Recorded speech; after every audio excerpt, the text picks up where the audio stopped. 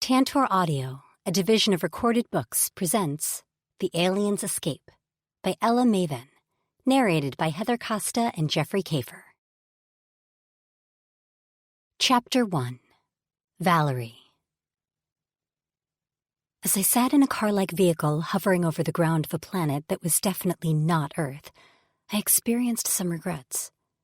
My mother's voice kept filtering through my head.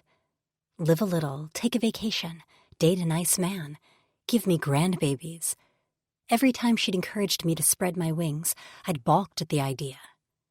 I liked being responsible. Nothing wrong with being frugal, I'd say in defense of my simple lifestyle. I'd never been into extravagance.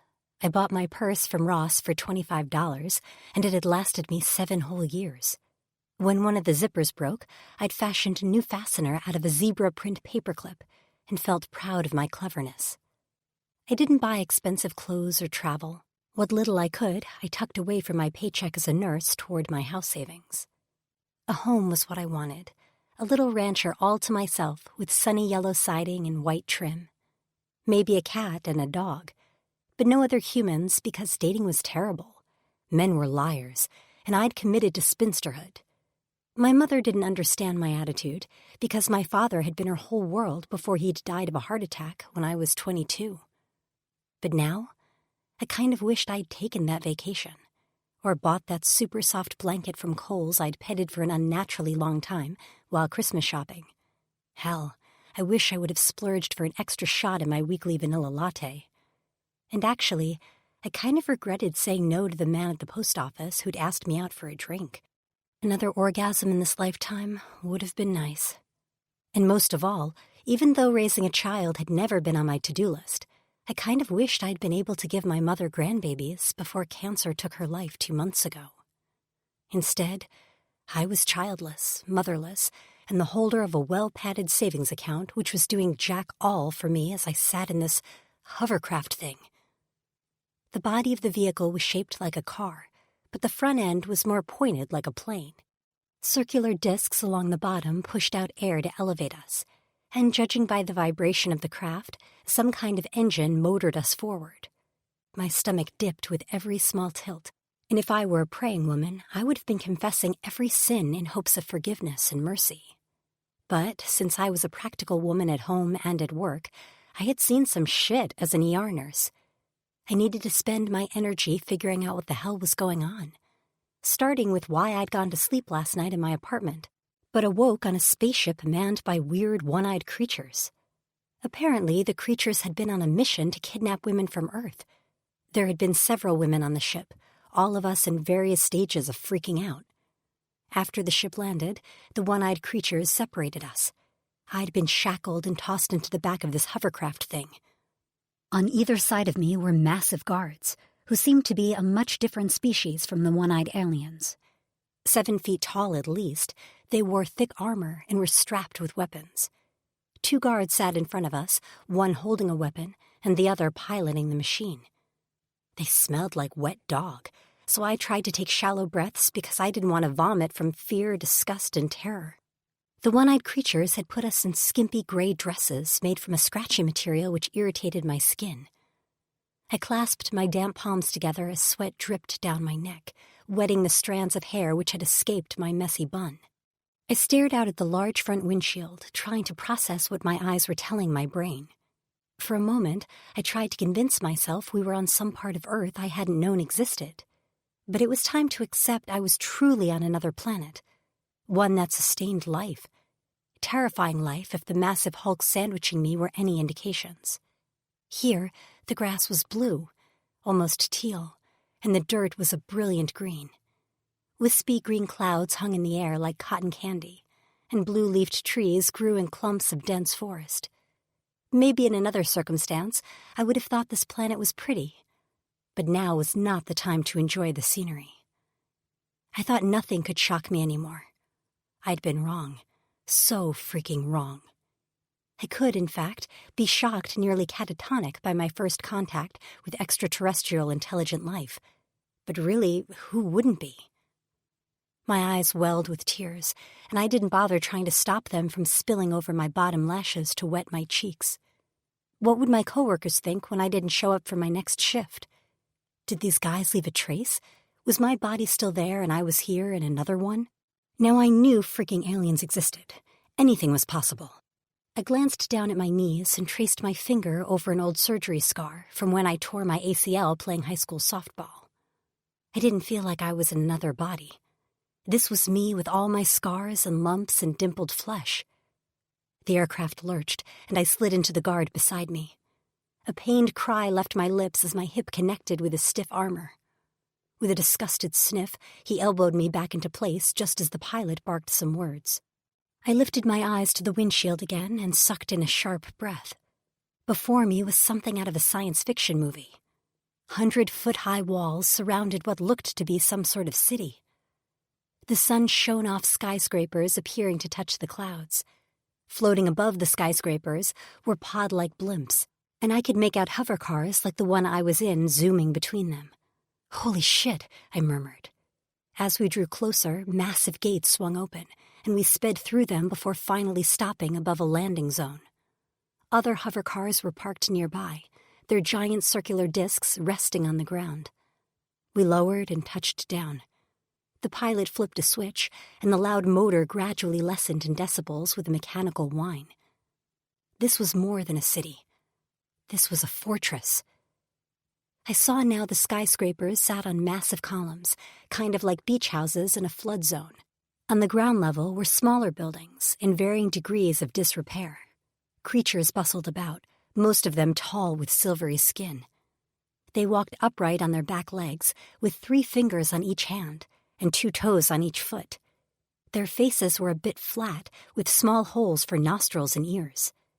"Where am I?" No one answered. Thick fingers wrapped around my arms and yanked me out of the vehicle. I stumbled on the ground and blinked at the sun. At least the rays warmed my skin, as this dress was about as thick as tissue paper. One of the silver creatures approached us, and as he drew closer, I had a thought his face looked a bit like Voldemort. He wore pants, boots, and a jacket-type shirt with lapels and shiny badges. He carried himself with an air of authority, and he cast a glance at me as if I were shit on his shoe. They brought me here, and yet I was sneered at? How did that make sense? The next few moments were a blur. The aliens holding me didn't speak, but Voldemort issued a few sharp commands, and I was whisked into a small metal structure which looked very official. Voldemort had to open the door with some sort of ring he waved in front of a black panel. Once inside, I was shoved into an elevator-like box and smashed between the 2 guards while Voldemort had half the space to himself. The doors closed and claustrophobia set in. My head spun and my heart raced. Could they hear the rapid thumping in this tiny space? I was about to ask what the hell was going on when the elevator dropped and my stomach rose to jam in my throat. The last thing I'd eaten had been Chinese leftovers after my shift. My stomach cramped, and I couldn't tell if I was nauseated or just starving and thirsty.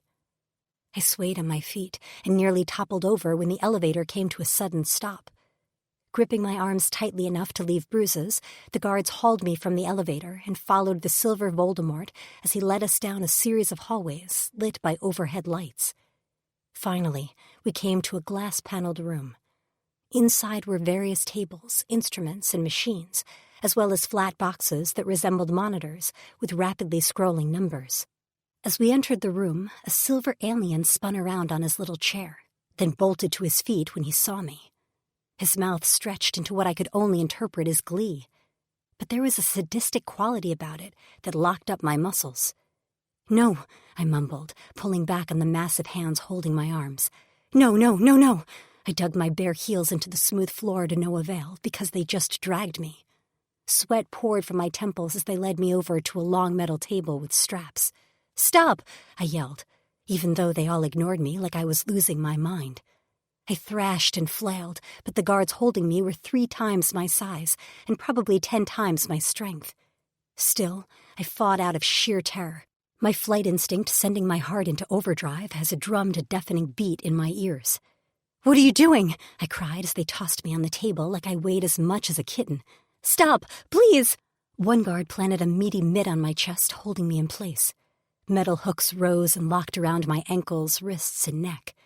Pinned to the table, barely able to turn my head, I focused on breathing and not passing out. My chest rose and fell rapidly, and as pain streaked through my lungs and down my arms, I wondered if this was what a heart attack felt like. Then sociopath Silver leaned over me, blocking my vision from everything but his face. He lowered some metal object to my forehead, and I whimpered as I tried to move away, even though I was stuck. I closed my eyes, thinking this was when they would put a bullet in my brain. Did they have bullets here? Tears coursed down my cheeks to wet my hair, and I couldn't stop the ugly sob from bubbling up my throat. What had I done to deserve this? I was a good person, a nurse for Christ's sake. I saved lives. After a few seconds, I heard a beep and the cool metal was removed from my skin. Dread opened like a black hole in my gut as I waited for what was next. I opened my eyes to see sociopath Silver tap away at a screen. He murmured a few words to Voldemort before shifting back to me with a giant-ass needle. I breathed through my nostrils so I wouldn't vomit. "Please don't," I whimpered. It didn't matter. He pricked my arm with the needle, and I gasped, waiting to feel fire in my veins. But as the vial filled quickly with red liquid, I realized he wasn't injecting me. He was drawing blood. What are you doing with my blood?" I mumbled. "Is this it? You'll take me back home now, right? Do you need urine? Spit?" My body trembled and my teeth chattered.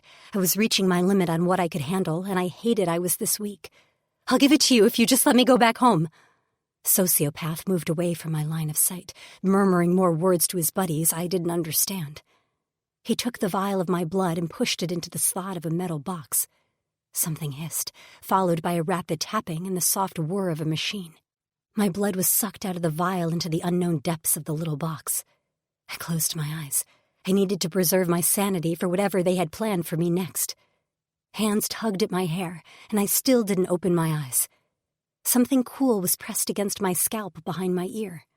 Agony streaked through my head like I'd been hit with a hammer. My eyes shot open, and my back bowed off the table. What is—" I couldn't get the words out, and I couldn't do much of anything but hold my breath and hope this pain subsided. If it didn't, I was going to die. Right here on this table, surrounded by aliens. I was going to die. My eyes leaked copiously, and Voldemort snapped his fingers in front of my face, frowning at me. "Is she okay?" he asked. "Humans are not so resilient. She seems to be in a lot of pain. It'll subside." Sociopath was completely unbothered. I was in my death throes. Wait, I could understand them? I blinked at Voldemort as the pain began to ease. I opened my mouth, but no words would come out, just a series of dry clicks. He smacked my cheek with a stinging slap of his palm. "Speak, human!" "What?" I licked my dry lips. "What are you doing to me?" He turned to Sociopath. 7 rotations?" 7 rotations, answered the asshole who now possessed my blood. "Toss her in a cell." Voldemort curled his lip in disgust. "Such a shame this pathetic species is our only hope." "They're not so bad." Voldemort poked me in the side. "This one seems a little thick. She's a bit over the average weight of her species." Seriously? I was being fat-shamed by aliens? "I don't understand," I sputtered. "What is happening? Why am I here? 7 rotations of what?" The metal straps loosened, but before I could move on my own, the guards hauled me off the table and dragged me toward the door. I yanked on their hold and yelled over my shoulder. "Why won't you answer me?" Sociopath rubbed his hands together, and his face split into that awful grin. "In 7 rotations, you ovulate." "What?" I screeched as I struggled. The glass door closed, shutting me off from the 2 Silvers who didn't seem to give a single shit I was losing it. I turned my attention to the armored guards. What are they talking about? What's going on? I wasn't sure the guards could talk. They hadn't spoken once, and they didn't speak now. They didn't acknowledge I was a living being, or that my voice had gone shrill with body-numbing fear. "Please," I sobbed. I hated the sight of me, this pleading and begging. I always prided myself on cutting off my emotions when I was working. I followed procedure and worked hard. "Please, just tell me what's going on." They didn't, and eventually I stopped asking. My feet barely touched the floor as they hauled me down a few flights of stairs, deeper and deeper underground. We entered a hallway where barred cells, like there'd be in a prison, lined one wall. They opened one, tossed me inside, and closed the door. The echo of the lock clicking into place made me flinch. Without a word, they turned and walked away. I sat huddled on the cold floor alone. As much as I hated the smelly guards, Voldemort and Sociopath, being alone was somehow worse. My head spun, and my lungs tightened painfully until I could barely inhale oxygen. Panic set in, and I clawed at my throat as I gasped in air. I hadn't had a panic attack in years. My head swam as I tried to remember techniques I'd learned to get me through these attacks, but I couldn't focus. The bars of the cell seemed to close in, and I scrubbed my skin where the dress irritated me. I fingered the area behind my ear and touched a small disc. Tugging on it sent pain streaking through my scalp, so I left it alone. What the hell was it? A tracker? And how had I been able to understand their language? Calm down, Val, I stuttered to myself. Hearing my own voice grounded me a little, and my lungs finally loosened. I gratefully sucked in as much air as I could. I collapsed onto the floor on my side, my cheek pressing into the gritty floor. I was a grown woman, but right now I wanted my mom, damn it. The hole in my heart, which had opened like a fissure since her death, widened. Maybe it was better this way. If she'd been alive and I missed our morning texts, she'd be frantic. But now no one would miss me. Not for a while, at least. I'd spent the last 2 years of my life either working or caring for my mom between her cancer treatments as she battled breast cancer. No friends would expect me to go out for drinks with them, and certainly no men were waiting on me. After a few moments of staring at the empty wall across from me and feeling sorry for myself, I caught the smell of something. I sat up and noticed in the corner of the cell there was a tray with a cup on it and a bar-like substance which seemed like it might be food. With trembling limbs, I crawled over to it. The contents of the cup smelled vinegary, but looked like water. If they wanted to poison me, they could have just injected me with something. So I decided to take the risk.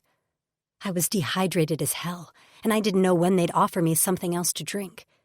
I took a sip and grimaced. Yes, a little vinegary, but it was also refreshing. I took a few more sips before setting it down. I didn't want to drink it too fast and throw it up. The bar-shaped substance had a peanut butter scent, but I wasn't fooled into thinking it was made from peanuts. I lifted it and nibbled the corner. The texture was chewy, and it didn't have much flavor. I ate it all, too hungry for caution. After the bar was gone, I sipped more of the liquid. The food and drink did a lot to calm me, so I sat with my back against the wall and tried to analyze the situation. The silver guys knew when I would ovulate. If they had that information, then I could only surmise my reproductive system was of interest to them. They want my womb, I muttered to myself. My heart slammed against my ribs like the Jaws theme. How did they plan to make use of my womb? What kind of sperm did they plan to use? My gag reflex kicked in as a door somewhere slammed open. Footsteps shuffled down the hallway, accompanied by meaty smacks like flesh hitting flesh. I slid back into the corner of my cell and wrapped my arms around my legs to appear as small as possible. As the sounds drew closer, I laced my fingers at the back of my head and tucked into a tight ball. Through my hair, I peered into the hallway to prepare myself for what was coming. 2 guards appeared, and it wasn't until they turned to face my cell that I realized they had something between them. Well, not something. Someone. Whoever he wasn't conscious. I assumed he was male as he wore only pants, and his upper body and physique were masculine by human standards. But this creature was not human. His long black hair hid his face as he slumped forward. Large black horns corkscrewed from his head, ending in wicked sharp points, and his skin was scaled with a variety of blue tones and patches that resembled cerulean camouflage. His tail hung limply on the ground behind him, a thick scaled thing that ended in a curled tip. The guards opened the cell doors, and my eyes widened. I held out my hands. Wait, what are you doing? The guards grunted at me and tossed the creature inside. He landed on his side with a lifeless thud. You're putting him in here with me? I yelled and jerked to my feet. I skirted the body and slammed my palms against the cell's bars. What the hell? The guards sneered at me, and then gave each other a look, chuckling. They still didn't speak. Can you talk? I pulled on the bars frantically. Of course they didn't budge. What is this thing going to do to me when he wakes up? Don't know, one of them grunted finally. Then his creepy eyes narrowed to slits from behind his helmet. but we'll be back to watch." "What?" My knees buckled, and only my hands on the bars kept me upright. "What does that mean?" They walked away. The assholes turned on their heels and walked away, leaving me with this unconscious horned beast that was 3 times my size. "Hello?" I called after them. "Answer me!" The door at the end of the hallway clanged shut, and only my words echoing off the bare walls answered me. "Fuck you!" I screamed as my voice went hoarse. I didn't want to turn around. That meant having to face the beast. Ridiculous, I'd been so lonely a moment ago, and now I wished like hell for that loneliness back. Willing myself to remain calm, I slowly turned on my heel. My new cellmate's shoulders heaved with each breath, so I knew he was alive. I was struck by the size of him. The cell, which had seemed rather large, was now crowded with his big blue body. His back rippled with muscles, and his arms seemed large enough to bench an entire gym's worth of weights. Never taking my eyes off the creature, I took small, shuffling steps around the perimeter of the cell. As soon as I got a good look at the front of his body, I sucked in a breath. He'd been injured, severely. His massive chest and ridged stomach were covered in long cuts like whip marks. They oozed a black liquid which dripped onto the floor. Why had they whipped him on his front and not his back? His massive hands, fingers tipped with sharp black nails, lay still in front of him. I slowly dropped to my knees to get a better look.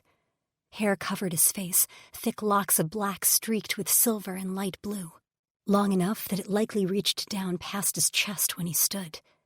Speaking of his chest, thick gold rings pierced his nipples. Again, I was struck by how humanoid his body appeared. But of course, he was blue, his scales larger and more prominent in some areas, while in other spots he had tough-looking skin. I crept closer, my nurse instincts kicking in. I reached out to brush the hair from his face, then yanked my hand back. What the hell was I thinking? I had to assume everything on this damn planet was out to hurt me. Even unconscious, he seemed deadly. But his blood continued to ooze from his wounds. His wrists and ankles bore scars, like he'd been shackled. He was a prisoner, like me, and my heart lurched in stupid sympathy. After tearing a few strips of fabric off the bottom of my dress, I retrieved my cup and dipped the strips into the leftover liquid. With slow movements, I crawled toward him. When I dabbed at the cuts on his stomach, he didn't even flinch. Jesus, this guy was ripped. His skin stretched tight over stacked abdominal muscles. Some dirt from the floor had worked its way into the cuts, so I did my best to clean him up. When I was satisfied with my work, I sat back on my heels. "What did they do to you?" I whispered. "Who whips someone's chest? That's crazy. I can't imagine how badly that hurt." His hair fluttered in front of his face as he breathed. I itched to know what he looked like. Did he have weird mandibles like the alien villain in the movie Predator? Did he have gnashing teeth or a snout or a beak? I slowly extended my arm until my fingers brushed his hair. The texture was surprisingly soft. I sifted the strands over his shoulder and went still at the sight of his face. Good Lord, he was certainly not Voldemort. His lips, while cracked and clotted with dried blood, were full. His nose was slightly crooked, probably broken a few times, but it only gave him a bit of a rakish appearance, like a young Harrison Ford. Instead of eyebrows, he had a large, prominent brow ridge that was slightly nubbed. His blue tone was lighter across his high cheekbones and strong jawline. More gold rings pierced the entire shell of his ear. With his eyes closed, his face at rest, he looked almost peaceful. What would happen when his eyes opened? Would I see nothing but evil? I drew my hand back and was about to tend to his wounds again when one of his eyes opened to reveal nothing but black. I screamed. Chapter 2. Sax. A distant scream hurt my ears and I winced. Flack. My chest was on fire and I worried my left wrist was broken because I'd pulled too hard on my shackles. Those Kulk Fleckers had really worked me over this time. Of course, I'd laughed at them until I'd lost consciousness. I'd never let them see me beg and plead. I wouldn't break. With a groan, I rolled onto my hands and knees and shook my head to clear the haze of pain. My body tilted as my left wrist gave out, and I nearly face-planted back onto the floor. Gathering my one good hand under me, I pushed myself up and rotated my shoulders to work out the stiffness. I lazily waved my tail. It was still attached, thank Fatus. I was in a cell again, which was nothing new. The view was always the same, stone floors and bars. I glanced down at the cuts on my chest and frowned. Had they cleaned me up? That would be a first, but the marks were already scabbing over and they seemed clear of dirt.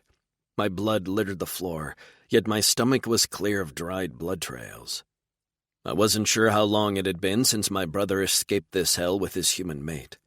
Maybe 3 rotations. Time had blurred in a fog of pain. I'd known the old Donnie would punish me, but I hoped they would grow tired of the beatings soon. I was over it. Fatus had a reason for my being here, but as the rotations went on, I was finding it harder and harder to maintain faith. Right now, it felt like my only purpose was to suffer at the hands of the old Donnie. I froze as a sound reached my ears. There was someone in this cell with me. I could hear shaky breathing and felt a slight disturbance in the air. Despite the pain in my limbs, I spun in a crouch to face the source of the sound and lifted my machetes. The bone blades rippled out from under my skin all along my forearms, and from the top of my head down to the base of my tail. The small creature in the back of the cell screamed, and I remembered now. It was the sound that had woken me up. I blinked as I got a good look at my new cellmate. Long yellow hair, pale flesh, 2 blue eyes, and a lush pink mouth. My body went still at the sight of her. That scream, that uneven breathing, they belonged to a human female. She sat huddled with her knees tucked tight to her chest. Her wide eyes took in my machetes, and stark fear drained her face of color. Of course she was terrified. I slowly rose to my feet and let my machete slip back under my skin. She didn't look any less scared as she tracked my every movement. Anger roared to life inside of me, swift and scorching. The last thing I wanted the old Donnie to possess was a human female. I knew their plans for her, and the one fact that had been keeping me going since waving goodbye to my brother was that the old Donnie didn't have a human female to manipulate and use. Now they did. She sat in front of me, all long hair, pretty skin, and soft curves. The most precious object in the galaxy huddled in a dirty cell in a torn dress.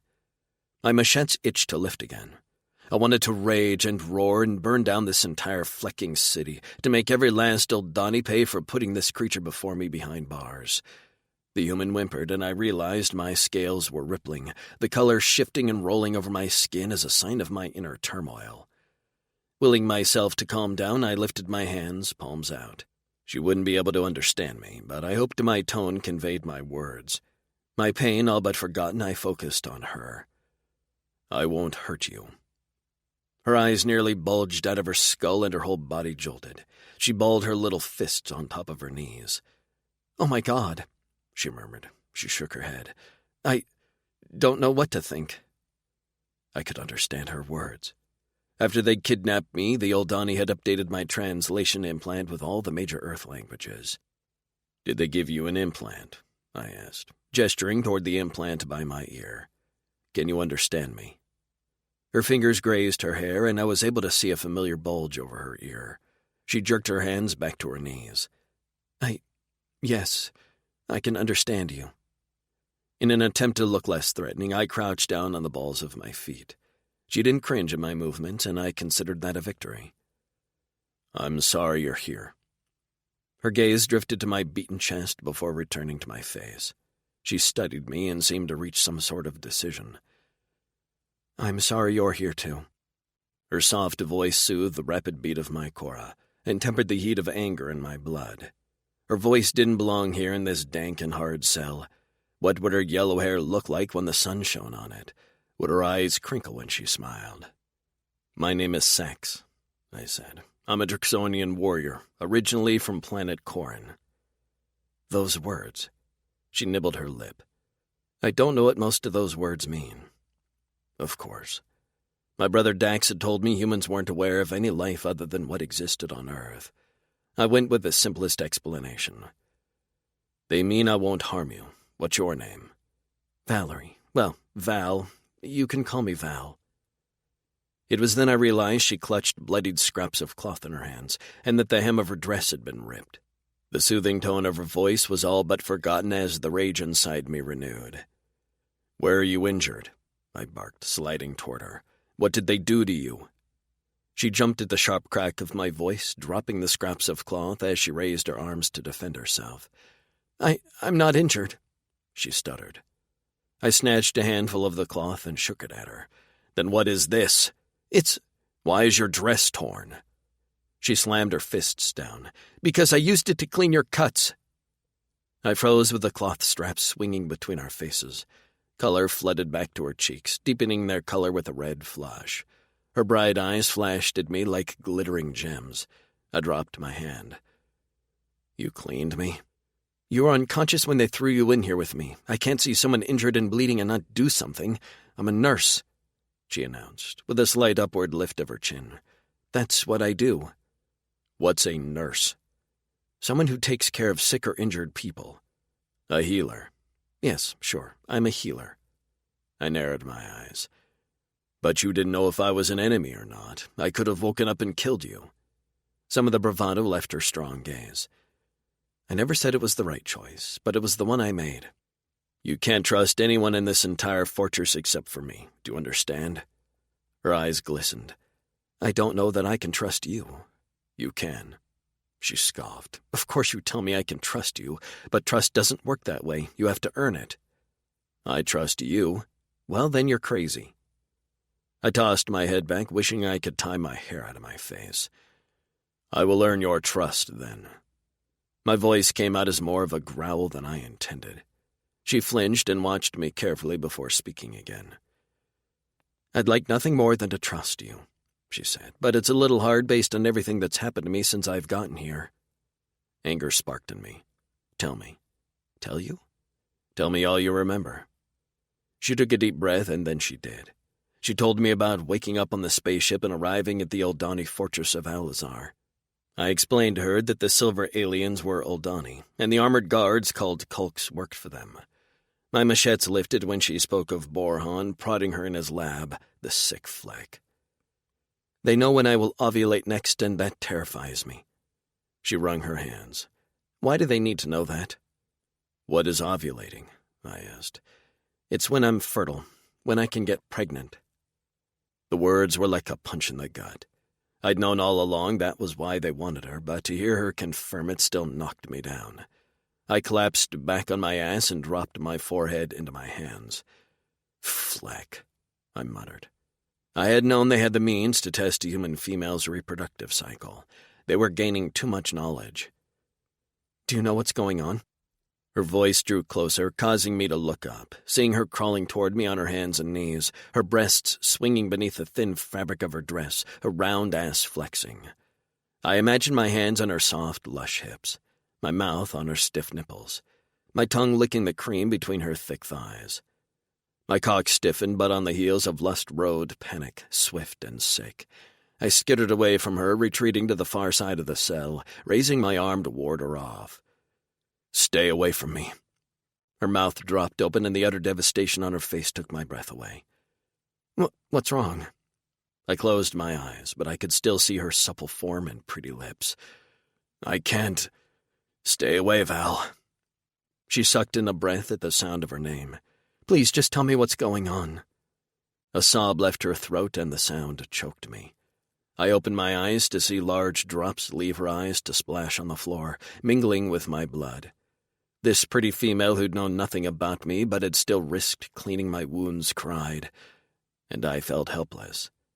She deserved an explanation and to know what was going on, no matter how flecked up the truth was. "They want to know when you're fertile because they want to breed you," I said. She pressed a hand over her mouth, but a pained cry escaped her.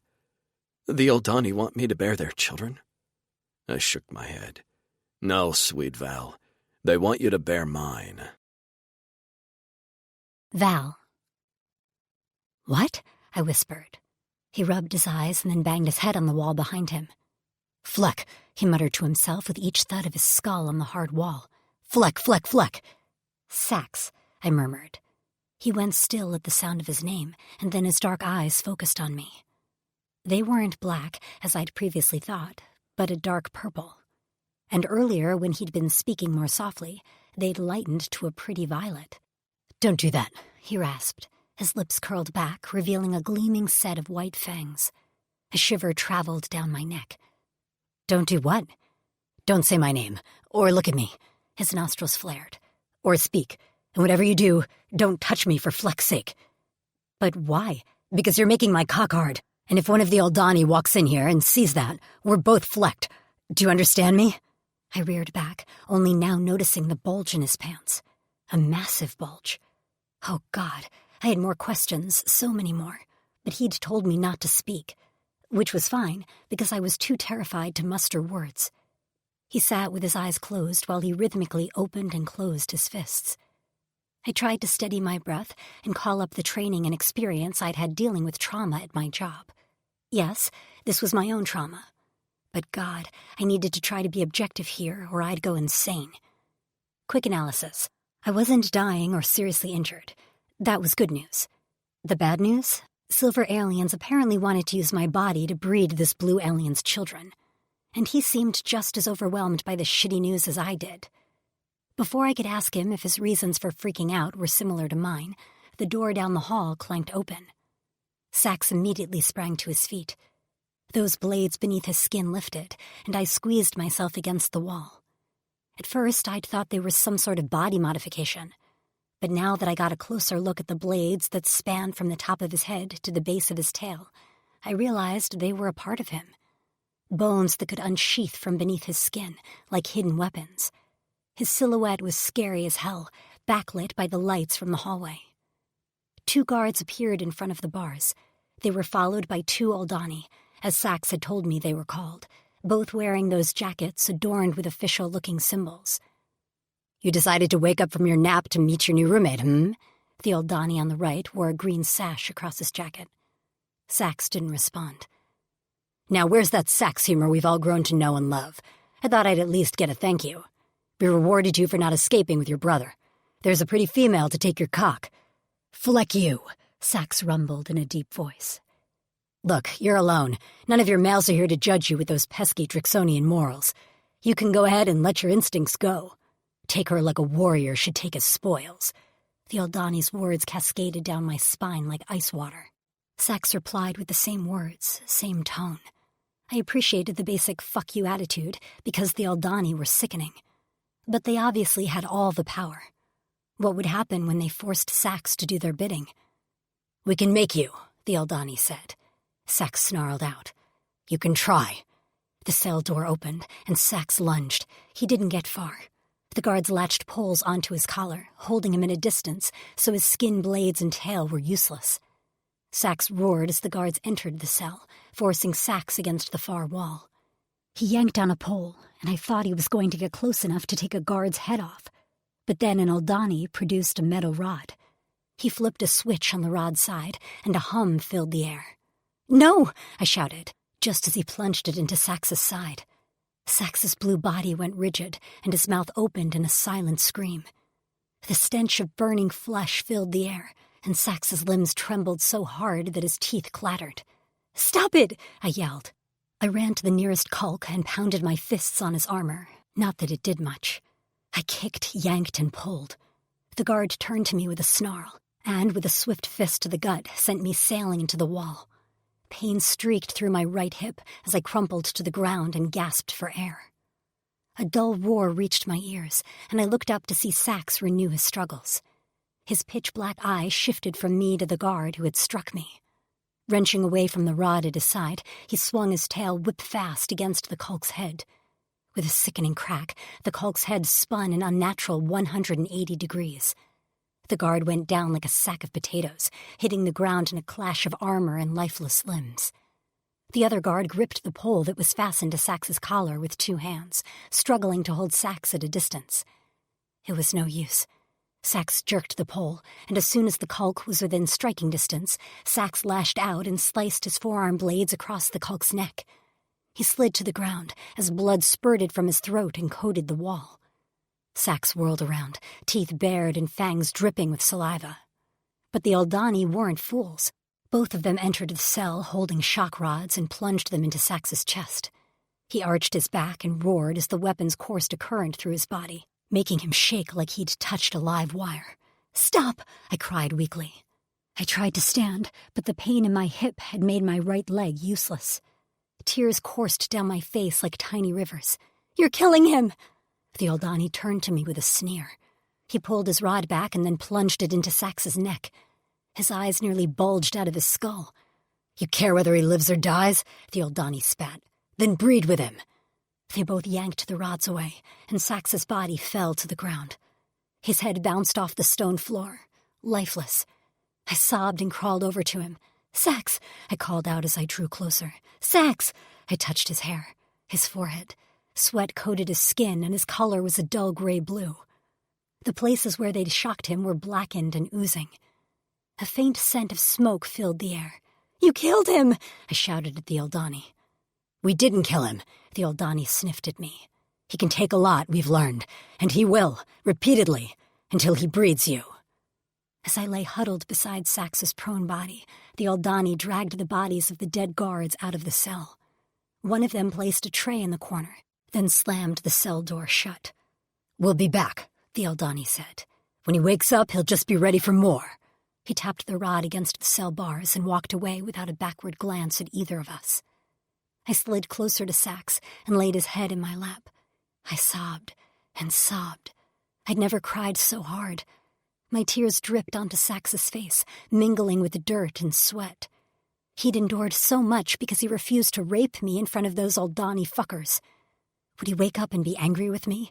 Would he decide enough was enough?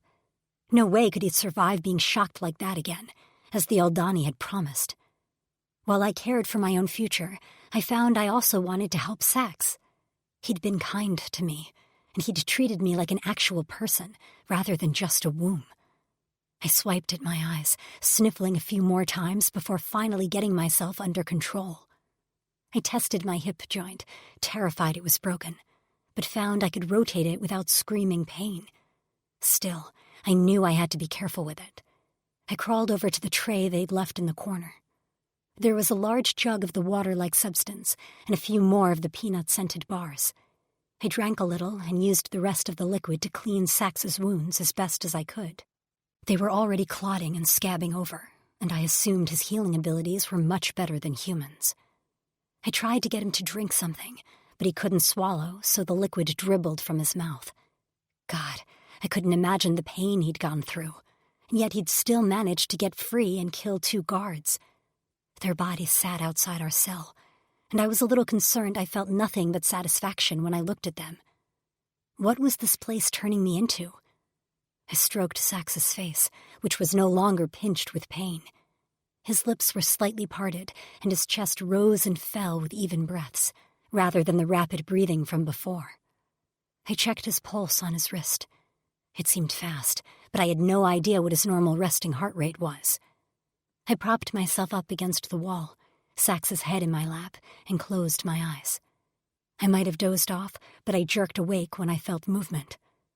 I glanced down to see Sax's purple eyes open and alert, watching me. Pain lurked in every pinched crease of his face. For a moment, neither of us spoke. Then my body bucked with renewed sobs. "I'm so sorry," I cried, unable to stop the tears from flowing. Again. Fuck, I had to stop this, or I was going to re-dehydrate. His eyes went wide, and he struggled to a sitting position. Ch-ch-ch, he chanted with an odd purr. He tugged me against his chest, tucking my face into his neck. "It's okay, sweet Val. It's okay." "It's not okay," I wailed. "They almost killed you." They didn't. He'd been shocked into a comatose state, yet when he woke, he comforted me. I couldn't even remember the last time I'd been comforted. I was the strong caregiver. I'd always been. I glared at him. "They did. It was horrible. Oh, God, the way you shook, the smell. Sax, I can't let you go through that again. I can't." His teeth clenched. "You'll have to." "Why?" I wiped my nose with the back of my hand. Fuck, I was a mess. What value did virtue have in this situation? Nothing. I had spread my legs if it meant preventing Sax that horrible pain. "Maybe we should just do what they want. No!" He barked so loudly that I startled. The shadows of pain had all but vanished from his eyes. "No, we will not give in. You must understand, I will die before they get their hands on any child with Drixonian blood." My spine straightened at the determination laced in his voice. "What do they want with this child?" He sighed heavily. "It's a long story." I glanced around. "Well, I guess we have time, unless you need to rest." He spotted the tray in the corner. "We should eat. I will talk. Then we'll rest." I nodded. "Yeah, sure. Okay." Between us, we quickly downed a few of the bars and drank most of the remaining clean jug of liquid, which Sax referred to as qua. Afterward, he leaned against the wall with a wince and prodded at the areas where he'd been shocked. "I tried to clean them while you were passed out," I explained. "All I had was the qua. I'd never wished for antibiotics so much in my life, and that counts the time I had a wicked sinus infection, and I thought my face was going to fall off." He huffed what seemed like a laugh, and his lips curled up at the corners for a brief moment before falling back into a grim line. I wondered what he looked like when he smiled.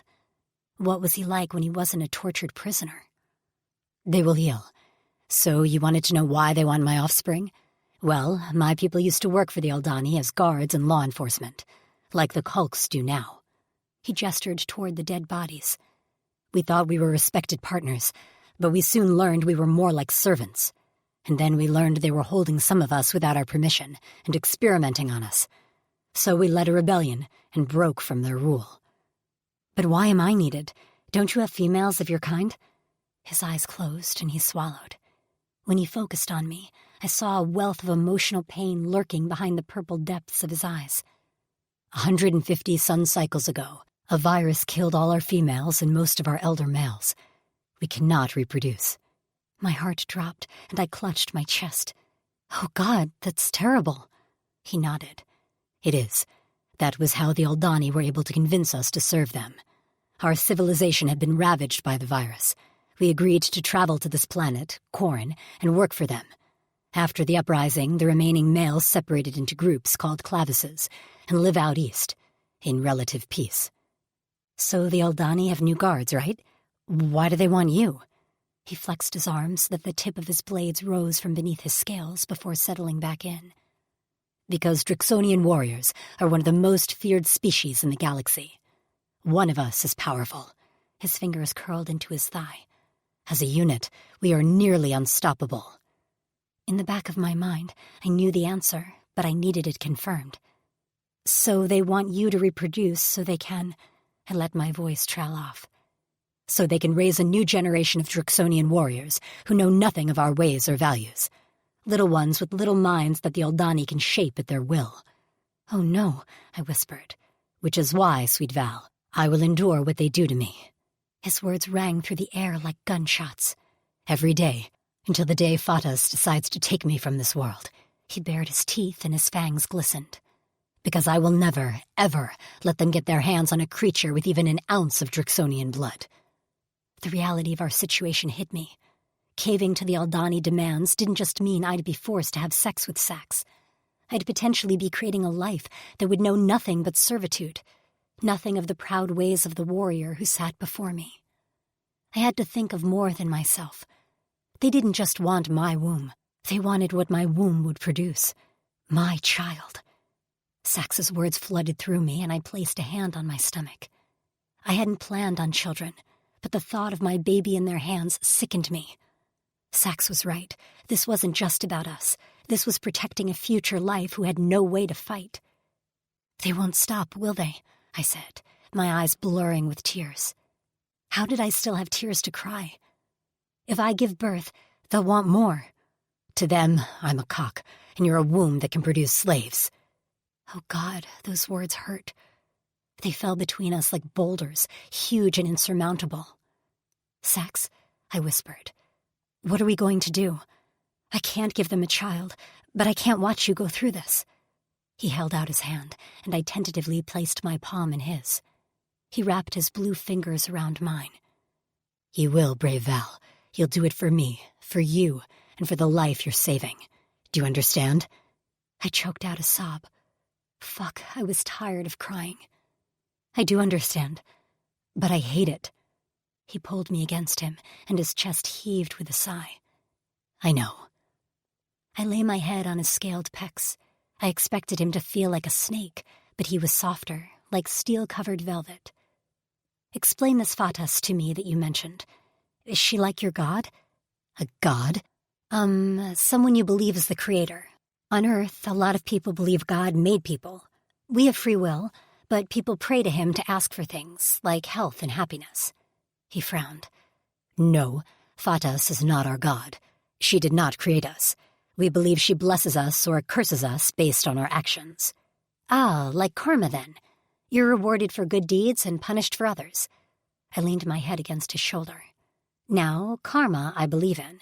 I wish you would let me know what I did to end up in this hell. He was quiet for a long time, and when I glanced at his face, his eyes were closed. I thought he was asleep until he said softly, I wondered that too, and now I think I know why. Fatas put me here and tested my strength so I could be worthy of and blessed with you. I jerked back at his words. What? He was asleep. Soft snores left his mouth. I didn't wake him to ask more questions. He needed to heal, and the best thing for that was sleep. As tired as I was, sleep didn't come. I stayed awake for a long time thinking about Sax's words. I'd been selfishly thinking he was sacrificing himself to protect me. Of course he wasn't. He didn't know me. He refused to give the Aldani what they wanted, a piece of him. Still, he'd been kind, and he'd killed the guard who hit me. His rage at my pain had been evident. I'd met a hell of a lot of people in my line of work, and I thought I'd gotten pretty good at being a decent judge of character. Everything about Sax felt pure and truthful, and now he was doomed to suffer. I had never been skilled at standing up for myself. I'd once worked an entire 12-hour shift with excruciating jaw pain from an infected cavity. But I refused to stop because that meant letting down my coworkers. But whenever my patients needed me, I was more than happy to stand up to a doctor who wouldn't prescribe pain meds or the correct dosage. So tomorrow, I had to think of something, if not for myself, for Sax, for the unborn life he was so desperate to save, and the remainder of his people he clearly loved. Eventually, my eyelids began to close, and I curled up next to my big alien savior, needing the warmth of his body to combat the cold of the stone floor. I fell asleep, the sounds of his roars still ringing in my ears, and the smell of his burned flesh in my nostrils. Chapter 3. Sax. I awoke to the sound of a tray clattering in the cell. Opening my eyes, I saw a Kulk shutting the door. With another guard, he began dragging the dead bodies down the hall. They didn't look at me, and I was too focused on the smell of food to fleck with them. Normally, insulting the big dumb bastards was my favorite pastime, but not when I had sweet Val resting on my lap. She slept curled in a ball, her head on my thigh. Golden hair surrounded us in a shiny cloud. Her features fascinated me, her pretty mouth with full pink lips, a slender throat, and her breasts. They were large, bigger than those of my brother's human mate. In fact, all of Val was bigger, which I found highly attractive. I couldn't let my thoughts drift that far. There was nothing I could do about my desire for her in this cell. I leaned my head back against the wall and gave myself a moment to miss my brother, Daz. About a dozen rotations ago, the Aldani captured me while I was out hunting. They held me as ransom in a bid to get my Clavas, and my brother as our leader, to deliver a half-dozen human females. One of the females turned out to be Daz's mate, so of course he wasn't going to make the delivery. Once his Frankie learned about me, she'd insisted they save me, which only resulted in both of them locked up. But they'd escaped, thank Fatas. I'd had a chance to go with them, but I stayed. I wondered for days afterward, as the Aldani punished me for Daz's escape and for his slaughter of their top guard, if I'd made the right decision. At the time, I'd felt Fatas pulling me to stay here. Once I'd learned Frankie was pregnant, I knew this would never end. The Aldani would never let us rest. I had to stay and do something to end their reign of flecking with us. Still, I despaired until I'd woken up from another beating to see sweet Val. I rested my hand on her curvy hip. She murmured something in her sleep and shifted, but she didn't wake. Fatas had revealed her purpose to me. Not only did I have to continue the fight to prevent the Aldani from breeding us, but I also had to protect Val from the Aldani. This was why I was still alive, and why I had to stay alive. As long as Val breathed, then so would I, despite what the old Donnie put me through. My lust for Val grew with every moment in her presence. I wanted nothing more than to slip between her thighs, to fill her full of my seed until she was round and full with my chit. I imagined Val round with my offspring in the safety of our clavas, her smile and golden hair and laughter as we created a new generation of Drixonians. If we were in another situation, could Val grow to care for me? Daz and his mate had been devoted, but then they were Fatus blessed. Frankie was Daz's Cora Eternal, and they had the wrist markings to prove it. I didn't dare to think Fatus would provide another Cora Eternal mating, but that didn't matter. Val was still my purpose. I knew it with every beat of my Cora. I'd never forget the sight of her tiny fist hitting the Kulka guard as she tried to get them to stop shocking me, like a fierce Celebri protecting her young. With my tail, I dragged the tray closer and gulped down a little quaw. I ate a Tain bar. I swore to Fatus I'd never eat another one once I got out of here.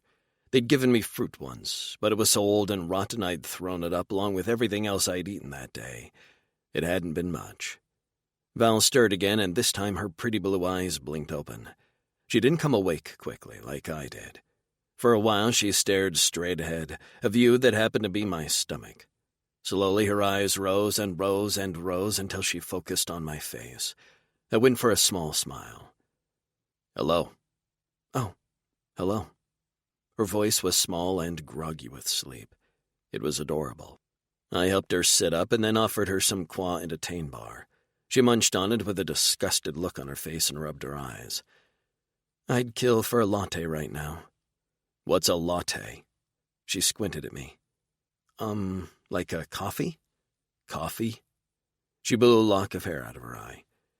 "Do you have any food or drink here that has that gives you energy?" "Ah," I said. "Yeah, we have a Monstra drink that we make." "Okay, well, coffee is like that. It's hot and we drink it in the morning. I'm addicted." "If I could get you coffee, I would." She smiled at me. Fleck, she was beautiful. "Well, that's more than most of my boyfriends have done." "Boyfriends? Men? Males?" "Yes, males who I was intimate with." Her eyes sparkled with mischief. "If they did nice things like bring me coffee." An odd surge of heated anger flared to life in my chest. I frowned in irritation. "Who are these males? You let them touch you?" She lifted her arched eyebrows. "Sometimes humans are intimate because we are looking for a lifelong partner, and sometimes it's because it just feels good." Yeah, I was pissed. Intimacy with your mate is the highest form of pleasure. Now she looked pissed. "Who have you mated?" "No one," I growled at her. "No females, remember?" She opened her mouth and then snapped it closed. Understanding dawned in her eyes. "Wait, you mean you've never—" "I've never pleasured a female," I snapped. She blinked. That makes sense if— Yeah, okay." Her squirming and the pretty flush to her cheeks quickly washed away my anger. I crossed my arms over my chest and shot her a smirk. "In case you're worried, I know how.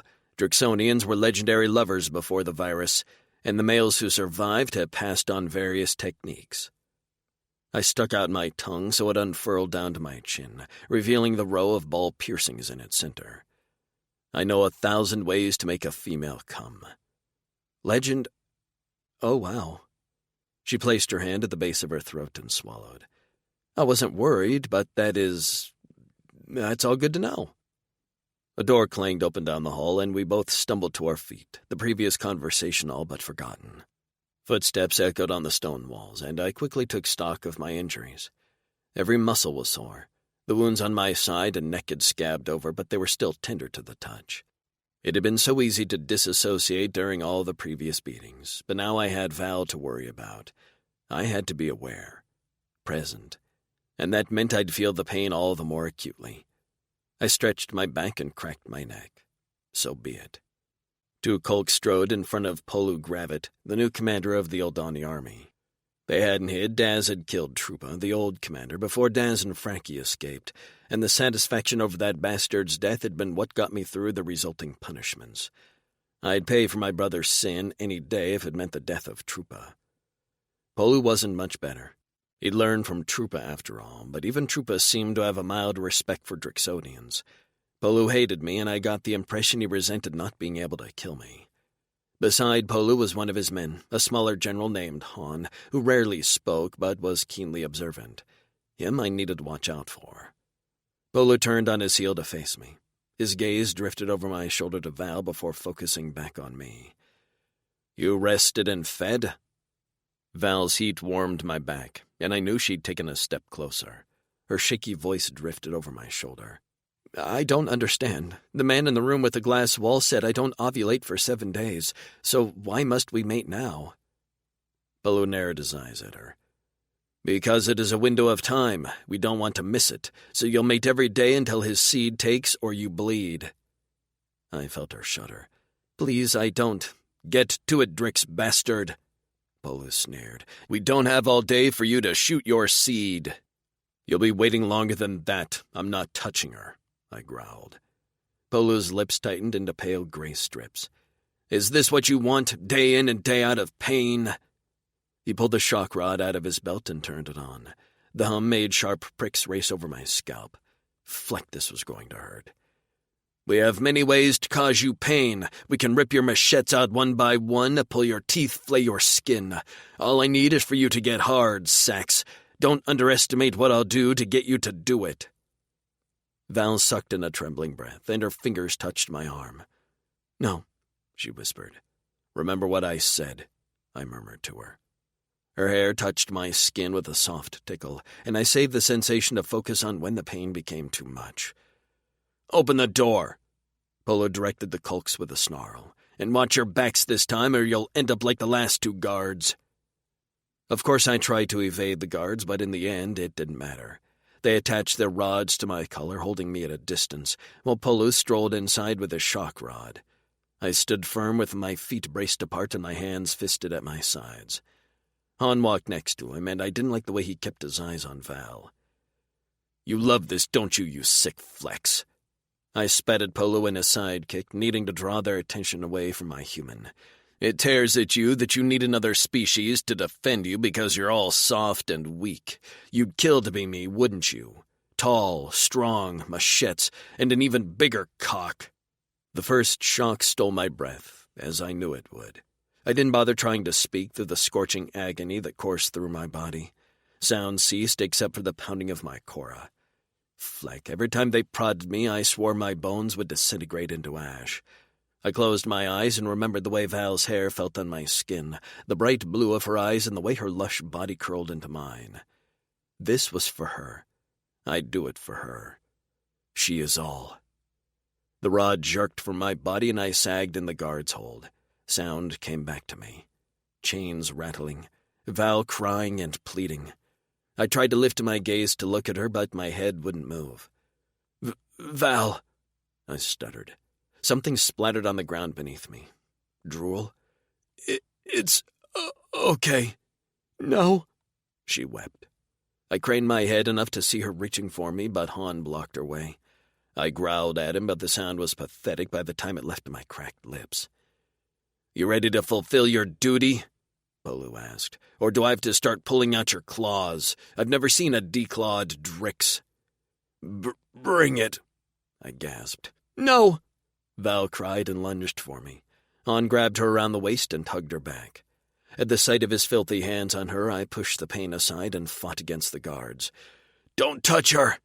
I barked, my voice hoarse. The guards held each pole with both hands as I flailed. "Don't fleckin' touch her, you sick flex!" A sharp clang echoed through the cell, and I stopped fighting to see Polu approach from the side of the cell where he'd hit the rod against a bar. "Han!" Polu's gaze was on me. "Put her down." Han set her feet on the ground, but he didn't let go of her wrist.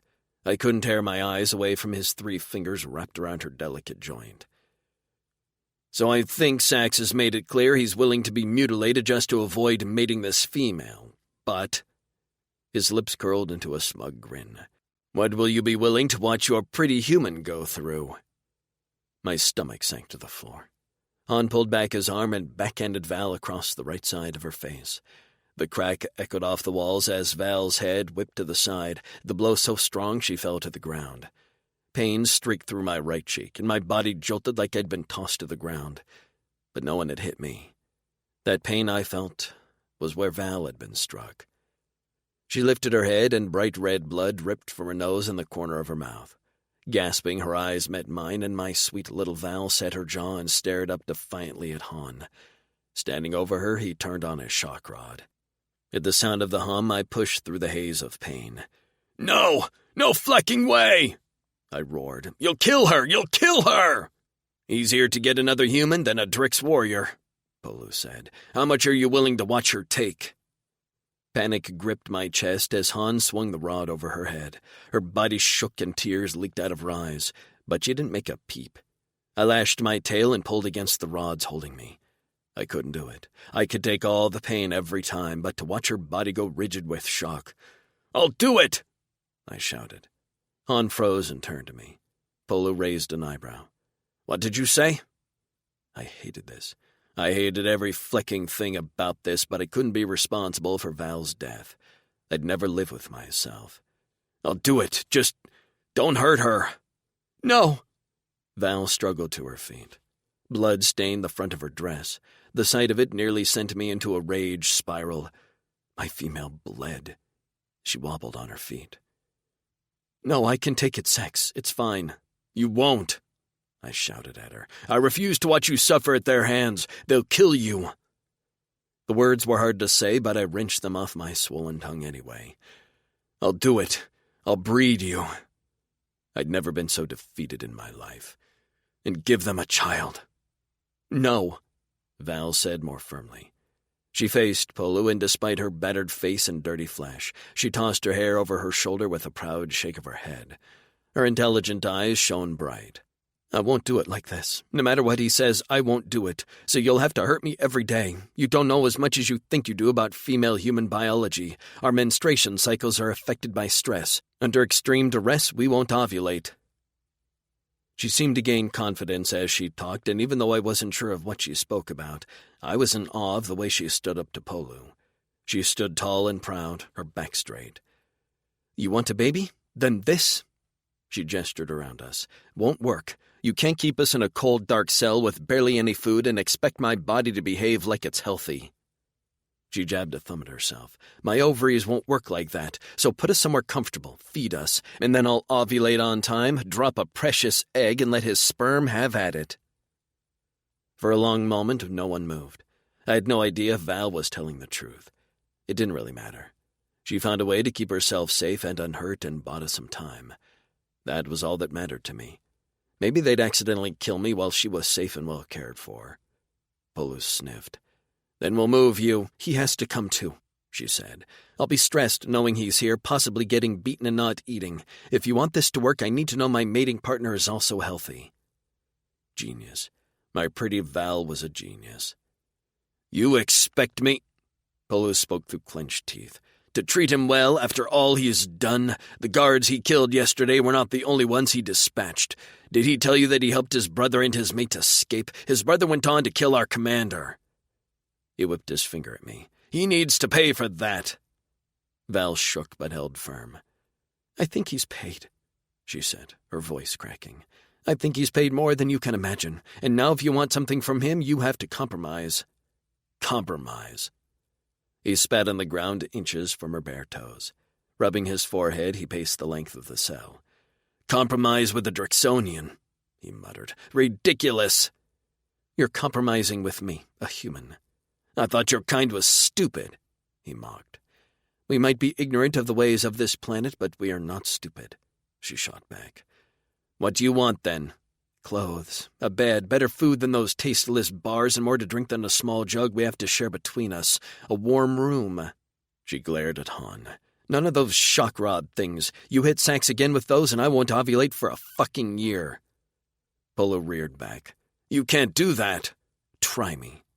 She crossed her arms over her chest. "Your creepy doctor doesn't know everything about my body. And newsflash, humans are all different. I don't know what your females are like, but human women are complicated." Polu muttered something under his breath. Oldani women of fertile age were large, bulbous creatures. Many males bred them during half a sun cycle, and then they gave birth to litters of up to 10 Oldani. They didn't mate for life, although some females had males they preferred. The Aldani couldn't fathom the kind of bonds we had with our females, as they lacked it in their own society. Polo continued to pace while Han kept his shrewd gaze on Val. I wished more than anything I could rip his eyes out of his head. I didn't like how he looked at her. Aldani couldn't mate with humans, but they still had a cock they could use as a weapon. Finally, Polo stopped pacing and glared at me. "I guess you're in luck, Sax. Got a little human sticking up for you. Shame, because I was looking forward to hearing you scream." After spitting a wad of blood on the ground, I was still bleeding from when I'd bitten my tongue. I curled my lip. "I'll never scream for you, you freak of. Take them upstairs." Polo cut me off. "We'll put them in the room next to Borhan's lab. It's heated and has bedding. Get them food." He finally looked at Val with disgust. "Keep the bitch happy." If the insult hurt Val, she didn't show it. "I want medicine for him, too," she said. Healing stuff. Something for the cuts on his chest and the shock site wounds." Polo's eyes went as round as the moon. "Female eye, ovulation," she sang in a lilting voice. Polo growled and gestured to one of the colks. "Get him some medis vials. See that he's comfortable." He walked out of the cell and tilted his head at Han. "You take her. I'm going to talk to Boron. If she's lying, I'll cut off her lips." Val's face went stark white, and my Cora beat like a trapped hunter in my chest. Her eyes met mine, and she somehow managed to offer me a smile despite the fear raging in her blue eyes. The Colk shoved me out of the cell, and I stumbled between them. I turned to see Han grip Val's biceps tightly. He met my gaze, and it was clear. If I did anything dumb right now, he'd hurt her, ovulation or not. Placing one foot in front of the other, I marched forward. Chapter 4. Val. I hated the short Aldani who gripped my arm so tightly my fingers were numb from blood loss. He wanted nothing more than to beat me bloody. I was no stranger to evil. I'd seen women walk into the emergency room with black eyes and cut lips. I fell. They'd tell me as their boyfriend or husband looked on with a warning glint in his eye. This Aldani had that look. The other one seemed to hate Sax more than anything.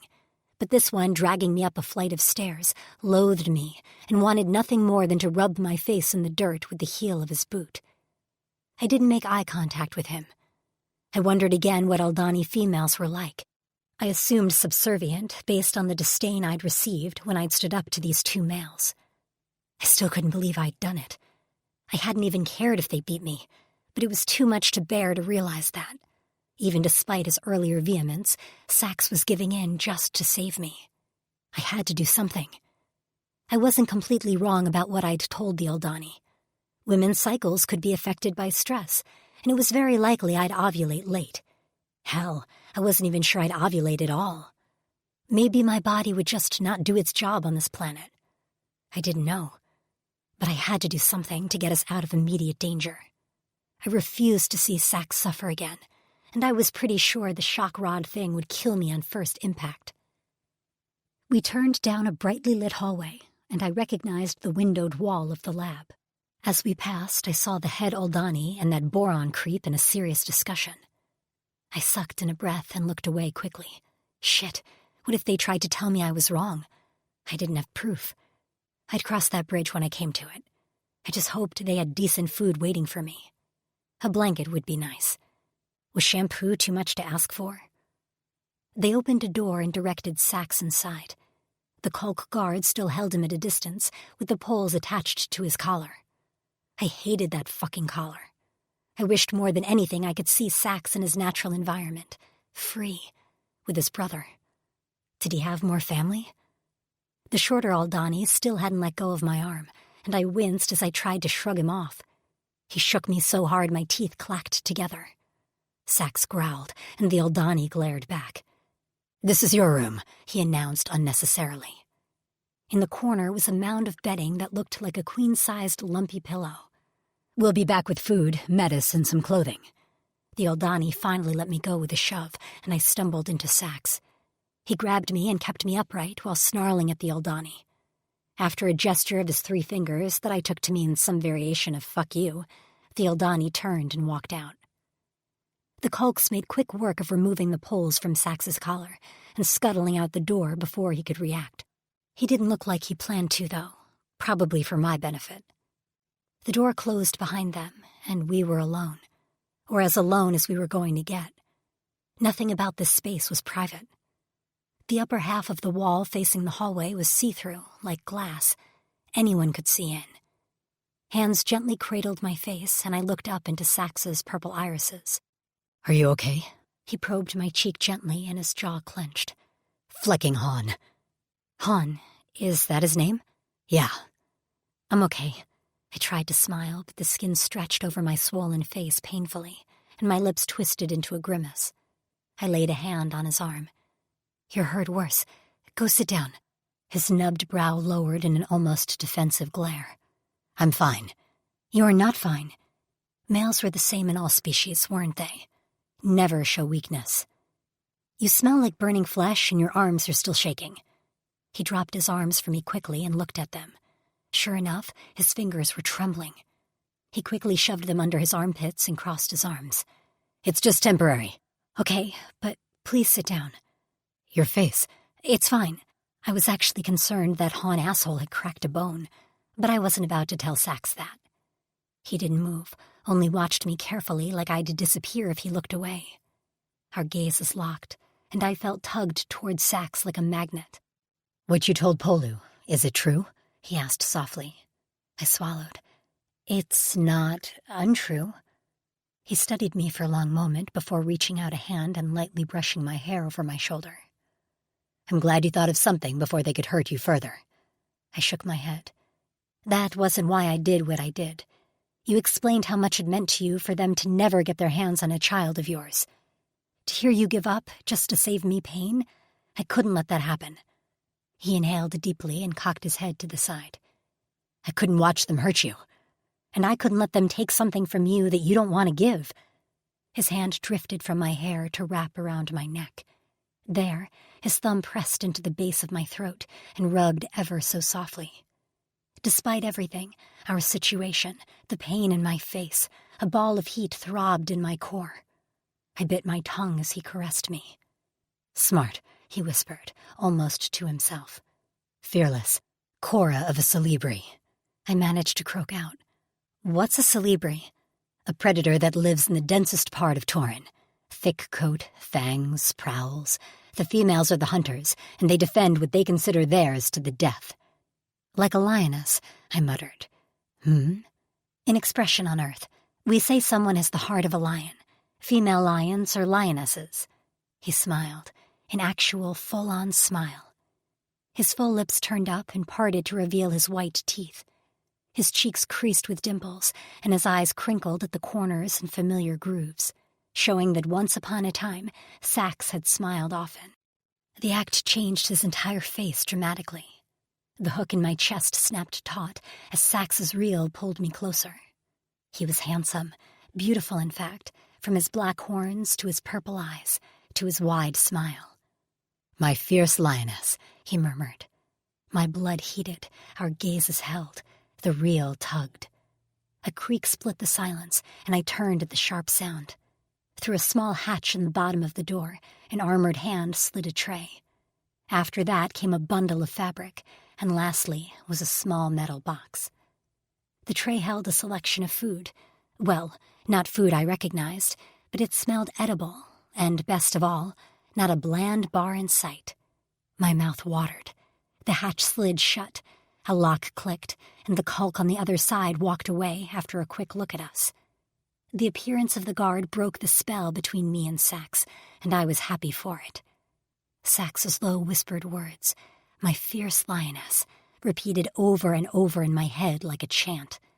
We'd just fought not to mate, but now I was about 2 seconds away from spreading my legs. What the hell was wrong with me?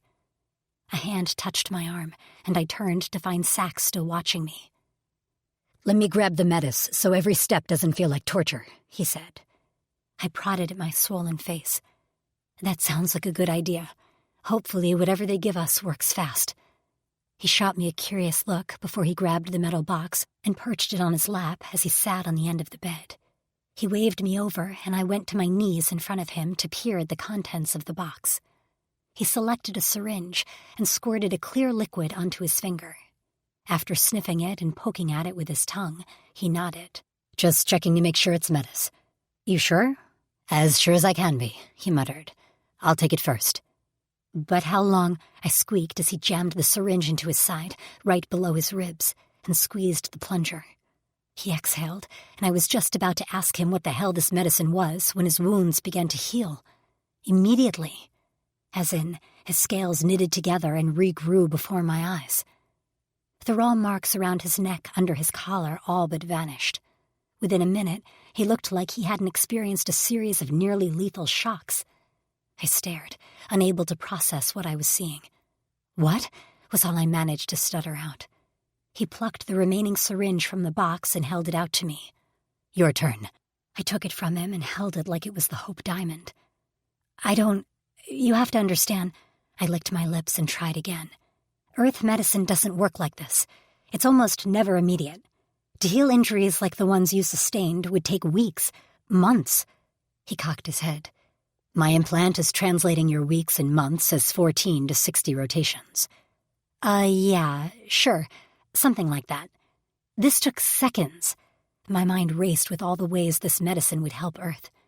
"Wait a minute. Does this work on humans?" "My brother said it did. Our biology is surprisingly similar." I pointedly looked at his tail. He slapped it on the ground with a grin. "I said similar, not exact." "So I uncapped the syringe. Stick it in anywhere?" "Yes. All it needs is to enter your body. Your tissues do the work of getting it to your bloodstream and carrying it throughout your body." "Amazing," I whispered. "But how do I know this is the right dosage? I'm like a third of your size." "Valerie." I jerked at my name. "Yes?" "Inject yourself with the Metis." His tone bordered on impatience. The nurse in me rebelled, but I had to admit I was out of my depth here. The knowledge I worked with on a daily basis didn't translate to this planet, clearly. I'd trusted him this far, and I'd have to keep doing it. With a deep breath and a quick prayer, I stuck the needle into my stomach and injected the contents into my bloodstream. For a moment, I felt nothing. Then heat raced through my body. My face itched, and I could feel the skin loosen as the swelling decreased. I reached up and prodded my lip, which was no longer split. The pain of my injuries fled, and the only reminder I'd been struck was the slight coppery tang of blood lingering on my taste buds. I touched my face. "Better?" He tilted my chin upward. "Perfect," he whispered. More heat raced down my spine, but I knew this wasn't from the fancy medicine. He dropped his hand and jerked his head toward a curious narrow alcove in the back of the room. "Ready to get clean?" A shower would be amazing. Yeah, I'd like that. He walked me over to what looked like a shower stall. He called it a cleanser. When I asked him where the water was, he'd only looked puzzled. He explained filtered air would enter the stall via nozzles, and I'd be stripped of sweat and grime. There was no door, no curtain. Anyone who walked by the room would be able to see me. I didn't have much modesty left, but getting clean was just so personal. And damn it, I was tired of feeling like my body wasn't my own. As a nurse, I'd seen so many naked bodies, but I also understood how vulnerable it made patients feel to be stripped of their clothes. Dignity mattered. The familiar burn of tears singed the back of my eyes. I blinked rapidly and blew out a shaky breath before turning around to face Sax. Maybe after I ate something, I'd have more courage. "Actually, I'm okay," I said with a wave of my hand and a forced smile. "I don't need to get clean." I made to walk around him, and he stepped in front of me. He lowered his head, peering at my face in an examining way that had me squirming. "What's wrong?" "Nothing's wrong." He made a frustrated sound in the back of his throat and crossed his arms over his chest. "Your eyes are wet, and your skin is pale. So tell me the truth, because I can stand here all day until you fess up." He was frustrating. "There's no door," I snapped, flinging my hand at the stupid cleanser. I picked at the neckline of the blood-stained dress I wore. Whoever brought me to this planet stripped me when I was unconscious and put this on me. It was violating as hell. The last thing I want to do is get naked where anyone walking by can see me. He'd rushed to my face and I turned away, trying once again to walk around the massive blue hulk in front of me. Sax gripped my wrist firmly, and I had to stop moving or risk pulling my arm out of its socket. "What?" I snapped. "Calm down, lioness." His voice rasped like sandpaper across my sharp edges. "I planned to stand at the entrance and block anyone's view with my body. If you had given me a moment, I would have told you that." I glanced up at him, prepared to smack him if he was smirking, but instead his purple eyes shone with nothing but comfort. Damn, he was good. "You have to turn your back." I laid out my last demand before capitulation. "I thought you'd say that. I'll just close my eyes and imagine." And then he winked at me. I hated winking. It was cheesy and creepy. And yet Sax, with his dirt-smudged face and gleaming white fangs, managed to make a wink sexy. Ridiculous. "Sure, have at it." He smirked and let me go. After showing me how to work the controls, he planted himself at the cleanser's entrance, facing the windows to our room. In one fist, he clutched clothes I could change into after I got clean. My own big blue muscled door. As I stripped, I couldn't tear my eyes away from his back. He was like a marble sculpture, all perfect lines and bulging veins.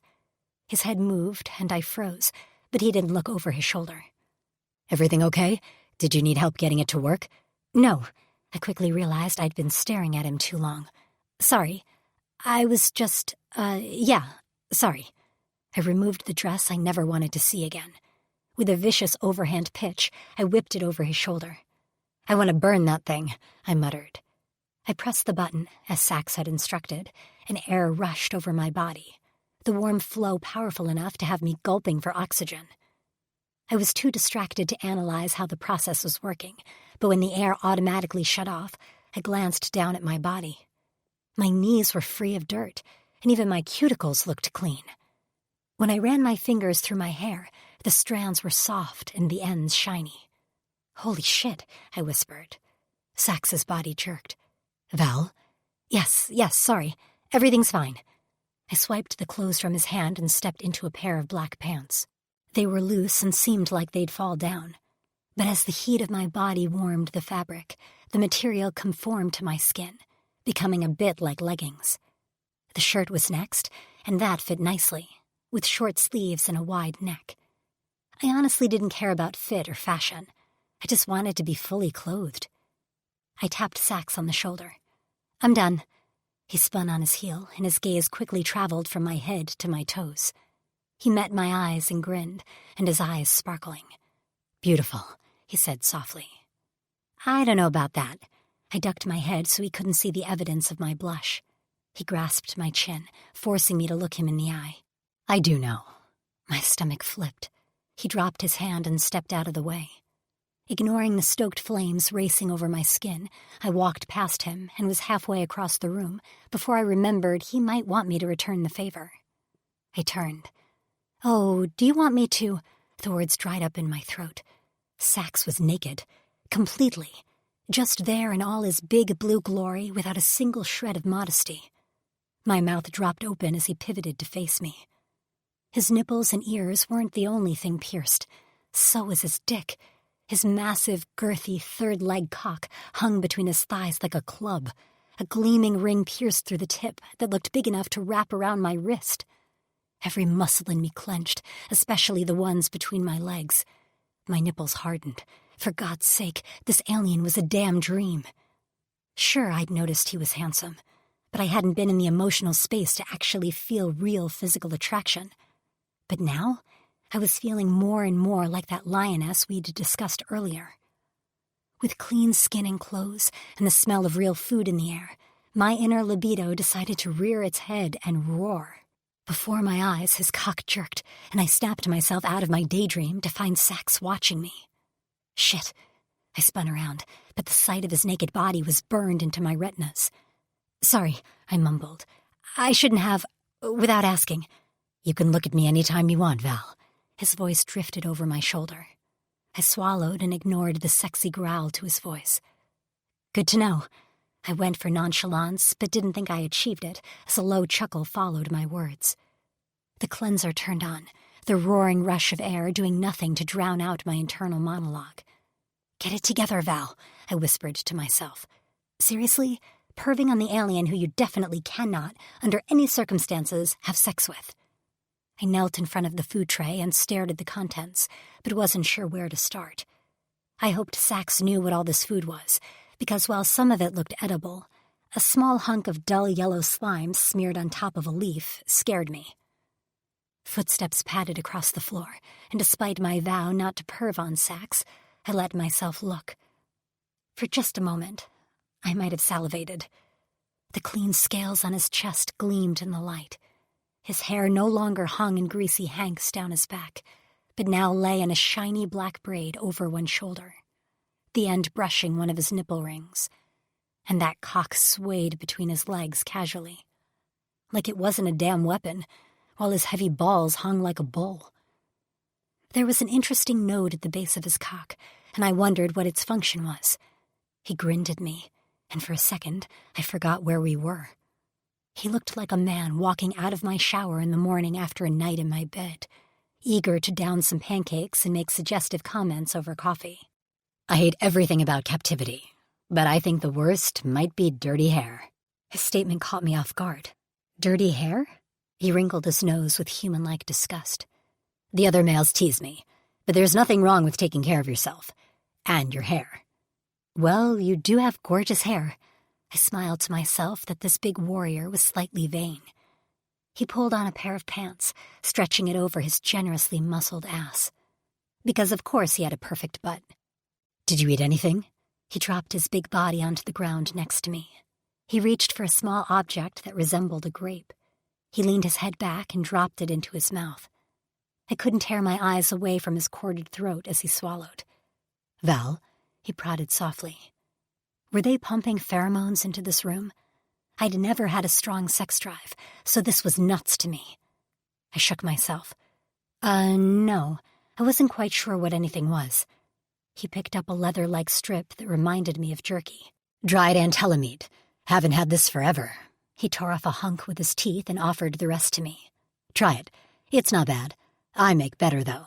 I plucked the meat from his fingers. You do? How so? Nuh-uh. He wagged his finger at me with that damn cheeky grin again. You think I'm going to divulge my secret recipe? I bit off the end of the strip and chewed. The jerky wasn't bursting with flavor, but it was miles better than the bar I'd eaten. Are you worried I'm going to write a New York Times bestselling book and score a show on Food Network with your stolen recipe? His brow furrowed in an adorably confused way, and he scratched his ear. Those words don't translate for me. I laughed, nearly choking on the jerky as I swallowed. My eyes watered, and that only made me laugh harder. Sax continued to munch on his jerky while I sucked down a drink and got myself under control. Do you have books? Yes, he said. There was a glint in his eye that made me pause. What? I asked. He picked at his jerky. Nothing. I squinted at him. What are your books about? Mostly, he cleared his throat. Mating techniques. Oh, God, I muttered. Yes, legendary lovers would need Kama Sutra texts. I waved a hand. Never mind. Ugh, my face was hot. So, the one Aldani mentioned your brother? Nothing like talk of his brother to kill the sexually suggestive talk, right? Sack shoved a few more grape things in his mouth, and I tried some too. They were bitter, but juicy. A bit like an underripe orange. First, tell me more about how you got here. Were you on a ship with other females? I don't remember much. These aliens with a single eye kept me unconscious most of the time. Raguls, he said. They work for the Aldani. I vaguely remember female voices speaking my language, but I was the only one brought to this specific place, at least that I know of. He frowned. That doesn't make a lot of sense. None of this does. How did you end up here? He huffed out a laugh. I was out hunting alone, a mistake, but I was impatient in tracking a salibri. They are some of the most valuable game because of their thick coats. Their meat is a little tough, but as long as we cook it for a long time, it's good. He picked up a canteen and chugged the contents. They brought me here and told me my brother had to deliver a Ragul ship's cargo in exchange for my release. My heart sank. Let me guess, the cargo was human females? You guessed right. But that didn't make sense. unless his brother wanted the women to himself. I shivered. He wouldn't give them up in exchange for you? Sax's expression twisted with displeasure. Give up human females? No way. We knew the Aldani would harm them. Drixonian warriors do not put females in harm's way. Our creed is, she is all. But they were strangers. Another species. Doesn't matter. Sax speared me with a determined stare. They still must be protected. Then one of the humans turned out to be my brother's Cora Eternal. Cora what? His mate, Sax said. His other half. How did they know? Fatas chose them for each other. He explained how his brother Daz and his female mate had tried to rescue him, but ended up captured themselves. In the end, Sax chose to ensure they escaped and sacrificed himself to remain behind. I'd make the same choice over and over again. He shifted closer to me. I felt Fatas tugging at me to stay, and now I know why. Because of you. I don't know about that, I said. All I've done is cause you more pain. He smiled. No, that's not all you've done. I bit into more jerky. Well, I guess I got you a bed, clean clothes, and food. Yeah, those were nice too. He handed me the canteen. Drink up. While Sax stuffed his face, moaning every now and then while talking to himself about finally getting to eat good food, I thought about his sacrifice. He'd been willing to endure insurmountable pain, not just to save his brother's life and that of his mates, but also their unborn child, the future of his species. I'd like to think I would have made the same choice, but selfishness and survival were one hell of an instinct. He'd bucked that, suffered, and still found a way to find things to smile about. Even now he happily licked seasoning off his fingers with his pierced tongue. He grinned at me, all charm and fangs, before chugging some qua. I'd never thought of having children, mainly because I wasn't the maternal type, and I hadn't had a relationship with anyone I considered father material. Sax screamed, Dad, or cool uncle. I imagined him with a little blue rugrat on his shoulders, pulling his braid and screeching while Sax pretended to be a horse. Or maybe a bike. Just the picture in my head brought tears to my eyes. He deserved that in his life, to create a family with a woman he loved. She'd have to be human, or some other species that wasn't his own. But he'd said there were more at his home who'd arrived with his brother's mate. An odd pang twisted my heart. In my imagination, I'd been there with Sax and his little child. I'd been there because I'd been the mother. I shook my head. He would surely have his pick, and he'd charm the most gorgeous woman with the best personality. He flirted with me here, but surely it was just something to pass the time. I wouldn't be his choice of a mate. The situation had bonded us as friends. If we ever found a way out of here, I'd have to ensure he got home to his family. I doubted there was hope for me to ever go home. But if there was any way I could play a part in Sax's escape, I'd do it in a heartbeat. He'd done enough for me. I could do my part, too. Chapter 5. Sax. Can you tell me about your brother's mate? Val asked. We sat in the bed together, having eaten our fill until our bellies bulged. My back was propped against the wall, and Val had curled up onto her side at the foot of the bed. Her name is Frankie, I said. Do you mean Frankie? Yes, I think she pronounced it like that. She nodded. What's she like? Brave, dark hair, smaller than you. Val's brows drew together, and she plucked the bedding fabric. Well, a lot of women are. What does that mean? It means I'm a little larger than most. Plus size, big-boned, whatever. I don't understand. Is this a bad thing?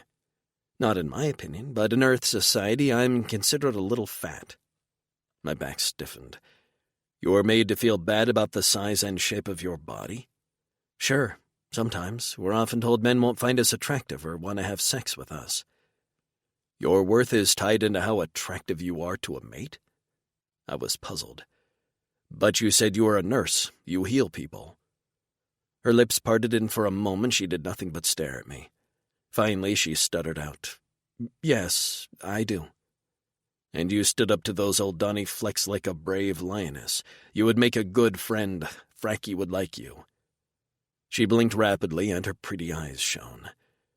My God, who knew aliens were feminists? What? She rose on an elbow and wiggled until she was closer to me, until her breath warmed my thigh through the thin material of my pants. Tell me about your women. Do you remember them? Not much. Dax does. He was the oldest of us. I was the second oldest. You have another brother? Had. Rex died in the uprising. The pain was still fresh. I thought it always would be. Val's pretty face collapsed and her eyes filled. I'm so sorry to hear that. Daz killed the old Donnie responsible, so that's some revenge. I'll say. Our females. I leaned my head against the wall and closed my eyes. I'd been so young when the last of our females had died. They looked like us, although smaller. When they came of age, they could choose a trade instead of joining the warrior ranks like the males. Some went into government, others studied how to grow crops, and others learned to make goods. They decided their worth just like us warriors decided our own based on our skills. Not all males fought well, and those that didn't worked on managing our fleet of bikes and weapons. Oh, wow, Val said. A matriarchal society. I would have loved to study how you lived. I nodded. Our way of life was coveted in the galaxy, and we defended it well until the virus. No one had prepared us for fighting an airborne enemy. How do you live now? We separated into clavises, groups of males who fought together. Do all clavises get along? This was a sore spot for me and for Daz. Unfortunately, no. After the trauma of losing our females and what the old Donnie put us through, there's some clavises who have turned their backs on our ways. Most Rixonians can be trusted, but not all. Not anymore. Well, that's like any society, I guess. I nodded. When we worked for the old Donnie, we were issued bikes to travel on. We kept them during the uprising and after, and that's how we get around. We have access to fuel deposits to feed them. Bikes? What do you mean by bikes? I held out my hands as though I were gripping my handlebars. I missed my bike like crazy. I'd modified her to be the fastest in our clavas. Daz thought I was crazy. He drove a massive beast while mine was sleek and light. If I would have had her when the old Donnie found me, they never would have been able to catch me. My only consolation was that she was back at the compound safe and sound. A bike glides in the air. Her eyes went round. Glides in the air? So no wheels? I shook my head. Discs along the bottom push out air that raises us off the ground. An engine at the back propels us forward. Wow, she murmured. I'd like to see one. And how do you all get along in a clavas? Do you elect some sort of council? Each clavas elected a Drexel, and my brother is ours. He is a good leader, fair. I'm his sub-Drexel, so I'm his second in command. In my absence, he'd likely relied heavily on Ward and Gar. Fleck, I miss those grumpy brothers. You miss him? Val's soft voice floated in the air. I felt a warm hand on my stomach and opened my eyes. Very much. It was amazing to see him one last time, even if we were in separate cells. It felt like old times, us working together to do what we thought was right. He and Frankie got away, and now the entire Clavis will protect her and the other females. For a long time, she examined my face, and I watched her right back, nothing to hide. Finally, she spoke. You're a bit too good to be true, she said. I've seen all kinds in my job, so I feel like I'm a good judge of character. You're so sincere, but it's hard for me to believe that out of all the species on this planet, I'm locked in a room with one that has your beliefs. I reached out and rubbed her hair between my fingers. Some strands sparkled in the light. What is the color of your lionesses? Lions? I guess like a golden tan? Golden, I whispered. Like you. She tossed her hair back and rolled her eyes at me. I'm not golden, and I'm not a lioness, Sax. I'm a terrified human female under control of an alien species who wants nothing but my womb. That's how you see yourself, but I see you different. And how do you see yourself? I'm a fleck-up, and if anyone was going to be taken by the old Donnie, I'm glad it's me. My only regret is my brother has to live with the pain of losing Rex and me. She nibbled on her lip. You don't think you'll see him again? A black hole opened in my core, pulling the oxygen from my lungs. I inhaled sharply. If Fatas chooses. She huffed out a little noise which was more cute than annoying. She laid her head down on the bedding beside my hip, curling her knees up against my legs. I wondered if she realized how much she touched me, sought out comfort in our physical connection. "What are we going to do in 7 days?" "I don't know yet," I said, "but we have 7 rotations to figure it out." I laid my hand on her shoulder and she nuzzled into my touch. "Sleep, my lioness. We'll wake with fresher minds." "I hope," she whispered. "Me too," I murmured back. Her breaths evened out quickly, but I stayed awake. I'd scoured the room for recording or listening devices and found none. I still couldn't be sure they weren't listening in, but I also didn't think they'd bother. They didn't care what we talked about because they were confident in our inability to escape. Since I'd been taken, my mind had dulled. In order to get through the pain, I turned myself off, but by doing so, my senses weren't as sharp as they'd been. I'd managed to kill a couple of Kulks earlier, but my kills had been sloppy and brutal. I'd vowed they wouldn't break me, but slowly I'd been shifting into the animal they wanted me to be. But Val's presence was bringing me back. My eyes were more focused, and I listened more carefully. I had to be at my best for her. We only had a few rotations before they expected us to mate. I couldn't afford to do nothing. As much as I wanted to remain on the pallet with Val's soft body pressed against mine, it wouldn't do either of us any favors. I eased myself from her side and stood. After jogging in place to get my core up beating, I went into a series of exercises. The familiar movements came back to me even though my muscles protested at being worked hard after so long. I smiled as I dropped to the floor for push-ups. I couldn't do much, but I could do this. Stay strong, stay sharp. I had to believe Fatis would reveal her plan to me soon and show us the way out of here. I hadn't accepted defeat yet, and I wouldn't until my last breath. Val. I woke to the sound of grunts. From my curled position on the bed, I saw Sax's body glistening as he rapidly performed a series of push-ups. 2 hands, one-handed, other hand. His muscles rippled down his back, and his biceps were impossibly big. I didn't move, content to watch him work out, because in this hellhole I was going to take whatever pleasure I could get. A work of art, this guy. His tail lashed the floor, steadily sweeping little clouds of dust. He rose to his feet and went into a series of squats which severely tested the seams of his pants. I kept expecting them to split, but they held on by a miracle. He jogged in place for a while before going into a complicated maneuver that resembled a burpee. He repeated that over and over again. I lost count at 50. I rose to a sitting position, my bladder screaming, and he stopped when he realized I was awake. "Val," he murmured. He panted a little, but not nearly what I would have expected after that level of exercise. "You all right?" Wait, what did I need to do? A cramp squeezed my gut. Oh, right. Pee. "I need to pee." He cocked his head before nodding. "The expeller. I'll show you how it works." It turned out a seat descended from the side of the cleanser. He instructed me to sit on it, pee, and then a jet of air would clean me. I followed his instructions, despite how odd. Peeing here was like using a waterless bidet. Afterward, a Kulk walked down the hallway holding a tray, and I got excited at the idea of a meal until I noticed the 2 Aldani following behind him. Polu and Han, those motherfuckers. The door opened and the Kulk walked through first. He dropped the tray on the table and stood by the door. Polu and Han sauntered inside, each brandishing a shock rod in clear view. "I see you're both settled in," Polu said. "Happy human?" "Delighted," I spoke through clenched teeth. Polu shot me a withering smile. "I spoke to Boron, and while he couldn't confirm your claim that ovulation is affected by stress, he also couldn't deny it. So I guess you're in luck." "Oh yeah, super lucky," I deadpanned. Han tapped his rod on the ground in warning, and I flinched.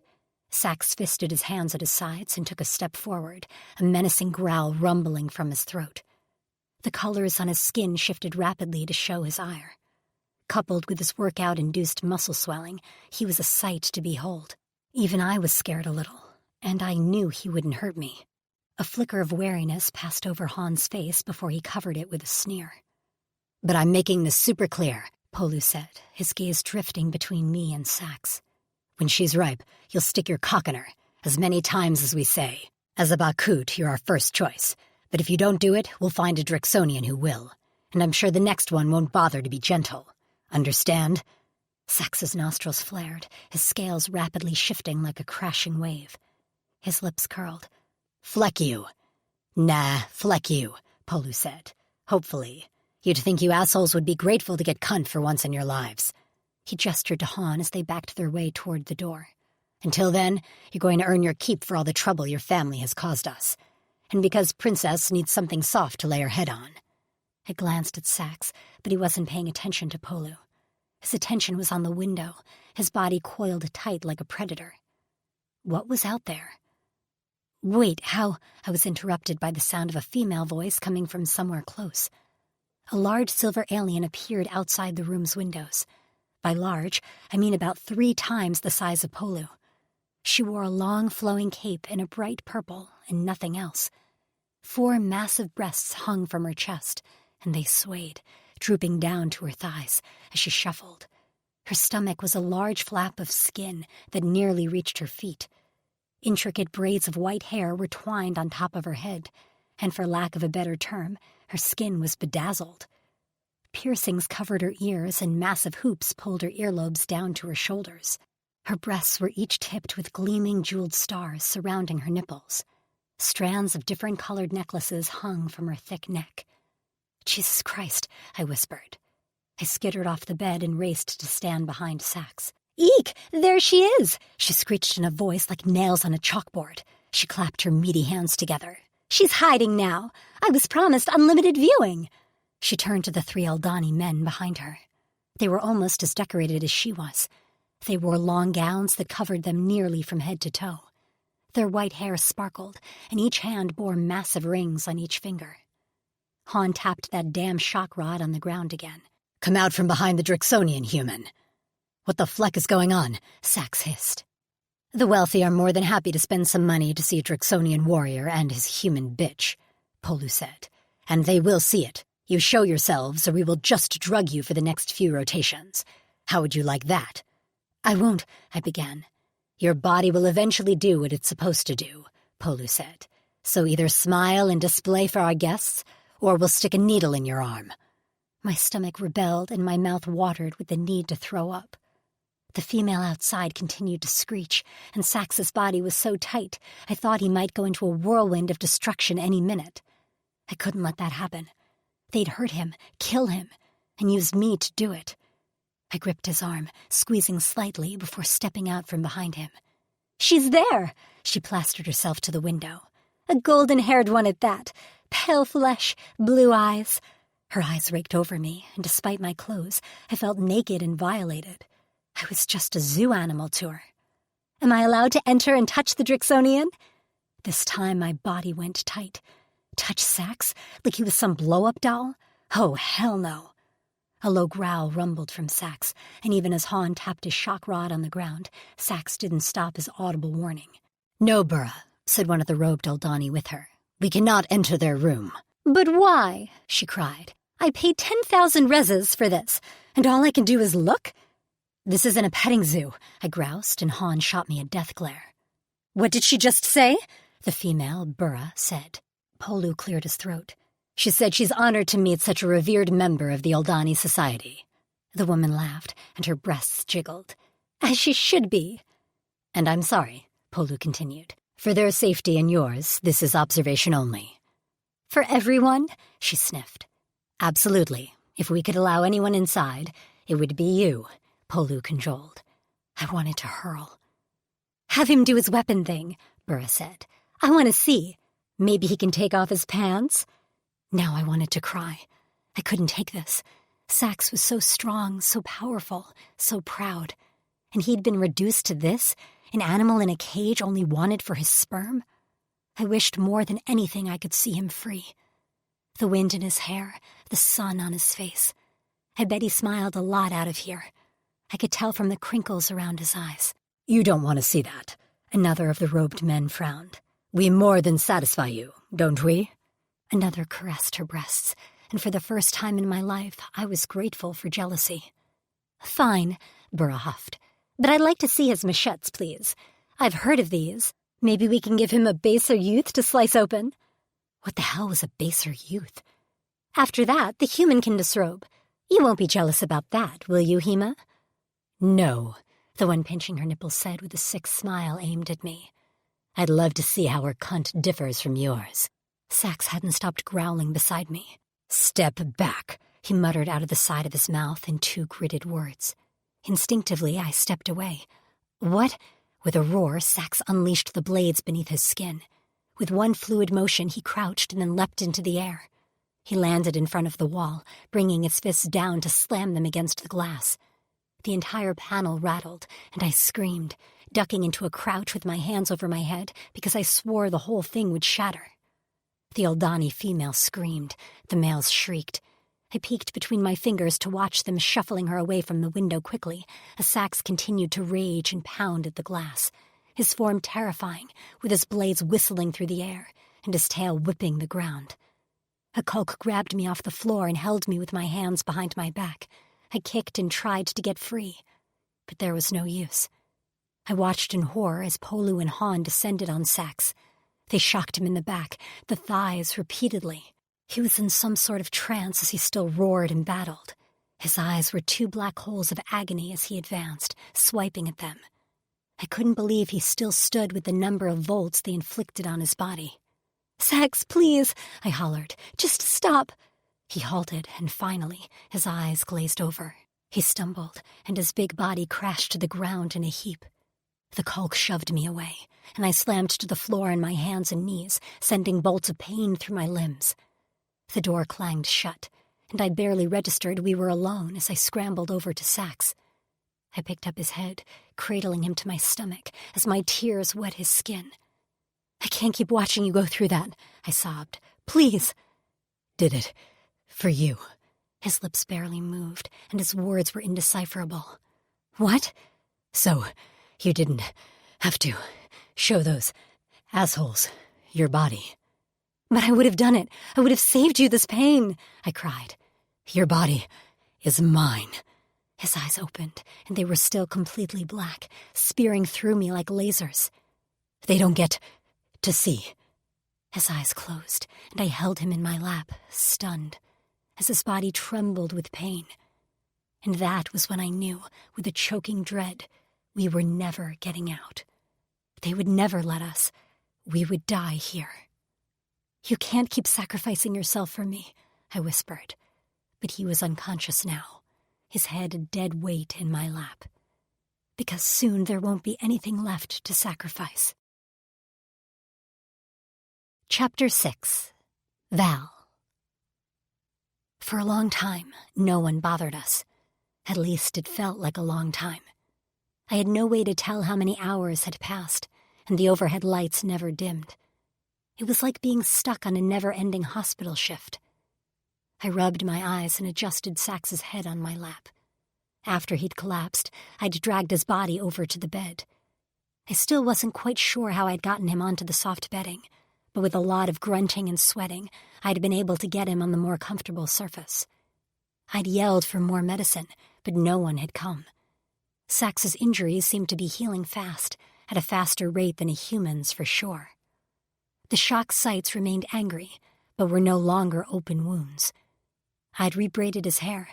I told myself it was because I was bored and needed something to do. But I couldn't seem to stop touching him. At first, his breathing had been choppy and pained. But eventually it had evened out, and now he just seemed to be sleeping rather than passed out. I missed him being awake and fully aware. His watchful presence and easy nature kept me sane. Now my mind spun and spun with all the possible torture our captors could inflict on us. I willed myself to think of something else, but my mind didn't feel strong enough. I was tired. Bone-fucking tired. I felt like I hadn't slept in years. When my mom was diagnosed with cancer, she'd attacked treatment with vengeance, and I'd launched into caregiver mode. No one warned me how our relationship would change, how she'd shift from my mother to my charge, how I'd lose my best friend, because I couldn't vent to her about how scared I was of losing her, or how much it killed me to watch her waste away. Sax twitched in his sleep, and I smoothed my hand over his chest to soothe him. The only positive of this entire experience was that I'd had the chance to meet him. I couldn't imagine being locked in a room with anyone else. Hell, even my mom would have gotten on my nerves long ago. But Sax, he was so strong, so proud. I'd never met anyone with a conviction as strong as his, and his commitment to protecting me at the cost of his own suffering was out of this world. I'd never known a man like him. Hell, I didn't know anyone like him. Did they exist? Probably, but I surely hadn't met them. With every fiber of my being, I hated that a male like him was wasting away in this fucking place. He stirred again, and this time his eyes opened, his gaze immediately alert. Unlike me, he didn't need 3 presses of the snooze button and 2 cups of coffee to form a complete sentence in the morning. He raised his hand and grimaced. "Don't move." I gripped his hand and lowered it back to his side. "You need to heal." He squeezed my fingers. "I'm okay. I'm pretty sure the number of volts they gave you would kill a rhino. Just relax." He raised a nubbed brow. "A rhino?" "It's an earth animal. They're big and they have a horn." I cupped my fingers against my forehead to mimic the bone shape. "Their hides are tough, and when they're mad, they'll charge anything." He grinned. "I'm big with horns. I have tough skin, too, and if anything threatens my female, I'll charge. Are you saying I'm a rhino?" "You're cuter than a rhino." I was flirting with him. How did he manage to get me to flirt in this hell? But I'd do anything to keep that grin on his face after what he'd gone through. His mouth dropped in exaggerated defense. "Cute? I'm terrifyingly handsome." I shook my head. "Fine, I concede." He laughed, but the sound cut off in a wince as his face paled. "They really flecked me up this time." At the reminder of what happened, all amusement between us vanished. "Sax, that was fucking horrible." He struggled to a sitting position, and I hovered my hands over him anxiously. He batted them away before plopping next to me on a moan, his back against the wall and his legs stretched out in front of him. "Fleck those assholes." "Look, I know you're strong, but there is no way your body can keep taking that punishment."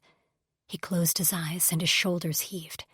I expected him to brush off my words or deny it, but instead he spoke resigned. "I know." His acknowledgement of his own mortality hit me like a slap.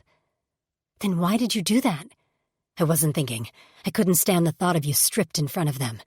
He turned his head and locked gazes with mine. "Who were those Aldani?" "The elite," he said. "Wealthy. You said you saw some of Al-Azhar when you arrived here. Remember the small pods floating above the tall buildings?" "Yes." "That's where the wealthiest Aldani live." "What's their society like?" "She mentioned a baser youth, remember?" "Yes. What did she mean?" "The poorest of the Aldani. They live underground and mine for garment, which they use for construction. The class above that lives on the ground in small homes. Then the business class live in the tall buildings, and the elite, which is mostly just inherited wealth, live in the air pods. The classes do not mix." "So this elite, female, paid to see us?" "I'm sure none of them know the military and Boron have launched a breeding program. It's why this is all done quietly underground. But they need funds, and what better way to make some money than let some Aldani bitch ogle us?" I shuddered. "I hope they don't come back." "I'm thinking they won't try that again. It wasn't exactly a success." "I've been wondering, haven't they found a way to harvest your sperm and impregnate me another way that doesn't involve mating? On Earth, we collect sperm, store it, and inject it into the female." "No," Sax said. "I hear them talking about how they've to collect seed from Drixonians before the uprising, but they were never able to keep it viable. I'm sure Boron is working on it, though. The longer we're here and refuse to do their bidding, the more they are punishing Boron for an alternative." "Is he capable of developing something?" Sax sighed. "Before you got here, Boron was working on a drug for me, one that would turn me into a beast who wanted to do nothing but mate. He thought he was successful, but I only acted like it worked, so they wouldn't develop something that actually did." "That's horrible." "Yeah, they figured out I was acting. That did not make them happy." "How did they find out?" "They wanted me to mate with Frackie. They shoved me in a cell with her, and even though I pretended, they found out. After Daz and Frackie escaped, my acting was just one of many things they punished me for." Sax, this has to end. I had seen so many people in pain. I thought I was fairly good at handling it. But watching Sax groan and wince, his body littered with wounds, nearly killed me. He brushed his fingers over my cheek. The good news is they usually let me heal before they beat me up again. In what world is that good news? He laughed, and I could barely believe he found humor in this. This world, Val. I don't like it, I huffed. I like it a fleck of a lot more now that I've met you. He smiled at me, and I waited for the flush of heat in my cheeks to die down before speaking. Tell me about your life before you were taken by the Aldani. I'm tired of our identities being nothing but victims. I had a good life, as good as it can be, knowing you're the last generation of your species to live, or so we thought. He glanced at me before continuing. Our Clavas is profitable because my brother is a good Drexel. We farm, hunt, and trade with other Clavises. Everyone has a job, which keeps us out of trouble. Usually. He grinned, his focus going a little hazy as he retreated into his memories. I love to ride my bike with my friend Xavi. He's got a fast bike like mine, and we race each other or just fluck around and make agility courses. I liked thinking about Sax racing with his friends or sitting around a fire with a good meal. I twisted until I rested on my hip, my elbow on the bed, and my head propped on my fist. I picture you being the one that makes everyone laugh. He grinned. You were picturing right. My brothers were the solemn ones. I sobered, remembering he told me his one brother died. So you're the only relative your brother has left? Correct. His voice went hoarse, and I had to swallow around the lump in my throat. He coughed once. Tell me about you, your life on Earth. It didn't hurt as much anymore to remember my life. I didn't want to forget, and talking helped me retreat into good memories. Well, you know I'm a nurse. I work long hours, but I love my job, so it's not so bad. My mom was my best friend, but she died a few months ago. Sax slid down so he rested beside me. He brushed my hair over my shoulders, and his fingers tickled the rim of my ear. The sympathetic look on his face nearly broke me. I'm sorry you lost your mother. I didn't know mine for long, but I hold on to the memories I do have of her. I wish I had more. What about your father? He died about 7 years ago. Fleck, he muttered, and dropped a kiss on my forehead. I'm sorry. I sniffed as I fought to keep the tears at bay. I'm never getting home, am I? Pain burned through his purple eyes. No, sweet Val. Even if we got out of here, we have no ships at all, let alone ones that travel that far. Only the Raguls do, and they'd bring you right back here. I nodded and let the tears fall. I knew that, I whispered. In my heart, I did. But hearing it feels like a death sentence. I won't let it be a death sentence, he said, his jaw clenching. You will not die here, Val. I vow it. I wanted to believe him, and I was sure he believed himself. But I couldn't help but feel like he was making a promise he couldn't keep. Sax. 1 rotation passed, then 2, then 3 and 4. We were in an endless cycle of eating, sleeping, and talking about anything that would take our minds off the fact that we were trapped. Whenever I could, I exercised. My muscles were no longer sore, and I felt my body return close to its fighting form. Yet I had no plan. I couldn't tear through these walls with my machetes. Every day the old Donnie came to take Valerie to the lab to draw her blood and take her temperature. She said they never hurt her and barely even talked to her, but I paced the room like a caged Celebri the entire time she was gone. Other than that, the door never opened. Culks delivered whatever we needed through the door's hatch. Being so close to Valerie but not touching her was beginning to drive me out of my mind. I allowed myself small brushes of her plush skin with my fingers. I leaned close enough so her soft hair brushed my scales. At night it took all my strength not to reach for her and draw her softness against me, especially when she woke up tucked in a little ball plastered against my side. I knew her nose twitched when she was about to wake. She dropped food on her tongue before drawing it into her mouth to chew, and the sight made me hard every damn time. One morning she spilled quad down her front, and I nearly came out of my skin when her nipples peeked through the thin fabric of her shirt. When I could make her laugh, which was rare, I felt like I'd been crowned king. Her face lit up and her eyes sparkled. Her mouth spread into a wide grin, showing off her little white blunt teeth.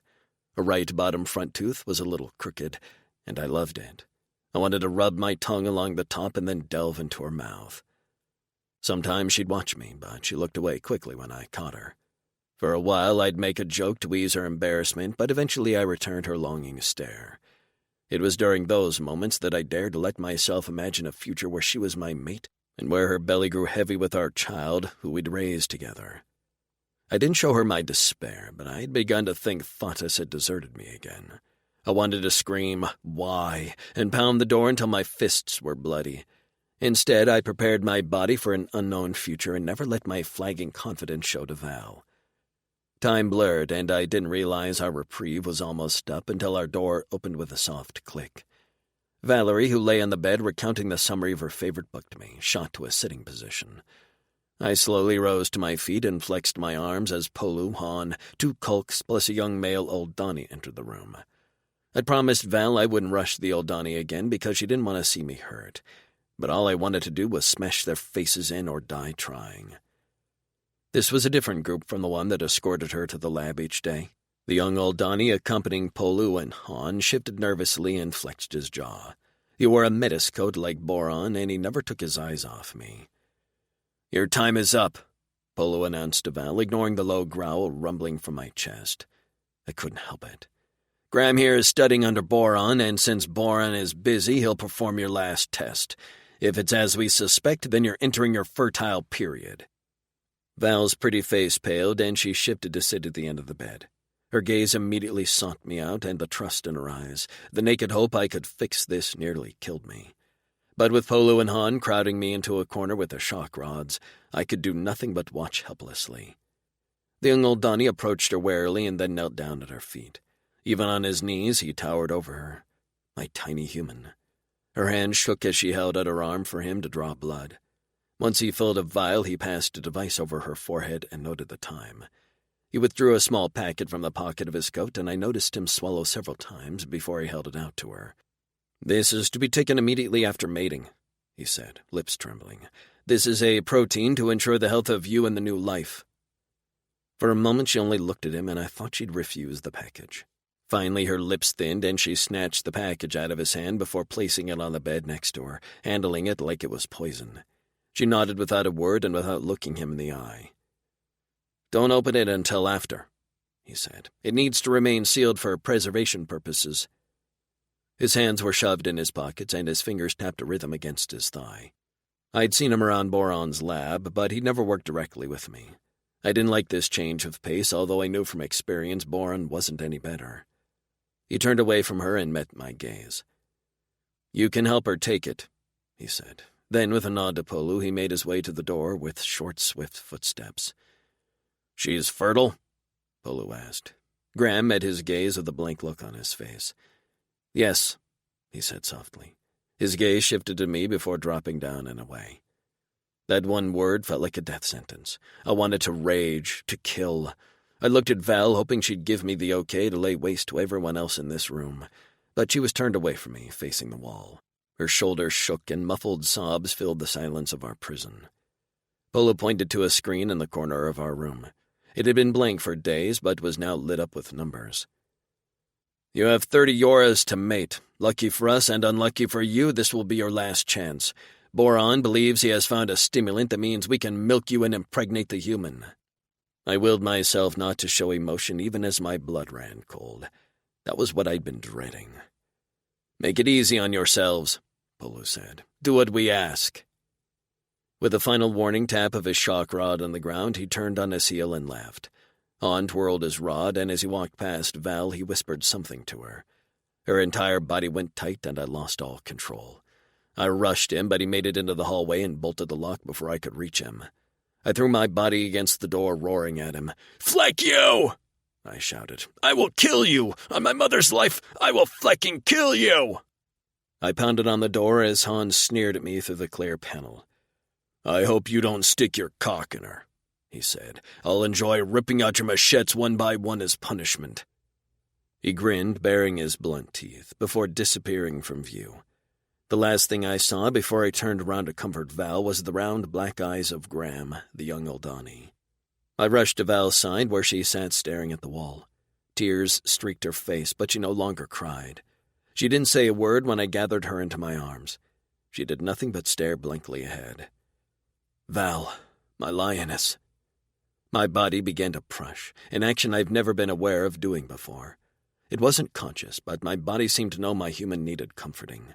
The rumbling vibration emanated from my chest, and soon Val's eyes closed, and she nestled into me, her nose buried in my chest. "What did that fleck say to you?" I asked. She shook her head. "Please, tell me, and then we'll speak of other things." "He said—" A shudder racked her body.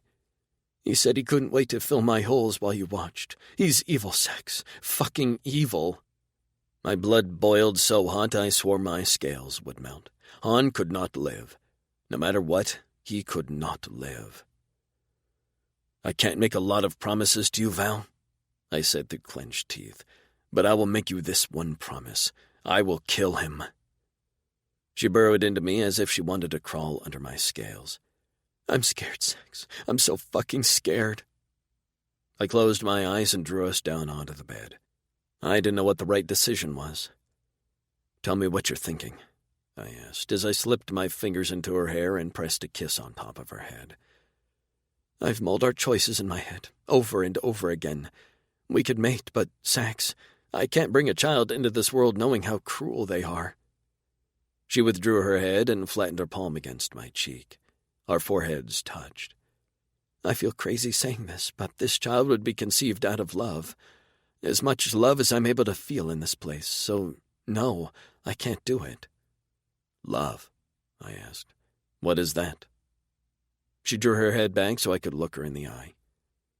"It's what you feel for someone you care about. But it's an extreme feeling. You can love friends and family, and your mate, your lover." "You see me as a mate? A lover?" I could barely believe this perfect human felt that way about me. She smiled, but sadness dulled her expression. Her fingers grazed my forehead, cheek, and jaw. "I wasn't going to tell you, but with our future so uncertain, I figured, fuck it. You deserve to know how much I care about you. You'd be a wonderful mate and a great father."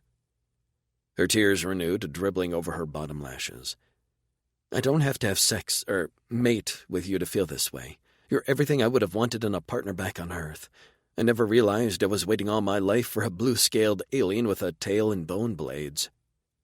Her lips grazed mine, the barest touch, and my entire body detonated like an explosion. My blood roared in my ears and my cock thickened into a long rod in my pants. She pulled back and her blue eyes blinked at me in wonder. "Valerie," I whispered. "Yes," she rasped back. She was beautiful, and for once, and maybe the only time in my life, I wanted some beauty all to myself. "Let me taste you. If this is the last time I'm alone with you, I want to commit the taste of you to my memory. We can mate in other ways that won't result in me filling you with my seed, even though I want to do that more than anything." Her body jolted with a suppressed sob, and her eyes glistened. "Yes, Sex," she murmured as she leaned in to once again press her lips to mine. "I want that too." Chapter 7. Val. I'd gone stir-crazy, or maybe this was one of those frantic moments where I knew I didn't have much time left, so I was going to take pleasure where I could. And what I wanted was Sax. His lips gave way beneath mine, and his tongue stole inside my mouth. Over our days in captivity, I'd seen the row of metal ball piercings in his tongue, and imagined what they'd feel like on my skin. Now I knew. He licked into my mouth and ran those balls across my tongue. The feel of them sparked an erogenous zone somewhere in my mouth I didn't even know I had. I moaned as he devoured me with his big hands cradling my face. He broke off the kiss only long enough to haul a blanket over the top of us, so we were cocooned in a fabric tent. With a sizzling grin, he shoved my shirt off and lowered his head to draw one of my nipples into his mouth. I arched my back on a cry as the wet heat enveloped my pebbled flesh. Goosebumps raced over my skin as he raked the metal balls across the sensitive peak. "Sex," I murmured. "That feels so good." He palmed my other breast, and despite my size, I'd always been top-heavy. He could envelop the entire breast in his hand. He flicked his thumb over that nipple, and the dual sensations had me thrusting up to seek out his firm length.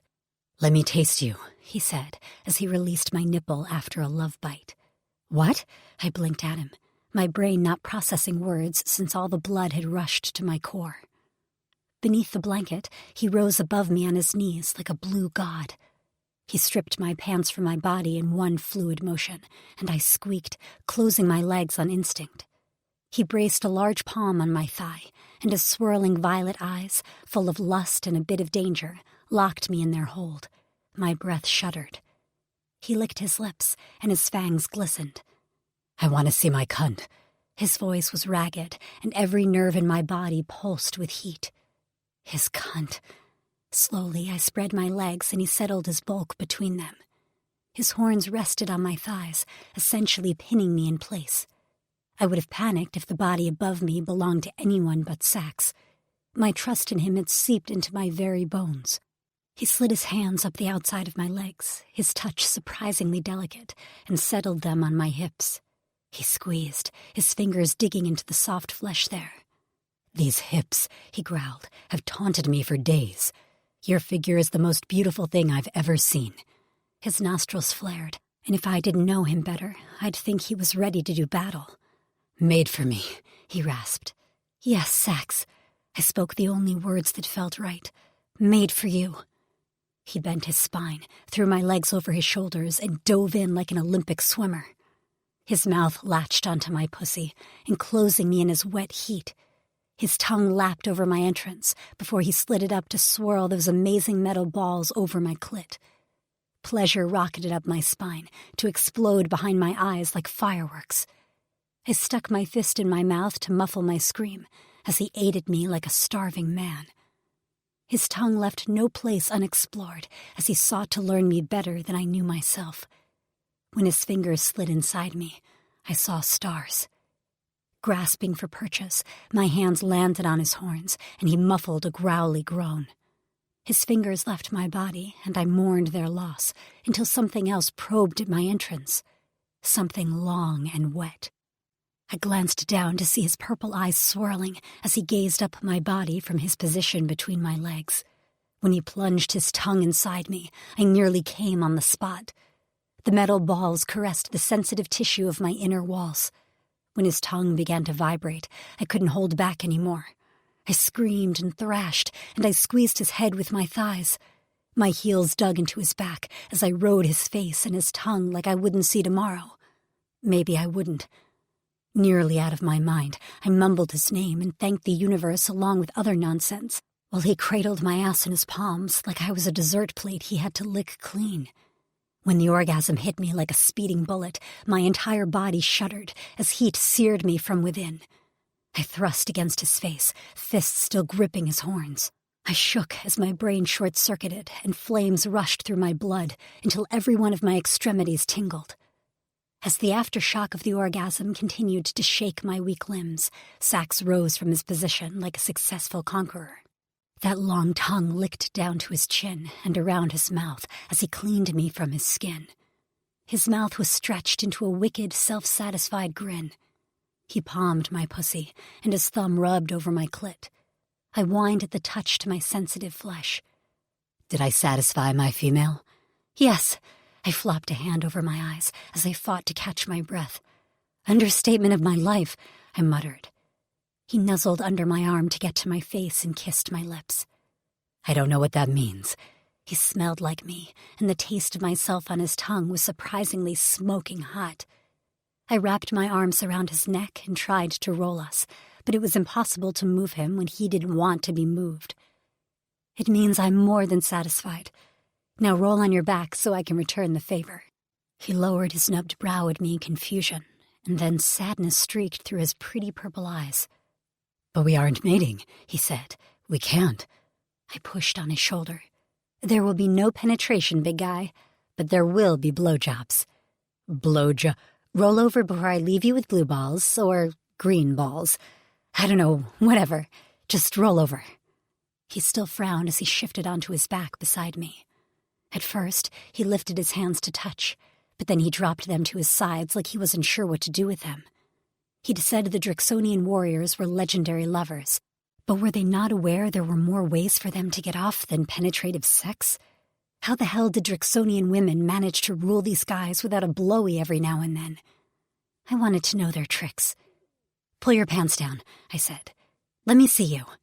He obliged quickly, reaching behind his back to unfasten his pants at the top of his tail. Hey, if I was naked, he could be too. It felt so damn good to be naked by my own choice. And achieving orgasms without sex for procreation felt like a big fuck you to the Aldani. He shucked off his pants and pushed them off to the side. His cock rose between us, hard and proud, the tip leaking a copious amount of slick fluid. The ring in the tip glistened. I wrapped my fingers around him, and he immediately jerked, eyes wide. "How does it feel?" I asked. He only stared at me. His mouth gaped open, and he finally said, "I don't know." "What do you mean?"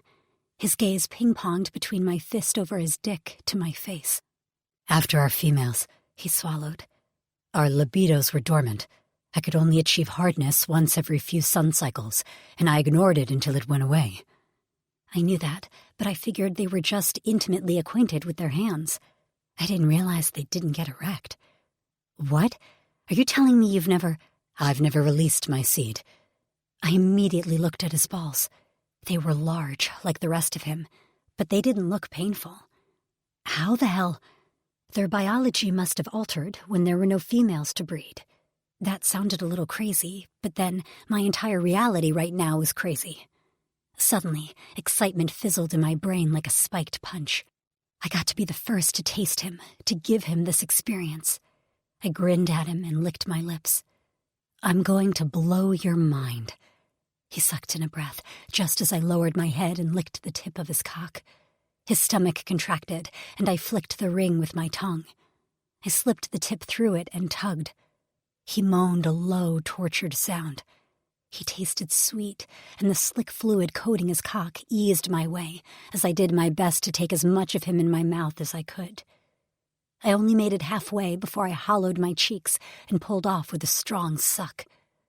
"Holy fatas," he said in a breathless gasp. I smiled and did it again.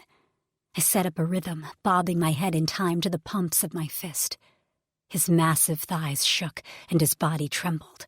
He fisted the sheets in a white-knuckled grip, and a couple of times I swore his bone blades were going to lift from his skin. Somehow, he got himself under control, just in time for his cock to swell impossibly large in my mouth. I knew what was coming, but nothing prepared me for the torrent of cum to erupt from the tip of his cock. As he came, he roared and nearly sat up as his body bucked uncontrollably. His large cock throbbed against my tongue.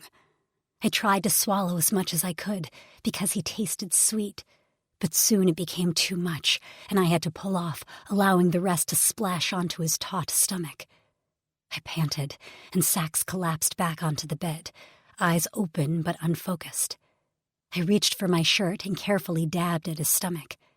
A hand in my hair made me pause my task, and I glanced up to see Sax watching me, his eyes half-lidded. I'd never seen him this relaxed, this satisfied. His lips curled into that grin I'd come to love so much. After tossing the shirt off the bed, I curled up against him. Beneath the blanket, no one could see us, and for a moment I could pretend we weren't locked in a sterile room. His hand sifted through my hair. The purple of his eyes was so vivid, his irises nearly glowed as he stared at me in what I could only interpret as awe and reverence. I'm not often speechless, but there aren't words for what we just shared. He sucked in a breath. Holy fatas, your mouth. My fierce lioness has a perfect mouth. I rolled my lips between my teeth. No one had ever looked at me the way Sax currently stared into my eyes, like I was his everything. I drifted my fingers over his damp brow. Well, your tongue is a work of art. He stuck out said tongue and curled it under his chin. I squirmed as the echo of its abilities still throbbed between my legs. I didn't know that type of pleasure was possible. The way it felt to release in your mouth. He shivered, and his thick black lashes fluttered. He palmed my ass and squeezed as he nudged my nose with his. I can only imagine what it will feel like to sink into your cunt. He was hard again, the tip of his cock once more making a mess on his stomach. Sax's libido might have been dormant for most of his life, but it was returning with a vengeance.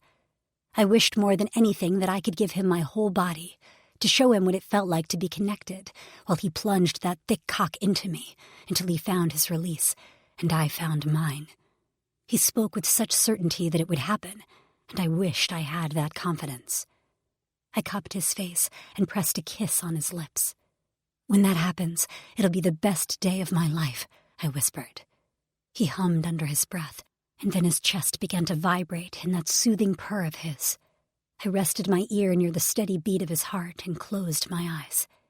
I thought I heard him say, "It will be mine too," before I fell asleep.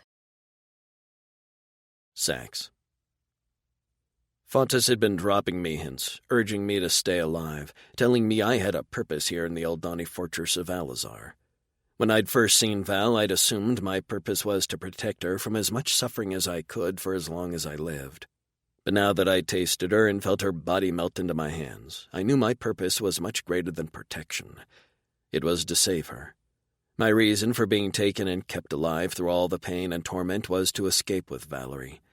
She was meant to live a long, happy life, to meet the other women, and to see how beautiful this planet could be.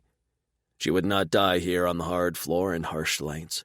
She'd see the sun again. I would make sure of that. Val slept, her head resting on my biceps and her hair tickling my forearm.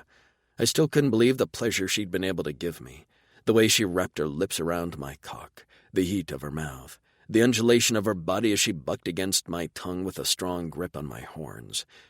Flack, I was already hard again. I had to focus less on merely staying alive and more on securing a future for myself and Val. I scratched at my forehead, then frowned as something poked me in the back. I reached under me and withdrew the package that the young Aldani had given Val. With a curl of my lip, I raised my arm to hurl it across the room, but something, maybe Fatas, made me stop. As carefully as I could, I extricated my arm from under Val's head. She murmured something in her sleep, but didn't wake, only curled into a tighter ball against my hip. I sat up and placed the package on my lap. With a slash of my claws, I cut the string holding the folded fabric together. I'd expected to find some flecked-up syringe of metis for Val, but a scrap of paper slid out along with a metal tool. With a frantic glance at the room's glass panels, I confirmed we were alone. I exhaled slowly. Whoever this old Donnie named Graham was, he had just given me the most precious gifts. Was this a trick? Why would he provide me with a key to my collar? The writing on the paper was a hasty scrawl. "I will free you if you kill Borhan first. You'll know when it's time." There was nothing else in the package, just a key to my collar and a kill note. This old Donnie was hilarious if he thought I was going to leave her without killing Borhan, even if he hadn't asked me, because it was clear what Fatas wanted me to do. Escape with Val and take out every one of these flecks from the breeding program. You'll know when it's time. Well, that was vague as fleck and frustrating. I could only be wary. Why would he be helping me? I'd seen too much to believe anyone on this planet was purely altruistic. Except Val. My fierce lioness had the biggest core of anyone I knew. I smoothed her hair off her face and she stirred. Her pretty eyes opened, hazy and unfocused, before she yawned and stretched. Her bare breasts jiggled, and I couldn't resist leaning down and teasing one of her nipples with my tongue. She scratched the sensitive skin around the base of my horns, and I moaned. I lifted my head and kissed her, eager for another taste. She opened for me, her tongue dueling with mine until I pulled away with a frustrated growl. "One day I will mate you," I said, looking into the pretty blue depths of her eyes. "I will enter your cunt with my hard cock and hear you scream my name over and over until I fill you with my seed." I placed my hand on her belly. "I'll see you round with my child, but not here." Her eyes watered and she rubbed them before dropping her hand to rest it over mine. "Sax, it hurts to wish for what we can't have. Before you got here, my goal was to survive as long as I could and kill as many Oldani or Kulks in the meantime, just so they wouldn't try to take more of my kind. Her nails dug into the back of my hand as her eyes flashed with anger. Then you came, and now it's all changed. I have to be smarter because I can't die. I can't because I know my purpose is escape with you. I bent my head to brush my lips across hers. You will not die here, Lioness, not while I breathe, and I don't plan on my lungs quitting any time soon. But how? She asked. There's no way out. The package the young old Donnie gave you. I opened it. You did? But he said, fleck what he said, and it doesn't matter anyway, there's no medicine side. What? Her pretty arched eyebrows rose up her forehead. What's in it? I held up the key. A key to my collar. Her mouth dropped open. She stared at the key as if it might disappear if she looked away. What? How? Why? I'm not sure. All I know is he said he will help you escape if I kill Boron. He didn't actually specify Val in the note, but she was the priority. She had to be saved. Help me? But what about you? I don't know yet, but it's not about me. Of course it's about you, she shouted. Her gaze darted to the glass panel before meeting mine. Of course it's about you, she said again, softer. What am I going to do on this planet without you? You'll go to my brother. He'll protect you until I can get to you. This? She sputtered and bolted to a sitting position, grabbing the blanket to cover her bare breasts. This is insane. It's a whole planet and you expect me to find your brother? Graham said he'd get you to safety. I don't know Graham, and I don't want to live peacefully with your brother. She was full-on crying now, not even bothering to wipe away the salty tears that streaked down her face. Sax, I know this is crazy, but I don't want to be here without you. Please, you have to come with me. I wanted that too. Fleck, I wanted that.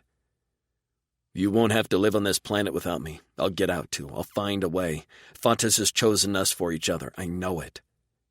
Val was meant for me. She might not be my core eternal like my brother had with his Frankie, but finding such a mate was rare. Once in many generations. Still Val was mine. I knew it with every beat of my core and with each breath in my lungs. How do you know for sure? She asked. Fuck, I hate this. I hate crying. I hate feeling weak. I gripped her chin. You are not weak. You make me strong, she whispered. Without you, I'm not sure I can be. That's a lie. I shook her softly. A flecking lie. You'll be a fierce lioness with or without me. I wish I believed in myself as much as you believe in me, she sniffed. I pressed my lips to hers, pouring as much as I could into the kiss, how much I cared for her and how brave I thought she was. We only broke apart when a faint knock echoed around our room. I whirled to face our intruder but froze when I saw Graham's silver face in the clear panel on the door. He glanced up and down the hall nervously and waved me over. I slowly rose to my feet and didn't bother with my pants. He wasn't fazed by my nudity. He'd seen it before. I stopped at the door and Graham met my gaze before beckoning me even closer so we could speak through the thick door. Drixonian. He wrung his hands and his eyes darted up and down the hallway repeatedly. Yes, I said. Did you get my package? I did. He licked his lips. So, will you? Why are you helping us? I asked. What's your motive? I want Boron to die. I cocked my head. Why? Anger replaced the nervous twitch to his eyes, and he stood straighter. I've worked my whole life to make it into this lab so I could kill him, but I know now that I can't do it alone. I'd get caught, and if I get caught, my whole family is punished by Oldani law. His hands fisted at his sides. My mother favored my father over Boron, and Boron's jealousy caused him to set my father up for a crime he didn't commit. My father was convicted and died working in the mines after cycles and cycles of abuse. I fled after my dad was sent away, and Boron doesn't remember me. He has no idea who I am, but this is my life purpose. He gritted his teeth. He has to die. I studied him for deception, but despite his nerves, Graham held my gaze with a lifted chin and determination. I decided Graham told the truth. I could see it in every line of his body. I knew a thing or two about purpose. I glanced back at Val, who dressed quickly and stood beside the bed watching us. I turned back to Graham. I'll do it, but you have to get Val free. She is the priority. Of course. Sax, too, Val said, standing beside me. You want him to kill for you? You have to save him, too. Graham nodded. I can get both of you out of here, but you have to do exactly what I tell you, understand? We both nodded. I don't have much time. I risked a lot coming here, so listen up and by tomorrow at sundown you'll be free." He told us the plan in a rushed voice. His nerves were evident, but in the end I knew he offered the best chance we would get. I hated relying on an old Donnie for anything, but I'd do whatever it took to free my fierce lioness from this cage. Chapter 8. Val. The numbers on the countdown clock didn't make sense to me, but Sack said we were 3/4 of the way through our time to mate. Soon we'd be joined by Polu, who would march us to Boron's lab for the initial tests. At some point between our arrival in the lab and getting the test results, Sax would kill Boron, and Graham would help us escape. Graham's plan had a lot of variables that could go terribly wrong, but Sax and I had agreed this was our best shot. We certainly wouldn't get another Aldani eager to help us. I was starting to believe in Sax's Fatas. I'd started to view her as Karma's sister, even if I held a bit of a grudge against the old girl for letting me get kidnapped by aliens. Seriously, what the fuck? I looked over at Sax. He'd just come from the cleanser, so his muscles gleamed under the lights. His hair shone as he deftly braided it with skilled fingers until it rested over one giant shoulder. If Karma was going to make me a human breeder, at least she'd given me him. I wished my mom could meet him. I knew she'd like him. Once she got past the horns. And tail. And, built-in weapons. She would have seen he was a good person. He had all the qualities I'd looked for in a partner, but had never found on Earth. I wasn't sure what Karma and Fatas had planned for us, but I'd begun to hope. Like a rising sun in my chest, that hope grew brighter and brighter with every minute. I wanted to believe Sax and I were thrown together for a purpose, and that purpose wasn't to provide a child to these assholes and then die here. No way. We'd unlocked Sax's collar, but kept it latched around his neck, so it appeared to still be locked tight. The ruse he could still be controlled by Kulks bearing poles was necessary to get into the lab and near Boron. Graham has been very specific in his instructions. If we didn't kill Boron, the deal was off. We'd be left here to rot. I didn't fault him for not being altruistic. It was a trade for a species that struck me as self-serving and cruel. I sat on the bed with my back to the wall, my knees tucked against my chest. I'd bit my lips to hell, and my head pounded from a stress headache. I felt like I was one step away from another panic attack, which I couldn't afford. I had to remain alert. Sax had enough to do without me losing my shit. He was exercising again, pushing his body to its limit. If I wasn't absolutely terrified of what was to come, I might have enjoyed the show as his muscles bulged beneath his sweat-slicked skin. He finished his last rep of some complicated leg exercise before grabbing a bottle of Qua and plopping down on the bed. He still smelled good.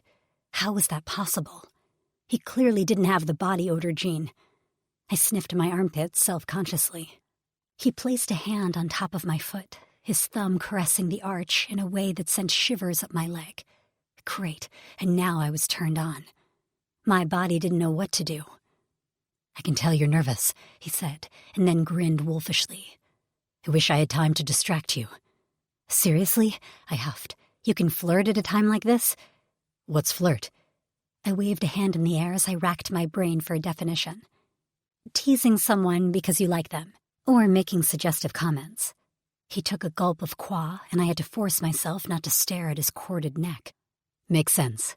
I enjoy both of those things." "I'm sorry I'm not much fun right now," I said. "I feel like I'm going to throw up." His expression sobered. He tapped a black claw against the container of Qua. "When we get to the lab and I give you an order, you have to listen to me," he said. "Of course," I said. "I'm not trying to go rogue here." He nodded. "I know, but what happens in there might not go as smoothly as Graham would like." "I'm sure it won't. But why do you say that? Do you know something I don't?" His eyes darkened to nearly black. I could almost feel the anger simmering under his skin. As jovial as he could be, his rage was tangible and potent, especially when I was threatened. "I'm not just killing Boron. I'm taking out Polu and Han, too. Then I'm flecking up their entire lab, all their machines, all their research. I'm sure they have the raw data backed up somewhere. But without Boron, it'll be nearly useless. I can't leave here knowing they'll replace him with some other sick fleck and carry on. It's all gotta go." He squeezed my thigh.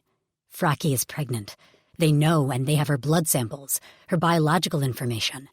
My gift to my brother and the rest of the warriors is to destroy it." I cupped his face. "Don't you think you've given your species enough by refusing to do what the Eldani ask?" "My species? Yes. My brother? Never," he said. "After the virus, he made sure the three of us stayed together. Him, me, and Rex. He held us together when we were chits, and I'll never forget that. During the uprising, he was one of the leaders. He put himself on the line every day. He made many right decisions, but he also made some tough calls that resulted in the deaths of Drixonians. He did his best, but the guilt weighs on him heavily. Knowing his genes will be in the next generation of Drixonians is what's been getting me through since I saw him last. Until you." I rubbed my thumb over his cheek. "Okay, Sax, I'll listen to you." "And do what Graham says." "I will." My fierce lioness is being agreeable. "Because I understand this plan isn't foolproof. A lot can go wrong, and I want to do my part to make it as successful as it can be." He frowned. "You're worried?" "Of course I'm worried," he sighed. "We'll get through this. We've made it this far." He nodded and reached for the food tray. "Eat up. We'll need our strength." We were polishing off the last of the food when the door clicked open. 2 Kulks stood in the entrance, holding the poles connected to Sax's collar. He rose to his feet and stood with his shoulders back, arm muscles flexing. Standing from the bed, I fought to inhale deeply as my lungs tightened, fear constricting them and sending my heart into overdrive. I pressed myself against Sax's back and peered around his bulk. Polu and Han strode inside, and I didn't miss Han's evil gaze immediately found me. Sick fuck. "Time's up," Polu announced, cracking the tip of his shock rod on the floor. "Did you follow instructions?" I didn't speak. Sax heaved a breath, but remained silent. Polu narrowed his eyes. "I made the consequences clear, right? We'll get what we want from the humans, Sax. We made concessions and allowed you the use of this room. But now the human is ripe, and she'll get bred by the time the sun goes down today." Sax shifted his weight, but still didn't make a noise. I wouldn't call Han's expression a smile, but the curl of his lip and the glint in his eye screamed satisfaction. He wanted to see us suffer. Call me bloodthirsty, but I wanted to see him die at the end of Sax's blades. Maybe after a tail whip to the face and a few broken bones. Polu snapped his fingers at the Kulk guards. "Bring them to the lab. Let's see what Borhan has planned." He grinned at Sax. "I will hear you scream before this rotation is over." Sax finally spoke through clenched teeth. "Don't bet on it." I curled my fingers into the waistband of his pants, reminding him not to rile Polu. We couldn't afford Sax getting injured before we got to the lab. The Kulks stepped forward and connected their poles to Sax's collar. I hated watching him like this, being walked like a dog. But I had no choice once Han gripped my arm and hauled me out of the door behind Polu, the guards, and my only hope. Sax's tail swished against the ground angrily, but he walked without struggling, the heavy tread of his bare feet slapping the metal floor. They refused to give us shoes, which was going to suck if we ever made it out of here. "Don't think that far ahead, Val. One step at a time." We approached the lab, and inside Boron sat next to 2 cots, smiling at us with that creepy-ass grin. Graham stood nearby with his hands clasped in front of him, looking for all the world like a dutiful assistant. But I didn't miss the way his eyes locked onto Sax and then me. He scratched his left ear, and I let out a small, relieved breath. That was the signal the plan was a go. If Sax was nervous, he didn't show it. If anything, he looked the most relaxed I'd seen him since we'd met, other than after an orgasm. I could picture him now after I'd gone down on him, the way his lips had curled into that lazy smile, and his fingers drifted up my side with feather-light touches. Fuck, I needed to pay attention to what the hell was going on. We shuffled inside, and although the lab was pretty large, it felt cramped with me and Sax, 4 Aldani, and 2 Kulks all taking up space. And everyone was taller and stronger than me. God damn it, was I a predator to anything on this planet? I just wanted to see one thing smaller than me, for fuck's sake. "We'll check her first." Borhan watched me happily, like this was a fun little checkup. He patted the cot. "Put her here." Nothing about how Han handled me was gentle. He picked me up and slammed me on the cot with so much force, the breath rushed from my lungs. I had just sucked in enough oxygen for my brain to work when straps wrapped around my ankles, wrists, and neck. Fuck, I remembered these things now, and I hated them. A steady growl emanated from Sax, but that was to be expected and wouldn't cause suspicion. Him being protective of me was nothing new, and I was pretty sure Han liked dominating me, just to shove it in Sax's face, the prick. "We'll start with a blood draw. Did they mate?" Borhan asked. "They aren't talking, so I'm going to assume no," Polu answered. Borhan just hummed under his breath. "Well then, I'll go ahead and sedate her before we start the exam." "Don't bother," Han said. "She should suffer for her refusal to follow our directions." Borhan slowly turned to Han. "I said sedate, not numb. She'll feel everything and won't even be able to scream." I clamped my lips between my teeth so I didn't start hollering about how he was a sick fuck and I couldn't wait to watch him take his last breath. If this didn't work, if Sax couldn't get us out of here.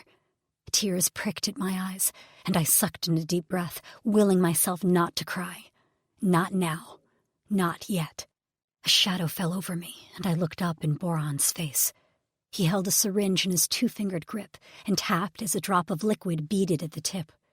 He peered down at me with a gleeful gleam to his eye. And that was when all hell broke loose. Sax. The machetes rippled to attention on my arms and down my back, power surging through me. This was the moment I finally had some control. I flexed my fists and licked my lips, the taste of revenge sweet on the tip of my tongue. I ripped off my collar, and the Kulk guards stood dumbfounded for a moment as the ends of their poles clanked to the ground. I glanced down at the now useless hunk of metal that had circled my neck for what felt like 100 sun cycles. Their hesitation was their downfall. I slammed my machetes through the eye slit in the armor of the first Kulk. Blood sprayed as I gripped the pole of the other Kulk, bringing him closer so I could punch his head back and rake my machetes across his exposed neck. He gurgled, spitting blood at me with wide eyes before stumbling to his knees. When he hit the ground face first with blood pooling beneath his body, I turned away. Out of the corner of my eye, I saw Graham discreetly press a button to release Val's restraints. She immediately rolled off her cot and hit the ground with a smack before slithering under a table and covering her head. Scanning the room for my next victim, I sneered as Borhan cowered behind Polu, who brandished his shock rod with a crackle. "Kill him!" Polu shouted to Han as he and Borhan backed into the corner, leaving Graham to fend for himself. If this all worked out, they'd die without ever knowing Graham had a hand in this. Han twirled the shock rod in his hand and braced his feet apart. He didn't rush me like the stupid Kulks would have done. He approached me on steady feet, never giving me his back, and keeping a wide enough berth that my tail couldn't reach him. "Get the human!" Polu shouted at Graham. Graham seemed to be frozen in fear. He might not have been acting. Han swung the shock rod with both hands, his intention clear. He didn't want to subdue me. He wanted to beat me. He'd been waiting for the moment when he could end my life. He swung. I bent backward, and the rod sailed over my face, missing me by a claw tip. The crackling energy tickled my nose. Han growled and advanced. Now I was off balance. But he never battled a Dirksonian hand-to-hand, and it showed. I swung my tail, taking him off his feet. He crashed to his back, and the shock rod went skittering out of his reach. I strode toward him as he scrambled backward on his hands. He panted, black eyes rolling in his head wildly as he learned quickly that without his precious weapon, he was far outmatched. With a panicked grunt, he pushed a cot in my way, and I easily shoved it to the side. Next, he kicked a chair at me, and I batted it away. "Polu!" he shouted. "Help me!" Polu had no intention of moving. He continued to guard Boran as they slowly shuffled their way toward the door. They thought they could escape? In their fleckin' dreams. I had to finish Han so I could end them too. This wasn't the time to savor a victory over the cruel Udani who'd hit my Val as much as I would have liked to. With a growl, I pounced and landed on Han's chest in a crouch. Bones cracked beneath the soles of my feet, and he gasped for breath as blood bubbled from his lips. "You'll die knowing your threats were empty," I snarled in his face. Rearing back my fist, I slammed my knuckles into his temple. Again and again and again. Blood sprayed, bones crunched. Han's head lolled to the side. When I rose, his chest didn't move. "Sax!" Valerie cried. I turned to find Polu and Boron sprinting for the door. I picked up a nearby cot and heaved it at them. The heavy object slammed into Polu, sending him crashing to the wall. His hip hit first with a thud, and he collapsed to the ground with a cot pinning him in place. Boron squeaked like a scared vermin and waddled away to cower behind his table of machines. Polu shoved at the cot and managed to throw it off.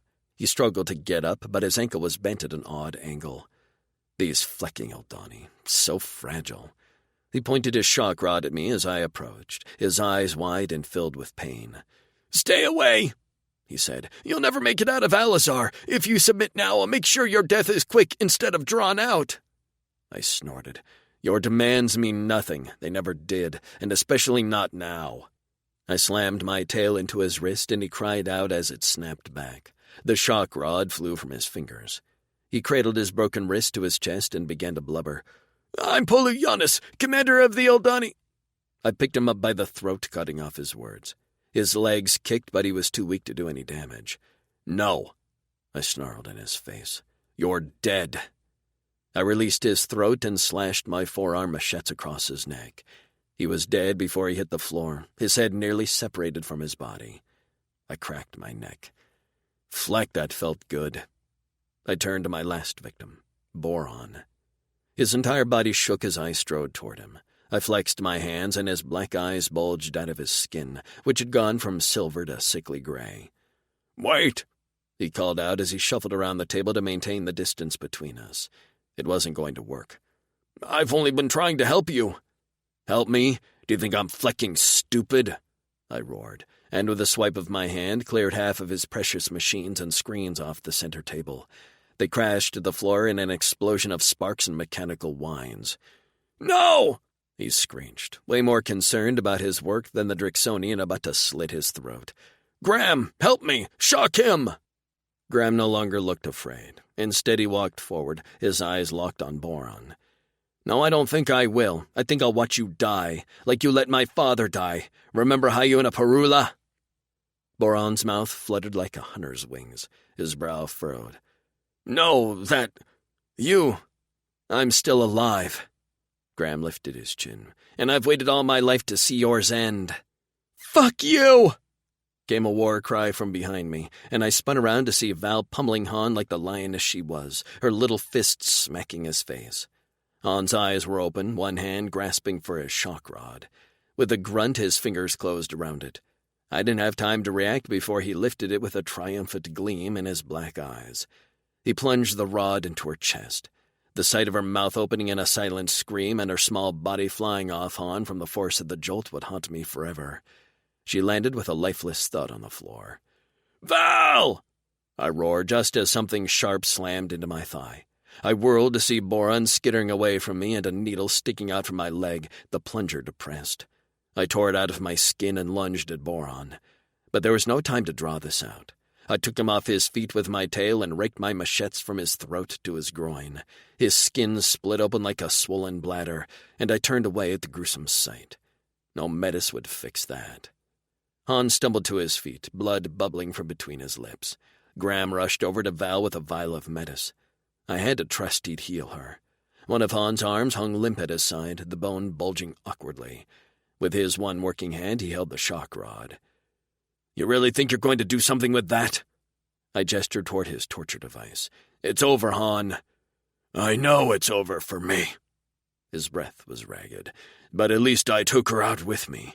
Humans can't sustain a blow from one of these. You knew that, right?" I glanced over at Graham, who was bent over a still Val. He didn't look up at me, but his hand shook as he worked over her, and for the first time since entering this room, dread slithered up my throat. "She'll live," I said. "Don't be so sure," Han said. "Is she breathing, Graham, or should I call you traitor?" Graham didn't react to the insult. His eyes met mine, and he didn't need to speak to tell me the answer. "No!" My legs threatened to give out as I stared helplessly at Val's motionless form. Her pretty hair spread around her pale face, and I ached to see her pretty blue eyes one more time, to see the lines around her mouth when she smiled at me. I'd failed to protect my human, my Val, my fierce lioness. The agony of my failure morphed from sick despair to white-hot rage. Fueled by retribution, I homed in on Han, the one responsible for the crippling pain tearing my core to shreds. I roared out my fury as I flew at him with fists and teeth and machetes. He managed to stick me with a shock rod somewhere, and I only knew because the pungent smell of my burning flesh filled the air. I was beyond feeling anything but the satisfaction of Han's bones giving way beneath my pounding. I slashed him again and again and again. His body, his face, his limbs, I didn't see, my eyes blinded by the blackness of his blood and the red haze of my wrath. My machete scraped the floor, and that was when I finally stopped, chest heaving, to see Hans scattered around me in bits of unrecognizable pieces. I reared back, stumbling to my feet as I held my hands out in front of me. They were coated in Uldani blood. My scales reeked of death, and my machetes dripped with the remains of my enemies. But it was all for nothing. I fell to my knees and crawled to my human, gathering her body against me. I wished for her arms to circle me one more time, for her to draw me to her breast. I buried my face in her hair and inhaled. I didn't feel anything, not the pain in my thigh or the ache in my muscles. Distantly, I registered an odd tingling in my wrists, but I ignored it. But within seconds, the tingling became an intense burning. I lifted my hand, trying to detect what was happening. 2 parallel white lines encircled my wrist. A pattern began to emerge between them as the line shifted from blinding white to a golden hue. I knew what these were. I'd seen them on my brother and his mate. His core eternal. I gasped and nearly dropped Val. But then I raised my eyes to her, her open eyes, which were staring right at me. Chapter 9. Val. I stared at Sax, wondering why I was lying on the floor and why he looked so shell-shocked to see me. The last thing I remembered was Han, and pain. Lots and lots of mind-numbing pain. Shit, what had he done to me? My body was racked with tremors, and my wrists, they burned. Seth. My tongue felt too big for my mouth, and I couldn't form all my consonants. I swallowed as the burning of my wrists intensified and raised a weak arm. I got a good look at my wrist and blinked. Was I hallucinating? Etched into the skin of my wrist were 2 golden parallel lines, about 2 inches apart. Between them, like a thick bracelet, a pattern looped and curled in loose waves. I raised my other wrist. It had the same curious markings. Sax raised his arm and gently pushed my hair away from my face. With a gasp, I grabbed his forearm. His wrist had the same bands, the same golden glow, and the same pattern. I met his gaze. What? I swallowed. What happened? My brain felt too big in my skull, like I had head trauma, but there was no pain. A distant glow crept along the edge of my mind like a violet panther. "You're okay," he murmured, and that panther in my mind stood tall, sniffing the air. When wasn't I okay? I was thoroughly confused. His breathing was off, and his voice shook. "Han shocked you," he said. "I've never seen... Your body flew through the air, and then you hit the floor hard." His throat worked as he swallowed, and his eyes burned with an indigo intensity. "I didn't think you'd get up again." "Well, let's not be hasty." I winced as pain shot through my hip. "I'm not exactly up." "I'm sorry," Graham said from somewhere behind us. "But if you want a chance to get out of here, we have to leave now. Someone can walk by any minute and see this." He appeared over Sax's shoulder, wringing his hands and glancing about nervously. I looked around the lab. My breath stalled in my lungs. Blood everywhere. At least, I thought it was blood. 2 Kulks lay in a green puddle. Polu and Boron lay near each other. Boron's head connecting to his body by only a slim strip of skin. And Han, I only knew it was him because of his jacket. The rest of him was unrecognizable, like Jack the Ripper had returned from the past and traveled to a distant galaxy to rip a victim to minute pieces. I turned away from the decimated body to Sax's hard gaze. Had he done that? Sax seemed to know what I was thinking. "He hurt you," he spoke slowly, each word gutted out like it cost him greatly. "I thought he killed you." "Guess he didn't succeed," I murmured. "Drixonian," Graham pleaded. Sax gathered me into his arms and rose to his feet. "I think I can walk," I protested. "I'm sure you can," Sax said, "but I'm faster." I didn't even bother arguing. His legs were twice the length of mine, and he had superhuman strength. Fuck my pride, our lives were on the line. Graham handed Sax a metal ring, and he slipped it down to the first knuckle of his index finger. "Use the guard's lift," Graham said. "Take it to the top floor, and there'll be a transport vehicle there. It has access to leave the rear entrance of Alizar, but ditch it as soon as you can. There's no way I can turn off the tracking, and they will know soon you've escaped." "You sure you don't want to come with us?" I'd hoped he'd changed his mind. Graham shook his head. "This is my home, for better or for worse, and the worst is dead." He lifted his chin and met Sax's eyes. "Thank you, Drixonian." Sax merely gave him a short nod in response. It struck me that Graham hadn't used Sax's name, not once. He was merely a Drixonian prisoner, and a means to an end Graham had wanted all his life. We were using him too, so I didn't waste my time speaking up for Sax. Graham extended his hand, and in his palm lay a small silver square. Boron kept all his research and files stored locally. The remote access files on the Rivian server are password protected. The only one who knew the password was Boron. He'd told me once, but I've... His eyes flashed as he grinned. "Forgotten it." Sax snatched it from Graham's hand and slipped it into his pants pocket. "Thank you." Graham's smile faded. "They won't stop, you know. I don't know how far this goes up the chain of command, but Boron and Polu, they answered to someone." Sax nodded. "I know, but with this information," he patted his pocket, "maybe we can get a better idea of what we're up against." "Good luck," Graham swallowed, and his arms flexed at his sides. "You gotta hit me now."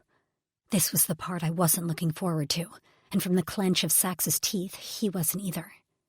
"Can you just pretend to be knocked out?" he asked. Graham gave him a suffering look. "You massacred everyone else and chose to spare me without a scratch? That's not going to be convincing to anyone." I reached out and squeezed Graham's hand. "Thank you. For everything." His eyes flickered before he steeled himself. "Just get out of here. Survive." He looked to Sax. "Come on, Drix, hit me." "I'll never forget what you did for us," Sax said, balling his fist. "If you ever need anything, come find me at the Night King's Clavus." A small smile passed over Graham's face. "Will do. See you in another life, Oldani." He cocked back his elbow and cracked Graham across the face. He crumpled like a doll, and his face had already begun to swell before he hit the floor. I flinched. "You didn't kill him, did you?" I wiggled out of Sax's arms and tried to check for a pulse. I finally felt a dull throbbing in Graham's neck. I looked up at Sax. "Still alive." "I didn't hit him that hard," he frowned. "Okay, we'll talk about your definition of hard some other time." I stood and wobbled on my feet. My limbs still hummed and trembled from the after effects of Han's wicked shock pole. I could taste a bitter metallic coating at the back of my tongue. After stealing a pair of boots from one of the dead Kulks for himself and Graham's for me, Sax scooped me into his arms. "Ready to get out of here, human?" I laced my hands behind Sax's thick neck and held on. "Ready." He burst out of the lab and took an immediate right, sprinting down the hallway. He ran so fast, the walls were a blur. No wonder he'd wanted to carry me. I could maybe run at 1/10 of his speed. He slid to a halt before a door with a small black panel beside it. He passed the ring over the screen, and the door slid open, revealing an elevator. He jumped in, and as the door slid shut, he pressed my head to his chest. "Brace." "What?" In the next second, the elevator shot up so fast that I swore we left my organs behind. I gasped for breath, feeling like I was in an amusement park on those towers that shot into the air. Sax's arms held me tight, which was great, because if I had been standing on my own, I swore I would have splattered to the floor like a swatted fly. The elevator finally slowed before slamming to a halt. If Sax hadn't been holding me, I would have been smooshed on the ceiling. The door didn't open right away, and Sax's chest heaved. I glanced up at him. The blue panther in my mind paced, its tail flicking restlessly. "Are you okay?" He didn't look at me, but the muscles in his neck bulged. "Yes," he spoke through gritted teeth. The door flung open, and I blinked into sunlight. Sitting there in the green dirt, right as Graham had promised, was an Aldani hovercar. Sax exhaled, his shoulders falling. He'd been nervous, and he hadn't wanted me to be nervous too. Little did he know I'd wanted to do nothing but throw up since we'd entered that lab. I didn't get a good look at what was around us, because Sax opened the door to the car and shoved me inside. I crawled to the passenger side where he directed me to stay low and out of sight. I huddled on the floor in front of the seat, ignoring the odd, unpleasant smell. Sax shoved his arms into a robe that had been waiting on the driver's seat, pulling the hood over his head as far as he could. The robe didn't do much to disguise his color and bulk, but it wouldn't draw the attention of anyone glancing through the vehicle's tinted windows. We hoped. He turned on the vehicle, and it rose into the air. When he turned his head to face me, his mouth split into a wide grin. "What are you so happy about?" I asked. "Been a long time since I've driven one of these." He gripped the steering wheel with pale blue knuckles. "When I worked for the Aldani, my job was to track down fugitives and one of these bad boys." He patted the dashboard and licked his fangs. "Never miss a bounty. You're in for a treat, Lioness." He maneuvered away from the huge building and into the maze-like surrounding area with deft turns of his wrists and alternating shifts between the accelerator and the brake. His muscles clenched as he moved with the car, his jaw jutting firmly from the hood's shadow. To be honest, it was kind of hot, and I wished I wasn't absolutely terrified for my life so I could enjoy the sight of him. We reached a busy area of town where voices drifted into the sanctuary of the car, and buildings rose tall outside the windows. I peered up to see the floating pods above the skyscrapers. I wondered where the Aldani female lived who had been so eager to see us naked. I shivered and clutched my knees to my chest. My muscles still ached, and when I wasn't staring out the window in awe, I was touching my wrists. The golden tattoo shimmered in the filtered sun, creeping through the tinted windows. The muscles in Sax's arms shifted as he drove, so his matching marks danced on his skin like decorative bangles. In the rush to get out of the lab, I'd forgotten all about our matching wrist markings. I wanted to ask him what the hell they were, but now was not the time. His jaw was clenched, eyes focused on his driving. The purple panther in my mind was turned away, occupied. When I'd been in one of these cars before, I hadn't paid much attention to the inside, as I'd been more focused on the fact that outside the windows had been a planet other than Earth. The dashboard looked more like an airplane's cockpit. Various knobs and switches littered a slanted panel, while a screen displayed a green grid that seemed to be a kind of map. A small dot flickered, signaling our location as we moved through the fortress's maze. He pressed a button on the console. "Alert scan." A voice. It sounded female, but who really knew on this planet? Answered him from a speaker near my head. "No alerts at this time." "What's that?" I asked. "That's Yuli, the Aldani artificial intelligence system. She can only be accessed within the Al-Azhar walls or through an Aldani vehicle like this or an aircraft." "Why did you ask her about alerts?" "If they know we're missing, they'll send up an alert. She'll know immediately." Okay, so Yuli was our friend, except there were hundreds of other Yulis in other cars. Sax blew out a breath, and his gaze flicked to me before focusing back on the road. Or air path? Whatever it was. "You okay?" "I'm fine." I hadn't taken one good breath since walking into that fucking lab. "We're going to get out of here, Val," he vowed. I didn't answer, because while I trusted him, I didn't trust anyone within these walls. I still wasn't sure I trusted Graham yet, even though he'd come through for us this far. I crossed my fingers, toes, and eyes. He frowned at me.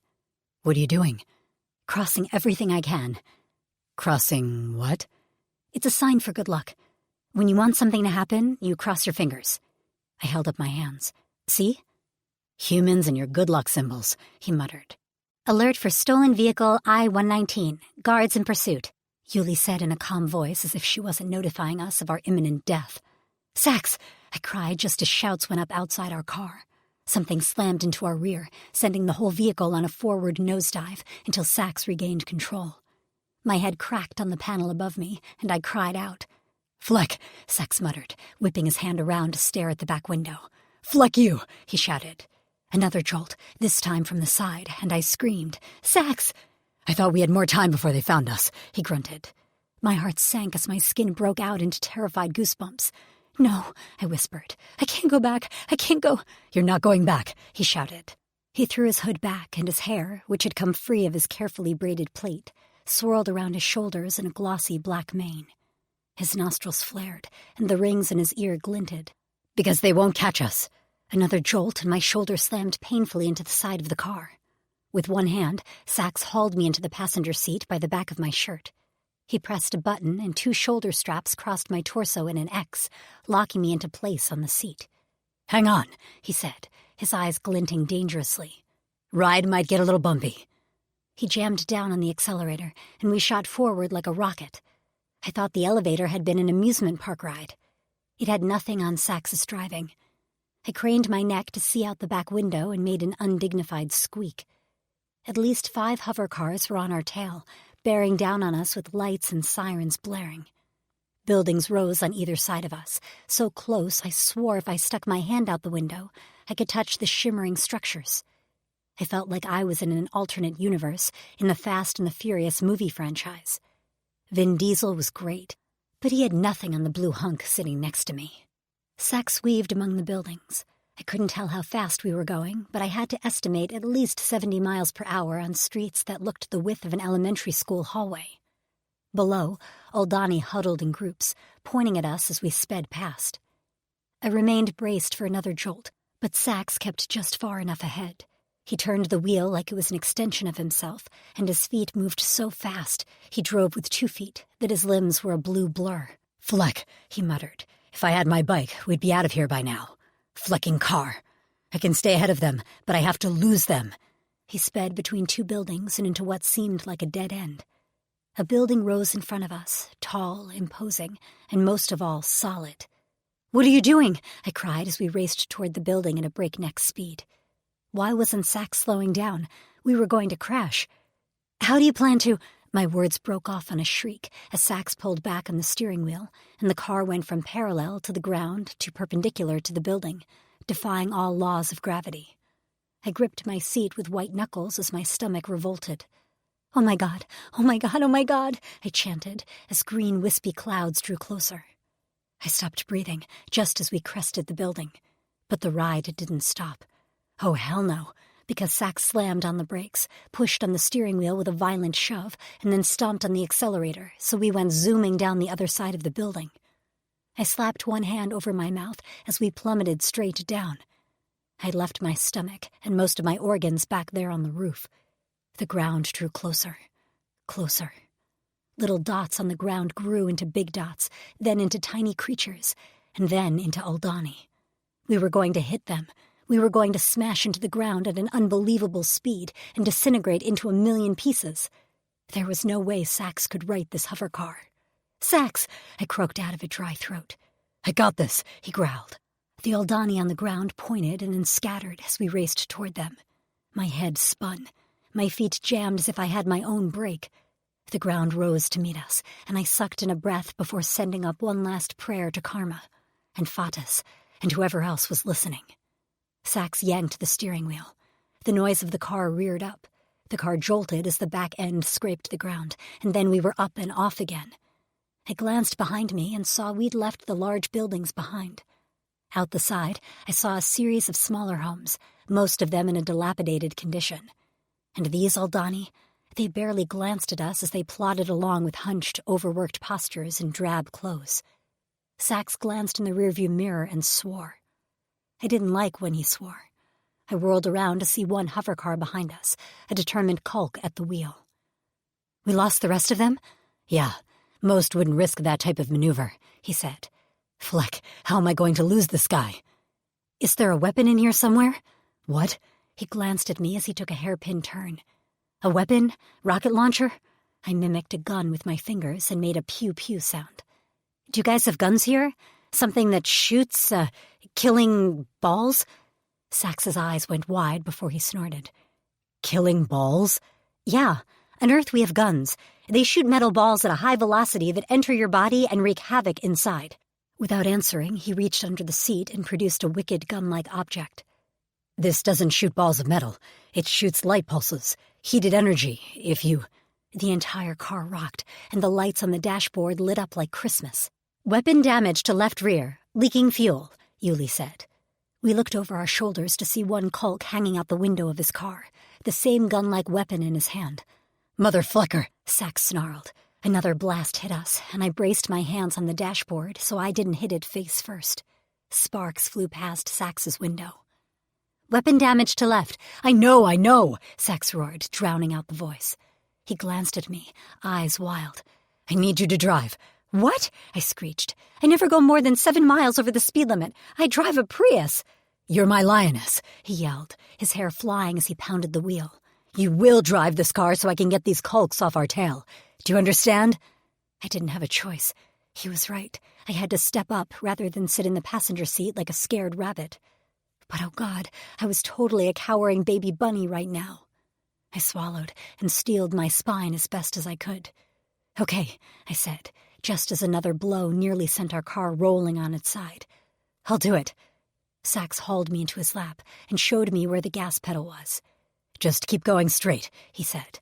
We're heading to the back wall where we have access to leave the gate. I gripped the steering wheel as he slid out from underneath me and threw his bulk into the passenger seat.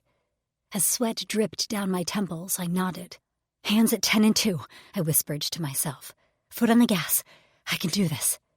I had been talking to myself, but Sax answered anyway. You can do this, Val. You can.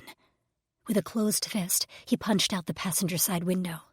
Air rushed into the car, taking my breath away and sending my hair swirling around my shoulders. Something sharp sliced my cheek, but I ignored it, even as something wet and hot slid toward my jawline. Sax and I must have looked a sight, his black hair nearly alive around his head, and my blonde locks whipping and twisting in the wind.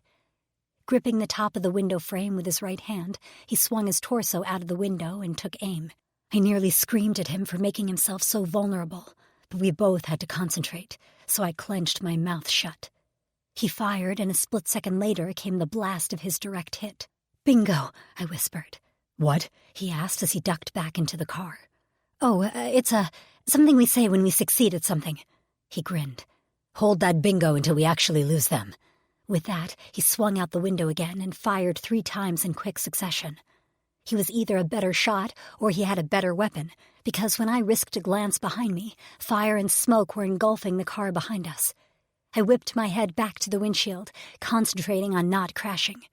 A blast rocked the rear of the car, and I heard the sound of metal shrieking as the car behind us, no doubt, hit the ground. Sax reached over and steadied the wheel with a giant hand. He grinned at me, all fangs and flushed cheeks. Bingo, he sang. Chapter 10. Sax. After switching places with Val, I gunned the accelerator, speeding toward the back gate. We weren't out of Alizar yet, but my blood hummed and my skin itched as freedom was just beyond the reach of my claw tips. It was only a matter of time before the Eldani unleashed as many Kulk defense as they could hunt us down. The fortress walls rose high and forbidding in front of us, but I focused on the small car-shaped gate we were racing toward. I pressed a button on the dashboard. Open rear gates. The voice crackled to life. The damage sustained to the vehicle must have rattled something loose because she was sounding a little hoarse. Permission denied. Denied? I hollered and slammed my fist on the wheel. The vehicle shuddered and Val's eyes nearly bulged out of her head. Denied? She echoed my words. What does that mean? We can't leave? Graham said he gave us access. I tapped my fingers on the cracked screen. He wouldn't do this to us, Val murmured. I looked in his eyes. He was honest. I didn't have the core to tell her that no old Donnie was honest. Access permissions, I said to the car. What is our access level? Access level is 5. I don't understand, I said. A level 5 means we should be able to open the gates. I know this. This was my flecking job. Rear gate access has been closed for all levels because of internal emergency. The voice crackled. Fleck! I roared. They can't remotely deny an individual car's access, but they can change the permission levels on the exits. Panic welled in my chest, squeezing my lungs until I could barely breathe. Why didn't I think of that? Val reached for my biceps, her wide eyes peering up into my face. It's okay, Sax. We did everything we could. The resignation in her voice cracked my core wide open. Ever since the core eternal locks had appeared on our wrists, I felt her in my mind, a golden Celebri with black stripes standing proud and quiet. But now that Celebri lay down, its belly flat on the floor, nostrils wide and flaring. No way would my lioness give up. I wouldn't let her. "What?" I whipped my head to her. "It's not okay. I haven't done everything I can, not yet." "Can I override gate permissions?" I asked the car. "Only with elite-level access. Scan if in your possession." "Elite-level what?" Val asked. I let out a long, low breath of relief and didn't slow down as we approached the gates. "Sax, slow down!" I waved my hand in front of the screen, the key ring Graham had given us shining on my first knuckle. "Here's your elite level, you fleckers."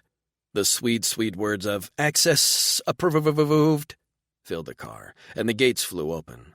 We soared through them, the edges of the doors scraping the sides of our car with an animal-like shriek on our way out.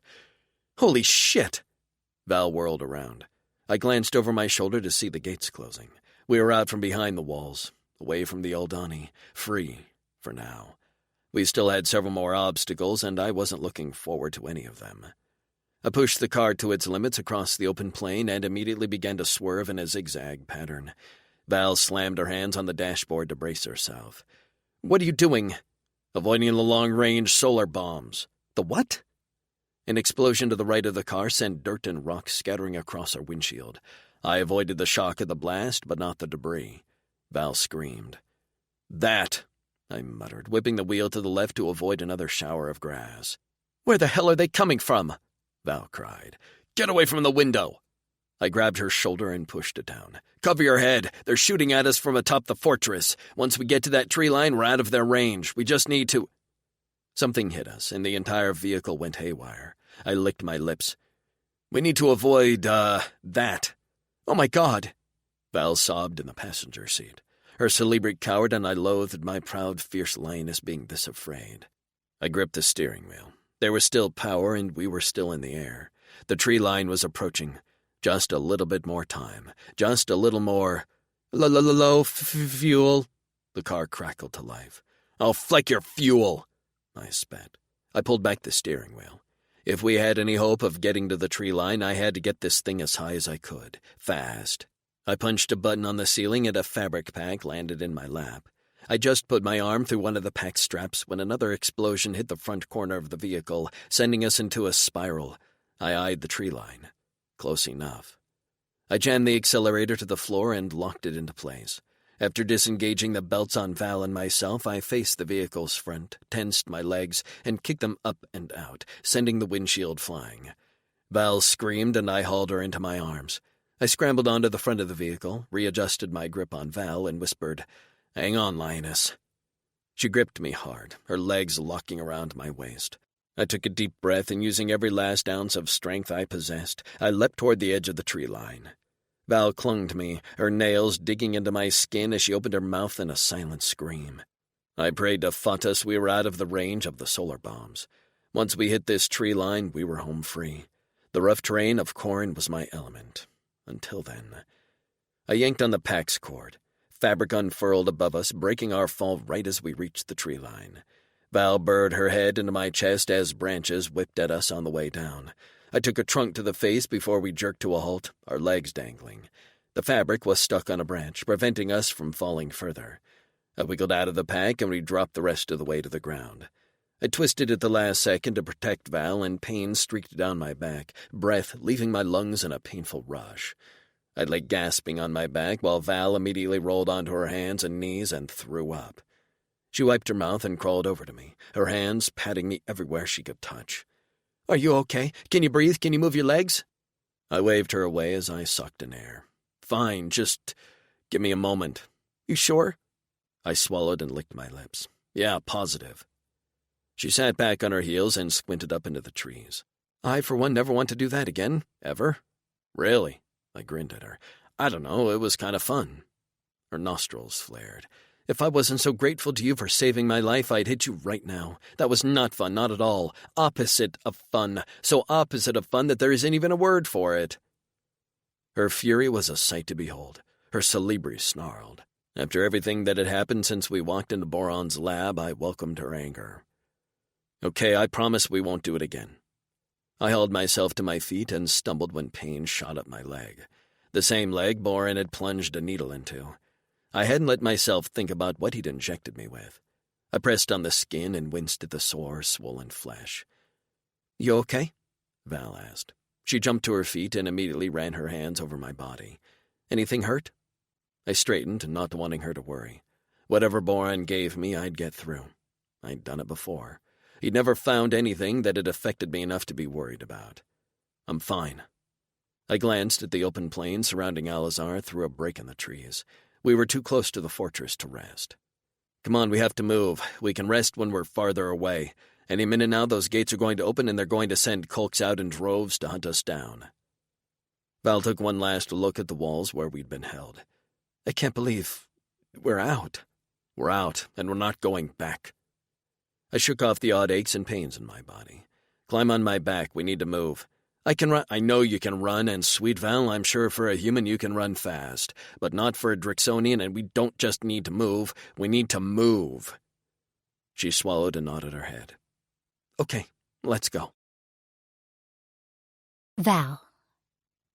We were maybe a mile away from Alizar, Sax's strong legs powering up a hill, when the gates to Alizar opened and a stream of Kulks emerged on foot. I could see them, like little ants emerging from an anthill. But I knew they were no ants. Up close, they were scary as shit. Goosebumps rose on my arms, and the hair on the back of my neck stood on end. I shuddered just thinking about those smelly, massive aliens. I'd seen Sax kill 4 Kulks since I'd met him, but the amount of Kulks emerging from the gates?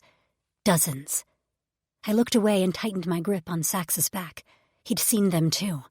I hadn't thought it was possible, but he picked up his pace. "Why aren't they all in those car things?" I asked. "Wouldn't they be able to find us faster?" "The terrain is too rough for the vehicles. It's one of the reasons we stay on our side of the continent, and they stay on theirs. Even so, their resources are finite. They don't have enough transport vehicles to supply all their defense, and even if they did, the fuel cost would be astronomical." I nodded because that made sense. Suddenly, Sax faltered, like he'd stepped in a hole, but he righted himself quickly. I frowned. His gait was off.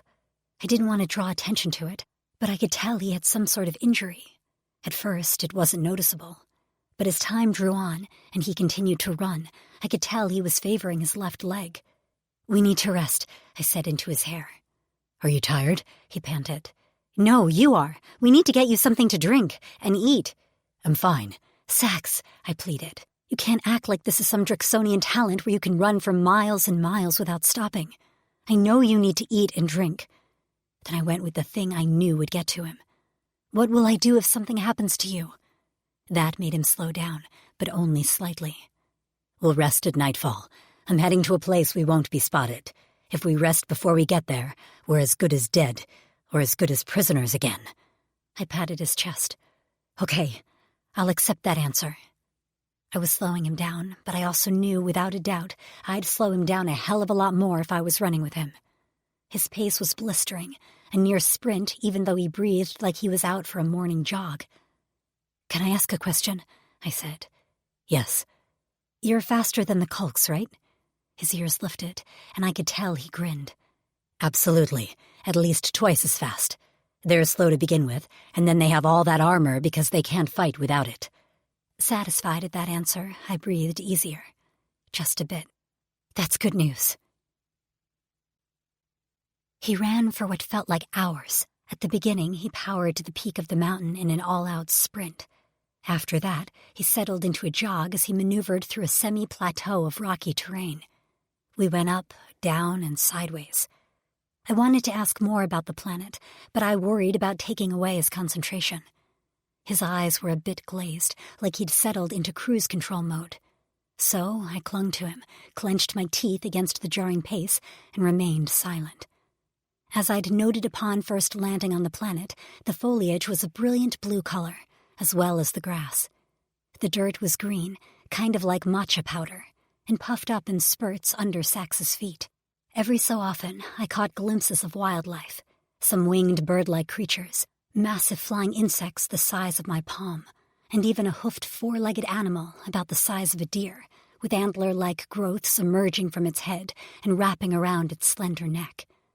Through gaps in the overhead trees, the sun shone close and hot, causing sweat to drip down my back. Of course, it wasn't my sun, the sun I was used to, but it was a sun nonetheless, and I basked in its warmth. There had been many times in the Aldani fortress I thought I'd never feel sunshine again.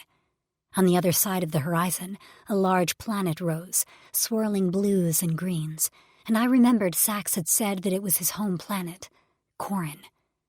As the sun began to dip, Sax's breathing finally grew labored to the point of wheezing. "Can we stop yet?" I asked him. He shook his head. "Not much longer. Almost there." By the time he slowed, I swore my bones had rattled apart and everything ached from holding onto his body. Fuck, I was tired. But I didn't dare complain. He had run almost the entire day. Between the two of us, he was the one who deserved to whine. But he didn't say a word. He drew to a stop in a nondescript spot that looked like a million other spots we'd passed. He set me gently on my feet, and I wobbled as feeling came back into my legs. I braced myself on a tree and listened for the stomping of colks. In the far distance, I could hear rustling, but it didn't seem to be close. What did I know, though? I wasn't a tracker. Sax had approached a dense-looking bush and appeared to be looking for something in its branches. He knelt, and for a moment I thought he was pulling on a root. I gasped as the tree root turned out to be not attached to a tree. It was a handle to some kind of door, embedded in the earth. With a jerk, Sax opened the door all the way and gestured toward a dark opening in the ground. "What is that?" I muttered, stepping closer. "I'll explain once we get inside." His voice was low, urgent. "We're going in there?" I squeaked. Oh God, I was claustrophobic. The elevator had been bad enough, but now he wanted me to climb into a dark hole in the ground? Lord, kill me now. Sax grabbed my hand and looked me in the eyes. "We have to, Val. I can't outrun them the entire way to safety. We have to hide so I can rest." His fatigue was stark in the pale lines of his face and the cracked skin of his lips. He was dehydrated, hungry, and exhausted. I had to buck up and crawl into this pit of hell. For him. I could do it for him. I nodded with gritted teeth and tried to hide my full-body tremors. "Right. So There's a ladder. You have to go in first so I can shut the hatch." "Of course. Fuck me." "Okay." He showed me the first rung of the ladder, and after counting to 10, I descended.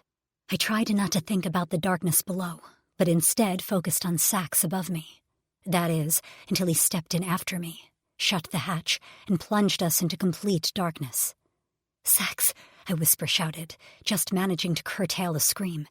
Suddenly, a click echoed in the inky blackness, and I froze in fear until a light appeared above me.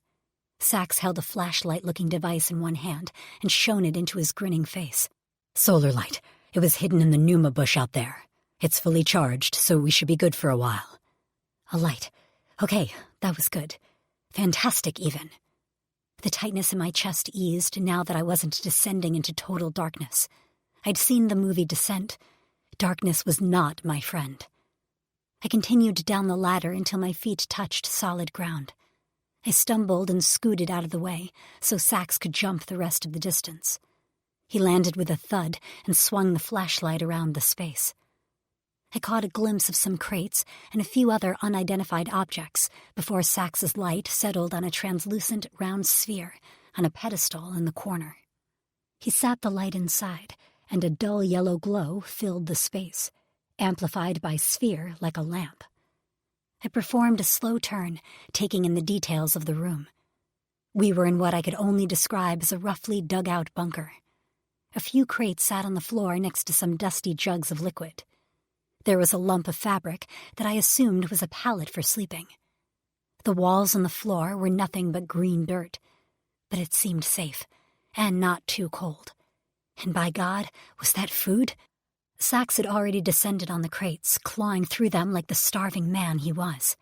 He pulled out a couple of bars, and I practically inhaled one. I didn't even care that they tasted a bit like cardboard. It was the most delicious cardboard I'd ever eaten.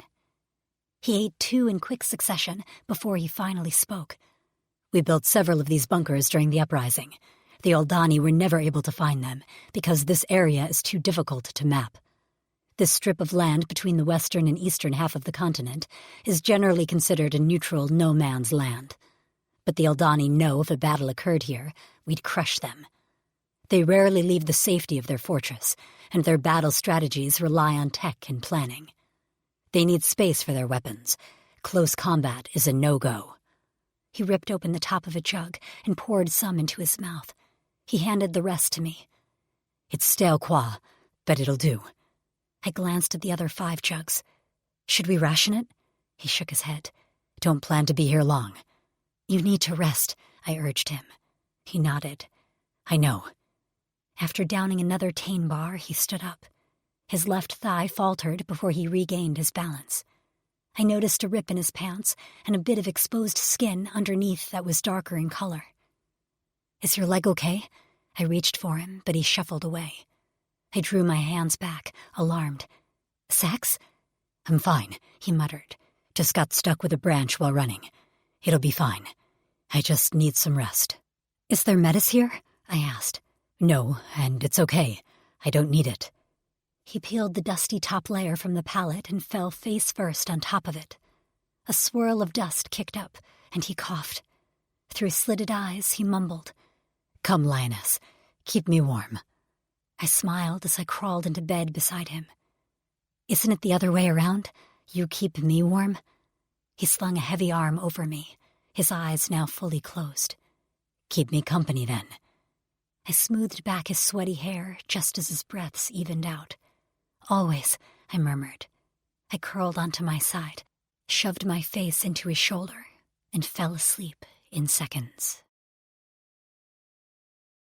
Chapter 11. Val. I blinked my eyes open, and all I saw was blue. A beautiful blue hue. I slowly lifted my gaze to see Sax still asleep, his full lips parted, and the fatigued lines erased from his face. The light in the sphere still glowed, showing me that Sax's color had returned. A relief after he'd been so pale last night. In sleep, we'd both migrated onto our sides facing each other. Sax's arm was wrapped around my waist, his other tucked under my head so my temple rested on his biceps.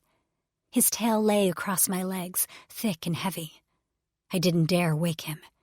He needed his sleep, and I had to admit I was enjoying this unencumbered study of my big alien.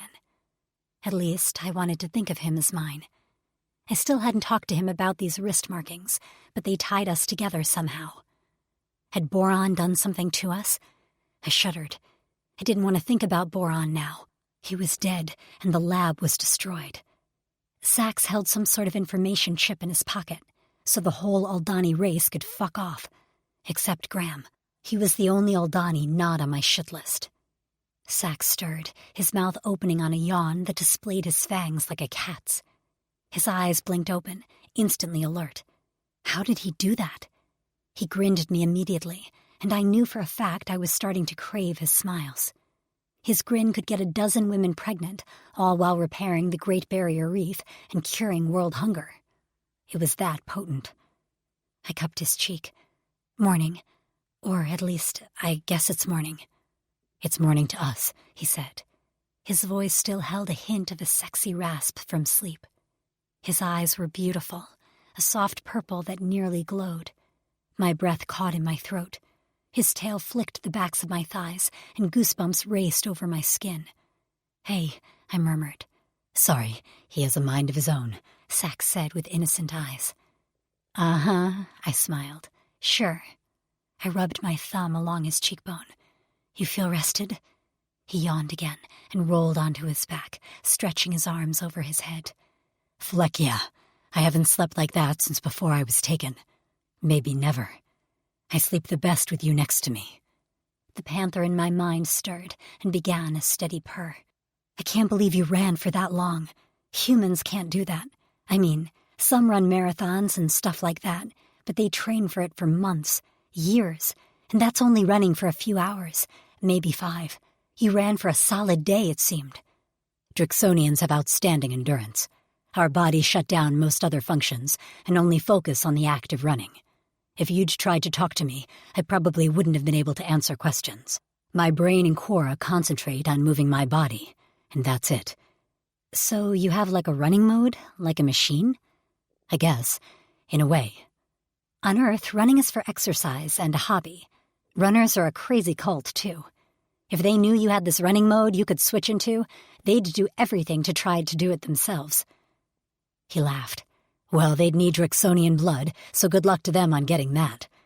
My eyes fell on his wrists, and I reached over to slip my fingers between his. I held up our linked hands. Can we talk about these now? He ran his fingers over the markings. I can barely believe it, he murmured. The whole time we were escaping, all I could think about was that Fatus meant for us to survive. Every single thing the Oldani put me through, all the pain and starvation and humiliation, it was all worth it. His pretty purple eyes locked with mine, because she gave me you as my mate, my Cora Eternal. My brain had begun to process things faster since the whole aliens actually exist realization. But I was still struck dumb at his statement. My implant roughly translated Cora Eternal as forever heart. Mates, I said in a hushed whisper, as if speaking it too loudly meant that he'd tell me it was all a joke. Back when we lived on Corin, Cora Eternal pairings were rare. Like once-in-a-generation rare. But then my brother showed up with his human, and they had their locks. That's what we call these matching wrist markings. But what does it mean? It means Fatas has chosen you for me, and me for you. It means we're meant to be together, and can feel each other's emotions. I can feel you, your aura, like a fierce Celebri in my mind. Your aura is a purple panther. He rolled onto his side and propped his head on a fist. What's a panther? A big cat. He still looked confused. I bit my lip and tried again. A large furred predator, with fangs. They are stealthy and smart. A panther, he murmured. I like that word. You know, I was hunting a Celebri when the Oldani overpowered me. We use them for their pelts, but I've decided I'll never kill another. They are sacred to me now. That wicked grin split his face. Fatas put that Celebri in my path so I'd find my lioness. I couldn't stop staring at our wrists. But why did they appear when they did? My brother told me the bonding process starts the first time we meet. I remember how I'd felt gazing at his big unconscious body in the cell. How I somehow felt like I could touch him and that he wouldn't hurt me. I grazed my fingers over his side. Maybe that was why I felt so compelled to clean your wounds, to take care of you. Something in me recognized something in you, he murmured. Dad said that once a mate kills someone who spills his mate's blood, the locks appear and complete the bond. That's when we gain our auras. Han, I said. He made me bleed. Sax nodded. I didn't think there'd be another Cora Eternal in this generation. I don't know what this means or what Fatas is trying to tell us, but this bond and you means everything to me. His words sent tingles down my spine. Me too. This is the last thing I expected to happen. So what does being mates mean? It means we're connected. I get that, but in what way? I bit my lip. I'm sorry. This isn't a concept that's a reality on Earth. I guess some people believe in soulmates, but I never did. And on Earth, we certainly don't feel each other's emotions in our heads or develop magical tattoos. He grasped my hand and tugged it to his chest, over where his heart beat strong. Don't think so hard. Feel. He spoke the command so simply, like it was easy. But it wasn't for me. I didn't open myself up to friends, patients, or coworkers. Only my mom had gotten the whole of me, and even then, there were things I kept from her. Because there were just some things you couldn't share with your mother. I swallowed, and the panther in my mind climbed as high as it could go, and surveyed my jumbled thoughts like a king. Warmth spread through me from the center of my chest to every limb and digit. Tell me, he said softly, what do you feel? I spoke without thinking first. Warm, safe, protected. A kind smile spread across his face, not the normal cocky Sax grin. I feel complete.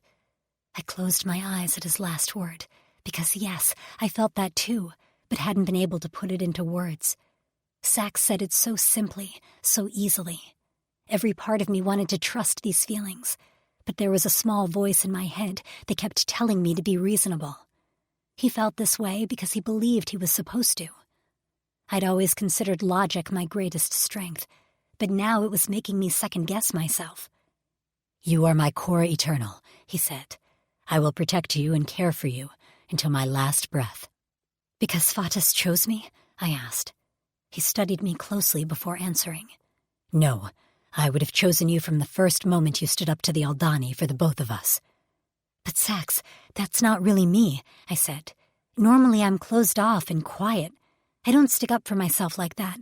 It was an extreme situation, what we lived through in those cells." He cocked his head. "I don't think that. I think extreme situations bring out who we really are." "Maybe so, but I'm terrified that sticking up for myself is going to backfire one day. Sure, Polu did what I wanted and improved our living situation by a small increment. But what if they hadn't? There are just too many variables, and when faced with a decision, they cycle through my head until I— "Val," he interrupted me with a firm tone. I bit my lip. He smiled, and it was a tad patronizing, but I let it go. "Trust your instincts." "My instincts are typically to hide or flee for self-preservation." He shook his head. "No, they aren't. They aren't because so far your instincts have been to protect us." "No," I wanted to scream. "My instinct is to protect you." "And if your actions ever backfire," he said, "I'll be there to save you from the fallout. We're a team, you and me. We were a team without these locks." He held up my wrist and shook it. "And we'll be a team afterward, don't you see? You were meant for me, and that was why Fatas gave us the locks, not the other way around." When he put it that way, it made a little more sense, but this was still a foreign concept to me. He frowned. "Do you doubt how you feel about me? Do you think I don't deserve you?" "What?" I gasped. "No, Sax, that's not at all what I think." My eyes pricked with tears, and he'd rushed up my neck to flush my face. How could he think he wasn't worthy? "I could live 1,000 lifetimes and not deserve you." The tears spilled out, slipping down my cheeks as I sniffed. Sax sat up and gathered me into his arms. I tried valiantly to stop the tears, but they kept coming, so I let them go. In a way, it felt cleansing. "Val," he murmured into my hair. "Sweet Val, I'd live 1,000 lifetimes of agony just for one with you." I held on to him for a while and cried until I felt my tears taper off. I wasn't even sure why I cried.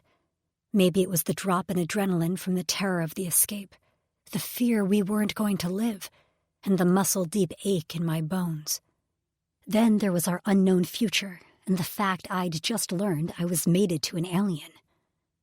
He petted my hair and made a soothing vibrating sound in his chest that nearly lulled me to sleep. He didn't go in for a kiss or try to push for intimacy. I probably would have given in, because my body responded to him no matter what he did. But my head wouldn't have been in it. Not now. With a smile that said he knew exactly what I needed, he rose from the bed and picked up the lighted sphere. He tugged me from the pallet, gripping my hand tightly. I let him lead me down a small tunnel I hadn't noticed before at the back of the bunker. I had to crouch to not hit my head on the dirt ceiling, and Sax was nearly bent double. But I didn't worry. I'd followed him. This tunnel felt like a breeze. As we drew closer, the walls seemed to drip, and my bare toes squelched in mud. Humidity hung thick in the air. Eventually, the tunnel ended, and we stepped into a wider cavern. He set the sphere down, illuminating the space. When I saw the reason he'd led me there, I gasped. It was some kind of a spring. A jacuzzi-sized basin of steaming water bubbled in the cavern's center. Surrounding the spring were plants of all shapes and sizes, pretty blue ferns and teal leaves the size of a palm frond. Large purple and green flowers bloomed, their stems too heavy to hold the petals, so they dipped into the water as if they needed a sip. "This is beautiful," I said in awe. After the hell we'd lived in, this was paradise. "Can we stay here forever?" Sax laughed. "Maybe not forever, but there's no rush. We have enough food for a few rotations." I approached the edge of the water with caution. "Can I get in? Is it too hot?" "Nope, perfect for bathing. We prefer cleansers, but when they aren't available, hot springs of Kwa will do." Ah, of course this was Kwa. It looked so much like water that I'd forgotten. And while the cleanser had cleaned my skin and hair, there was nothing like the feel of hot water on my skin. I'd missed it. Not wanting to waste another minute, I tossed off my filthy clothes and poked a toe into the water. It feels just like a jacuzzi, I moaned. A what? Sax brushed my back, and I turned to see he was naked too. God, he was incredible. For a moment, I forgot what he asked me. I shook my head to jar the question loose. A jacuzzi, I answered. It's like a big pool of water we relax in. Maybe while drinking wine or fruity drinks with umbrellas in them. A good romance novel wouldn't be amiss. He did that cute head tilt thing he often did before lifting his lips into a smirk. He raised his arms over his head and dove into the qua. I squeaked and stepped to the edge to peer down, worried he'd hit his head. Where were the no diving in the shallow end signs? But the qua was deeper than I thought, because his blue body streaked downward, maybe a dozen or so feet, before he took a graceful turn. With one powerful kick, he rocketed upward. He surfaced with the toss of his hair that was straight out of Baywatch, or should have been, if Baywatch had been about women's fantasies. It was then I realized that the water beaded off him, like he'd been doused in Rain-X, or was part duck. He treaded water like he'd been doing it his whole life. What can't he do? I must have said that thought out loud, because he laughed and said, "There are a lot of things I can't do." I crouched down at the side of the pool. Like what? Well, Daz always says I don't know when to keep my mouth shut. I snorted. Okay, I can see that, but I happen to like your mouth. I'm partial to it. He swam over to me and braced his arms on the side. Let's see. I'm actually not that good of a shot. I can drive just about any type of vehicle, but I'm lousy with a solar gun. But you hit the vehicle that was chasing us. Lucky, he said. Or Fatas. Or it was a pretty big target. I'm glad I have you as a witness, because none of the males are going to believe I did that. My brother Daz, he's a great shot. He pushed up to plant a quick kiss on my lips before kicking away toward the pool center like a playful seal. Now get in. I've been dying to see my lioness wet. I obliged, sliding into the water not so gracefully. Moaning out loud as the heated water soothed my sore muscles, I sunk down until my head was submerged. I surfaced reluctantly and rubbed the water out of my eyes. He stared at my hair, and I realized, as odd as I thought it was that his skin repelled water, he must have been amazed at how my hair soaked it up. He paddled toward me and sifted his hands through my blonde locks. It's like a sheet of sunshine, he murmured. I drifted toward Sax. I wrapped my arms and legs around him and held on as he treaded water in the deeper part of the spring. His skin felt a bit like oiled velvet, and I couldn't seem to get close enough. Thank you, I said. This is exactly what I need. We leave the stink of that place behind, okay? Wrapping an arm around my waist, he swam toward the poolside. He perched on the underwater ledge and leaned back. My hair swirled around us, just below the surface. We won't go back, Val, I promise. They won't find this bunker, right? No, and if they do, there's an alternate escape. He flicked his fingers behind us, where another tunnel led deeper underground. We are safe here. Soon I'll head up to scout out the area to determine when we can leave. And where are we going? He grinned, and his entire face lit up. Home, he said with reverence. He rubbed at his left biceps, and a flicker of sadness passed over his eyes. My brother is Drexel, the leader of the Night King's Clavis. We are about 60 strong, and we will be safe there. According to my brother, there are more females than just his mate. You can have friends. He grasped the back of my neck and squeezed. Friends, I echoed. I didn't have many friends back on Earth. No, he frowned. But your Cora is so big. Surely others saw that. I didn't really let others see me. I worked and took care of my home and kept to myself. Did you want friends? I liked my nights where I cooked myself a delicious meal and curled up with a good book. My job was tiring, stressful, and full of people. As an introvert, I valued my alone time. But there were nights where I'd browse on Facebook and see former classmates living fabulous lives, full of family and adventures, and I'd wondered if I was selling myself short, letting life pass me by. I'd thought about traveling a little, Maybe take a cruise to a tropical location with fun excursions for a little adventure. Careful what you wish for. I liked my life. I truly did, I said.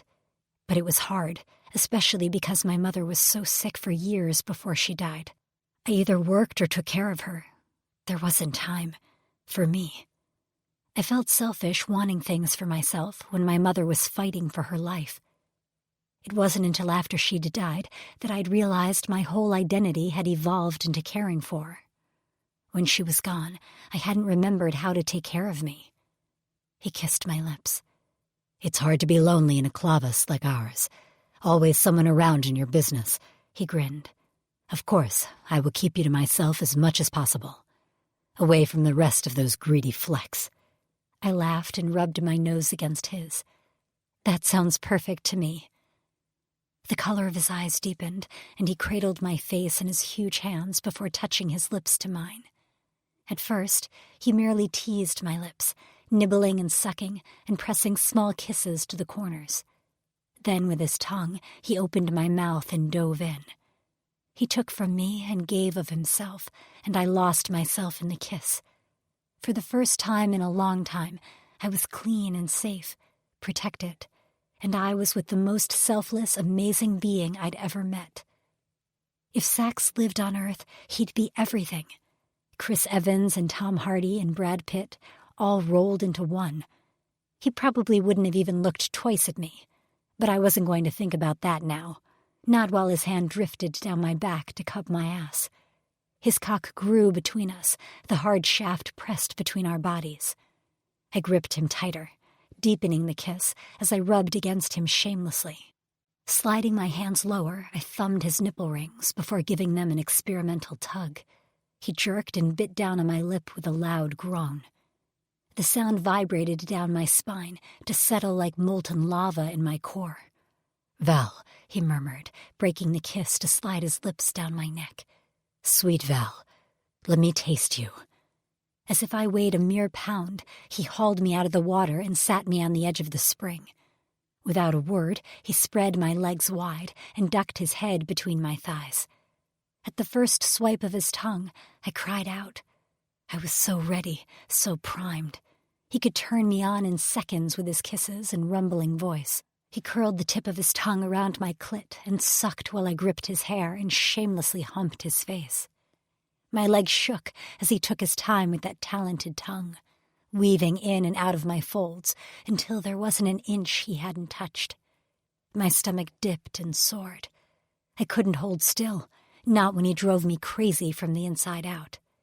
My head fell back and my eyes closed. Look at me. His hot breath fanned my pussy. I dropped my head to look into his blazing purple eyes. Look at me while I eat you, lioness, while I make you come on my tongue. Be as loud as you want. I want to hear my lioness roar. Oh, God, I moaned at his words. My cream slicked my thighs, mingling with the qua, and yet he continued to bring me higher as he plunged his tongue into my entrance. I moaned as he licked into me and nearly came out of my skin as the long muscle began to vibrate. I bucked into him, holding his head to me so tightly I should have worried I was suffocating him. When I came, the sound that erupted from my throat wasn't human. The gargled cry might have been a roar or a high-pitched moan. All I knew was that Sax was the only one who could bring that sound out of me. My limbs shook, and my muscles turned to jelly. As my blood rushed back to the neglected parts of my body, my head swam. I slid bonelessly into the water, and in one fluid motion, Sax growled and slammed me onto his lap. His cock slid inside me with ease, as slick as I was from my orgasm. My breath stuttered in my lungs, and I gasped for air, the fullness of him nearly too much. He froze and looked into my eyes. They were a tornado of purple and black. He seemed in a trance until he blinked a few times and shook his head. His fingers flexed on my hips, and his lips were stretched across his teeth in a near grimace. I'm sorry, he said. I can't hold myself back. It's okay, I panted, shifting my weight to accommodate his girth. I want this. Fuck me, Sax. Make me yours. His eyes flared like lasers. "You're already mine," he growled, "and you'll remain mine until our last breaths." He reared back and slammed into me. He didn't stop there. He followed my demands and fucked me hard, his cock plunging in my depths with every stroke of his powerful hips. The water slapped against us and spilled out of the spring as he powered into me. His hands braced in the dirt on either side of my shoulders. The panther in his aura grew bigger, doubling in size, until it let out an almighty claiming roar. "Mine," Sax grunted, his nostrils flaring and his hair swirling around us like his mane was alive. "My fierce lioness, my cunt." He wrapped one hand around my throat like a collar. "Only my cock claims you. Only my seed will make your belly round with our young." I could do nothing but hang on as he ravaged me. "Yes, Sax," I whispered over the sounds of the swirling qua. "Yours, only yours, forever." He kissed me brutally. I knew my lips would be bruised, and I didn't care. I clung to his shoulders, digging my nails into his scales, wanting to leave my mark on him as he left his on me. A suction latched onto my clit, pulling hard, and I reared back with a cry as my body shuddered. I had a split-second thought that now I knew what that note on his cock was for, and it meant good things for me. The orgasm barreled into me like a freight train, stealing my voice and my breath. All I could see was the panther's throat, stretched as he roared triumphantly into the sky. The sound traveled through my body, igniting my blood. It wasn't until my vision focused that I realized Sax roared too, the sound reverberating off the walls of the cavern as he emptied himself into me. His hips surged, plundered, and I gave it all up to him willingly. He collapsed against me, his head on my shoulders as his back heaved. I held him to me tightly, worried that if I let go, this connection would turn out to have been a dream. Because one thing was sure, I loved Sax. I loved him down to my bones.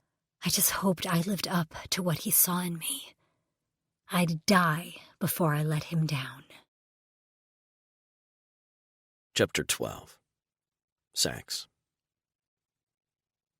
Val rested on my lap, her back to my front, as her hands floated on the surface of the qua. Her head lay against my shoulder, her eyes closed. At first I kept my hands to myself, but the creamy flesh of her round breasts proved too tempting. I cupped them in my hands, loving the feel of her smooth skin. Brushing my thumbs over her peaked nipples, I relished the small moans that left her lips. Something was bothering her, though. The cerebri in her aura remained restless, and creases marred the skin between her light brows. I rubbed the skin there, and she opened her eyes, craning her neck back to look at me. "Do I have something on my face?" "What's bothering you?" I asked. "Nothing," she answered quickly. I blew out a breath on her wet neck and watched in fascination as her skin pimpled. "That is a lie. You forget I can feel your nerves." "I'm just anxious is all." She bit her lip. I ran my hands over her ribs and clutched at the softness of her hips. "I don't know what the other males of your Clovis will be like. What if your brother doesn't think I'm worthy of you? What if the other women don't like me? What if you find another of the women attractive?" I laughed, loudly. Val whirled around like a pissed-off celebri and with a cupped hand sent a swirl of qua into my face. I sputtered and choked as I caught a mouthful, which only made me laugh harder. She narrowed her eyes and scrunched her nose. "I'm freaking out and you laugh at me, asshole," she muttered. She made to swim away, but I grabbed her and tugged her back against me. She struggled, but gave up quickly because she knew I was stronger. She refused to look at me as she straddled my lap. "Val," I said after coughing a few more times, "I'm sorry for laughing." With her arms crossed over her chest, all she did was make her breasts more enticing. I had to look away from them before I took her again. I forced her head to face me, but her eyes stubbornly remained focused over my shoulder. "First, no other woman will catch my eye. That is not in our biology. We are devoted to our mate and only our mate. With you as my core eternal, another woman wouldn't even catch my eye. Val, my cock had never been fully hard before I saw you, and it wasn't just because you are a human female, it is because you are you. It is the way we are. You tell me humans are not like that?" Finally, her eyes met mine, and she swallowed. "No, they're not." "How so?" "Human males get hard at a stiff breeze." "They take multiple lovers?" The tension seemed to ease from her body as she sighed heavily. Yes, and it's normal for people on Earth to date until they find someone they want to be monogamous with, and that's acceptable and fine. Then there are the people who commit to a relationship who sleep around anyway, in secret. They hide it from the person they supposedly love and had promised to be faithful to. I frowned. I don't understand all those words, but Drixonians do not mate with others. She seemed dubious. That seems a little too good to be true. I didn't like the tremble in her voice, the doubt. Did a human male do this to you? She winced as if the question hurt. Yes, Sax, that happened to me. I wrapped a strong arm around her back and pressed her chest tight against mine. Fleck your human males, I growled. They are not worthy of you. She shifted on my lap, and my cock, which had already begun to rise, stiffened further. My mind seemed to go offline when that happened, and all I could think about was getting my mouth on her skin and my cock in her cunt. She must have been thinking the same thing because her nipples hardened and a flush rose up to stain her pale cheeks. I thought you were handsome before, she said softly, but you are even more handsome when you're turned on. Your cheeks get darker and your eyes glow.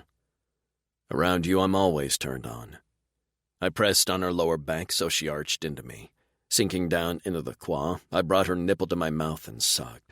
She gripped my horns and held on as I lashed my tongue and metal piercings against the stiff peak. When her hips began to churn, rubbing her sweet cunt against my cock, I gripped her hips and feasted on her breasts. The pale globes were large and overflowed my hand, which I couldn't get enough of. So much of her was soft and pretty, like nothing I'd ever seen before. Down here in the safety of our quaw spring, I could take my time to appreciate her beauty. Her pretty golden hair streamed down her back in a sheet of sunshine, and before I could take matters into my own hands, she reached between us, grabbed my cock, and guided it into her entrance. She groaned as I surged into her. Being inside of Val was indescribable.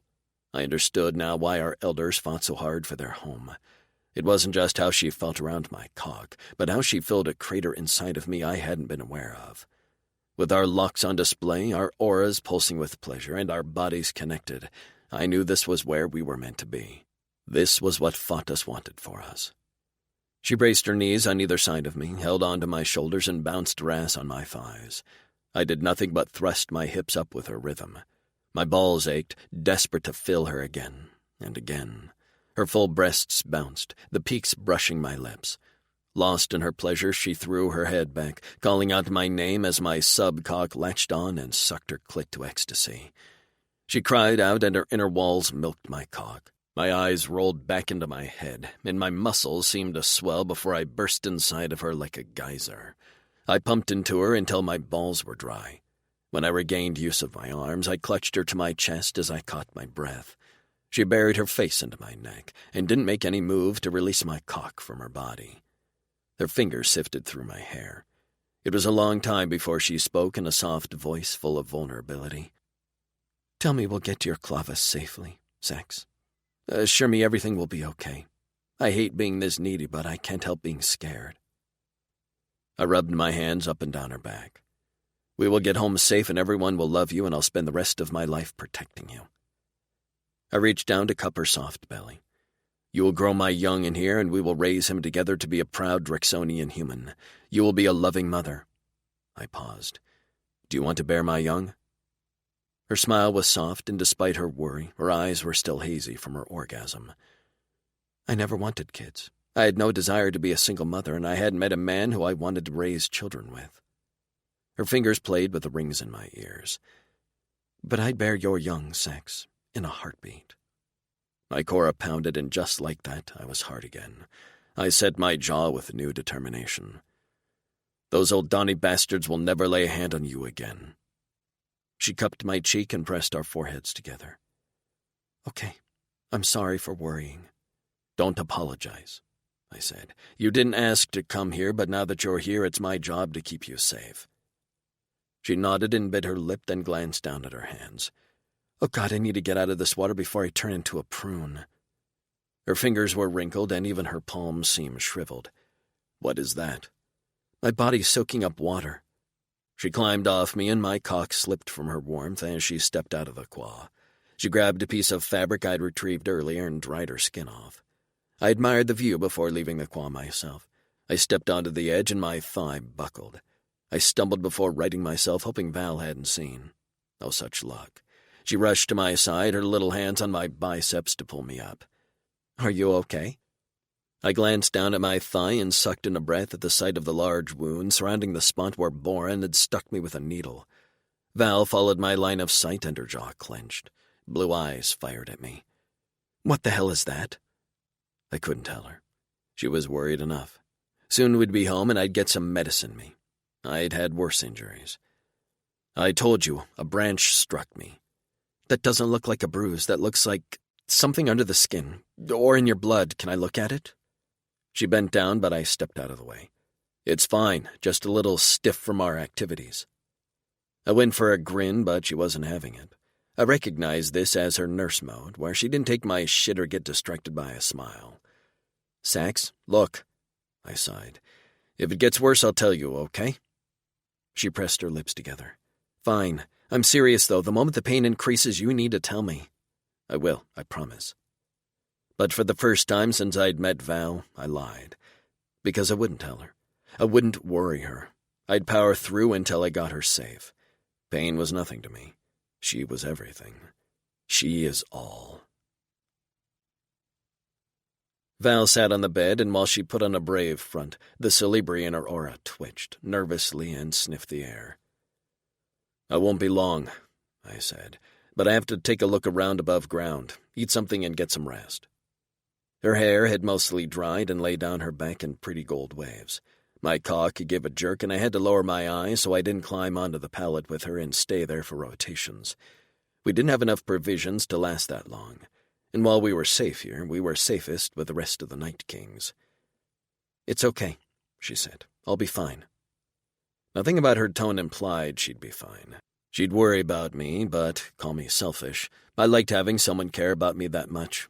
I'd been jealous of what Daz and his mate had, the way they'd been willing to sacrifice for each other. I couldn't wait to tell him stories of my brave Val, how she stood up to the old Donnie, how she tackled Han in my defense. "You'll rest?" She nodded. "I'm going to eat some of that jerky and then lay down." I braced my hands on the pallet and pressed a kiss to her forehead. "I'll be back."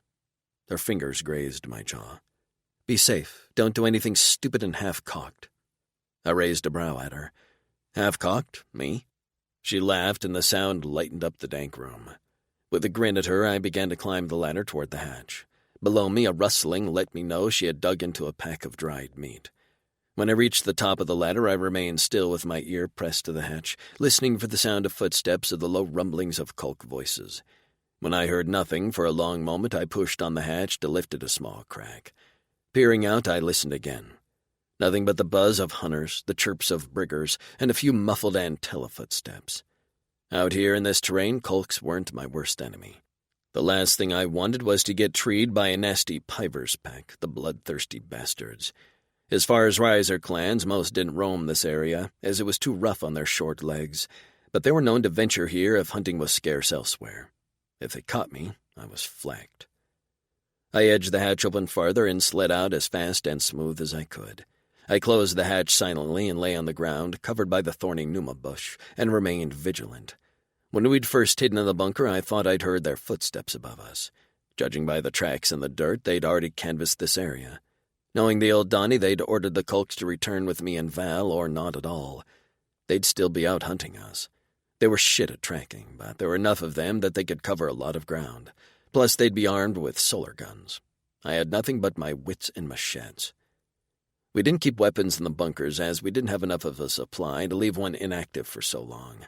And while we could conceal a solar light near the hatch, hiding a solar gun would have been difficult because of its bulk.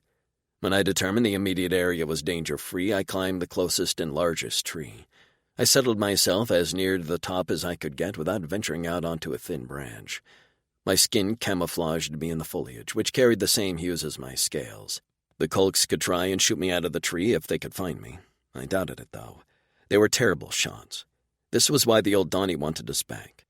Once word got out to the galaxy, probably from the gossiping raw ghouls, that the old Donnie only had the hapless Kulks as their defense and not Drixonian warriors, they'd be ripe for invasion. I focused on my task, which was to survey the land and get back to Val as soon as I could. I straddled the branch and peered out between the leaves. We'd made it to the top of one of the highest peaks in the mountainous range separating the halves of the continent. From here, our journey would be downhill until we reached the more level plains and dense forestry where the Drixonian Clavises made their homes. In the far distance, a line of moving black dots marred the terrain. Kulks. They moved quickly and methodically, leaving no area unturned. Our escape route would be limited. I pressed my lips together. Good thing Val was comfortable in Qua because we'd have to take a wet detour. Kulks couldn't swim, and with all that armor, they'd have trouble walking through shallows, too. If we traveled the river that led close to the Night King's home, we'd have a chance. Once the Kulks entered the western plains, they'd fan out again to cover more ground. We had to leave soon to stay ahead of them. It wouldn't be easy, but we'd come this far. Phatos was on our side. I gazed toward my home planet, Gorn, and sucked in a breath at its beauty. I hoped to return one day and leave Torn behind, where so many of our kind had suffered and died. We owed it to the memory of our females to rebuild what we'd once had. For now I breathed in the fresh air and let the sun warm my face. Val's aura was quiet, and I guessed she was sleeping. I couldn't wait to get her home and see her happy and at peace. I'd build a small hut for her and fill it with whatever trinket she wanted, along with soft furs and the freshest food. I wanted to see her fat and happy, her belly full with meat I'd killed for her, and her womb growing with my young. A familiar green orb and a patch of brush below caught my eye. I grinned. At least I could give Val a gift before I told her we had to leave soon at a blistering pace. So sweet, my Val. I'd get her to safety if it was the last thing I did on this wicked planet. Chapter 13. Val. I sat in the center of the pallet in the bunker and hugged my knees to my chest, emotions washing over me. I'd learned over the last year that grief was unpredictable. After my mother died, I didn't process my thoughts over her death, because I threw myself into all that came after. Planning the funeral, dealing with medical bills, handling calls from her friends and other family members. I'd gone from caring for her in life to caring for her in death, as if her passing and the aftermath was its own sentient thing. But I hadn't let myself grieve the woman she'd been before the disease, the woman who I could call and... Sometimes, all we need is a few minutes of soft music to come back to ourselves. This is your moment. Thank you for being here.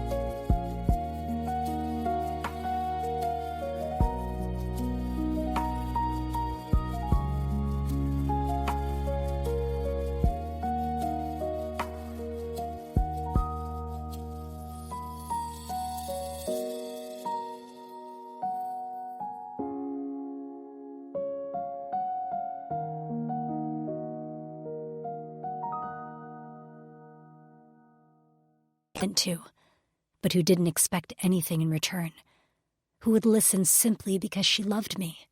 I hadn't given myself permission to just be fucking sad and pissed about her death. I could almost hear Sax in my mind telling me it was okay to rage at the world for a while. Then it was time to pick myself up and move on.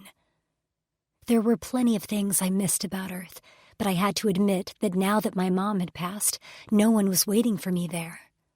My disappearance wouldn't affect anyone's everyday life. They'd fill my position at the hospital, and I'd be but a name in their past employee files. As much as my mom's death had been the worst time in my life, other than this little alien abduction thing, maybe it was a good thing. She left Earth knowing I was safe, with a good job. My only regret was she would never meet Sax, who was undoubtedly the best person I'd ever met, other than my mother. I ran my fingers over the locks on my wrists. Here, on this strange planet with alien creatures, I'd be missed. I knew in my heart that Sax would care deeply if something happened to me. Maybe here, once we made it to the safety of his clavus, I could find myself again. I could remember what made me happy. I could try to make a home here. I wondered what the other women were like, and I found myself eager to meet them, especially Frankie. I'd always worried about meeting a man and falling so deep into him that I'd lose my identity. But Sax was helping me find my identity. He encouraged me to stick up for myself, and he respected my knowledge of healing. I could maybe be an asset to his clavus and learn more about their medicine. I could be something here, in a way I had only faded into the background on Earth. I had to have the courage, and I couldn't rely on Sax for everything.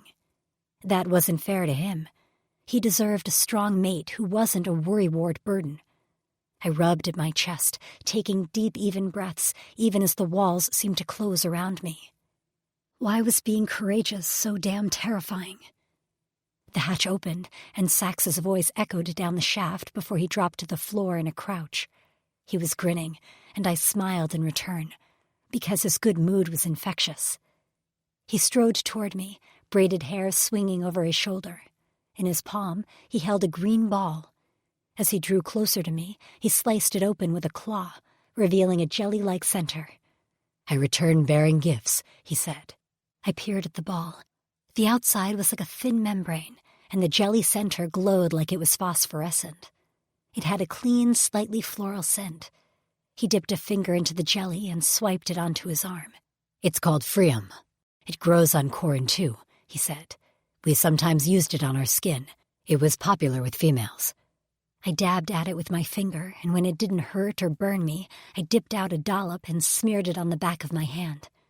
A cooling sensation spread over my skin as the jelly soaked into my parched flesh. The scent changed, turning a little sweeter, but still very pleasant.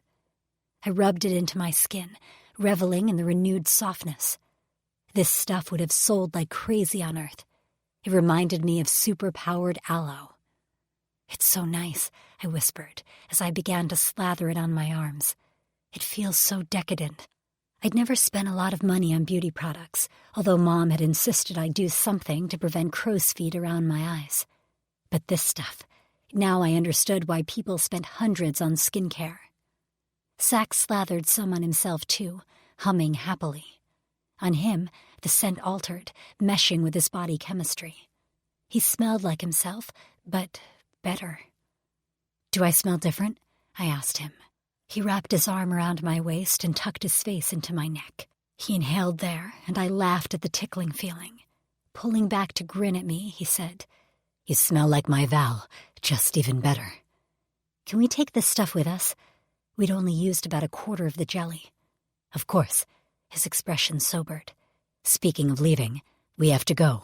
Now." "Now?" My heart skipped and then began to beat double time. Sax seemed to notice because he wrapped his fingers around the back of my neck. "We're not in any immediate danger, but to evade the Kulks, we'll have to follow the Triad River to the western plains to overtake the Kulks' path.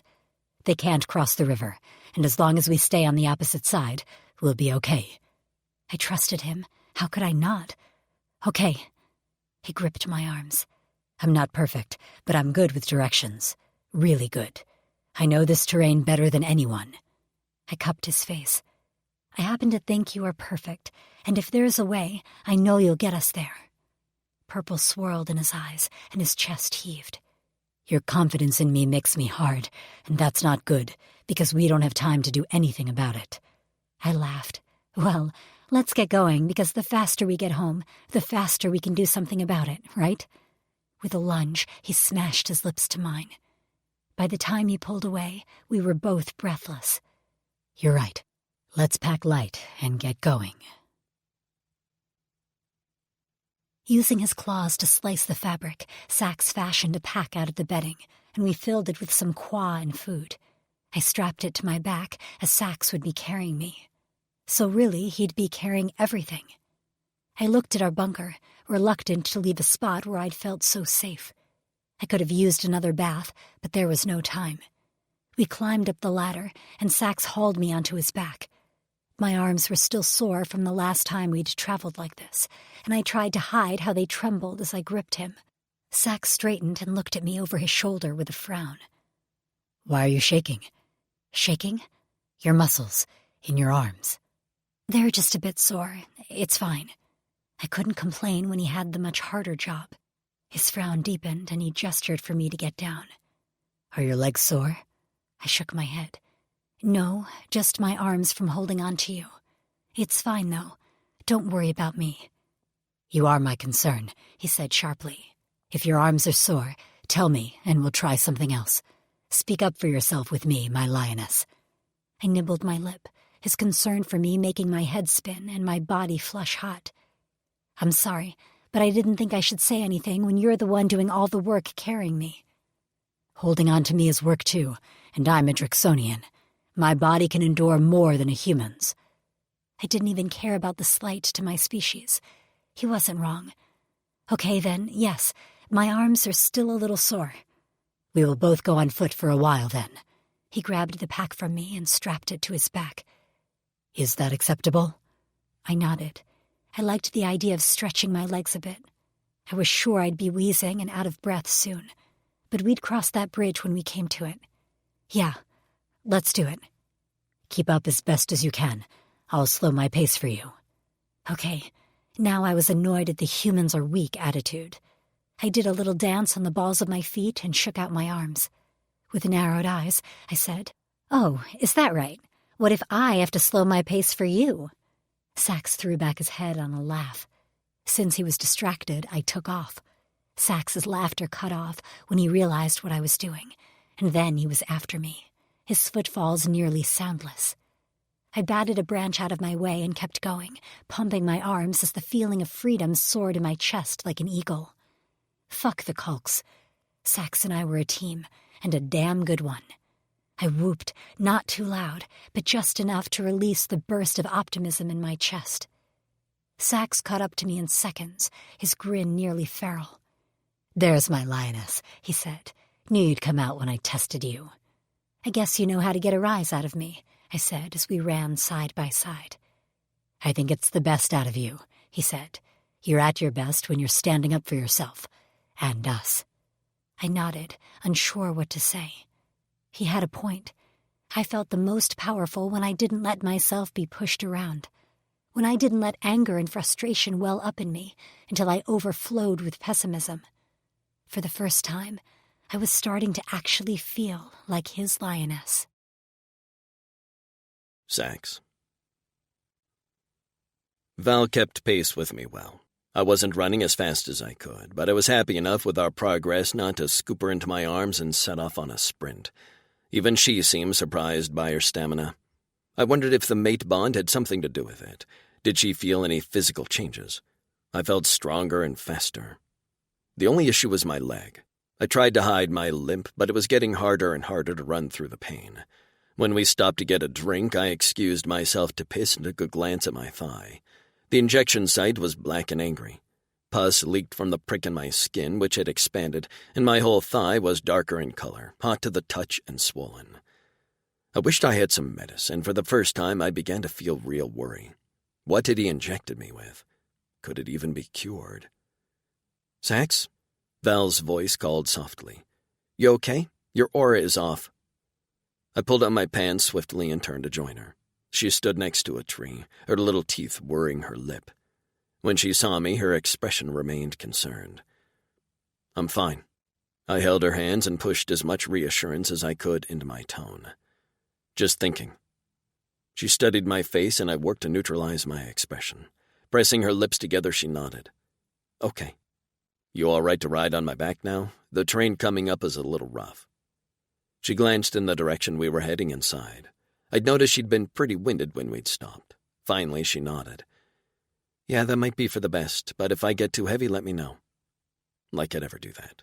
She strapped the pack to her back. I hauled her onto mine, and we were off again. I hadn't been lying about the rough terrain. If I had timed this right and the culks didn't drastically change direction, we'd be able to cross the river before the falls and safely pass into the western plains. But the plan could still go to shit. The culks were a variable. Another variable was my leg. The pain was increasing, and even when I shut down into cruise mode, the nagging weakness of the limb threw off my pace. Fleckborn. Even in death, he was messing with me.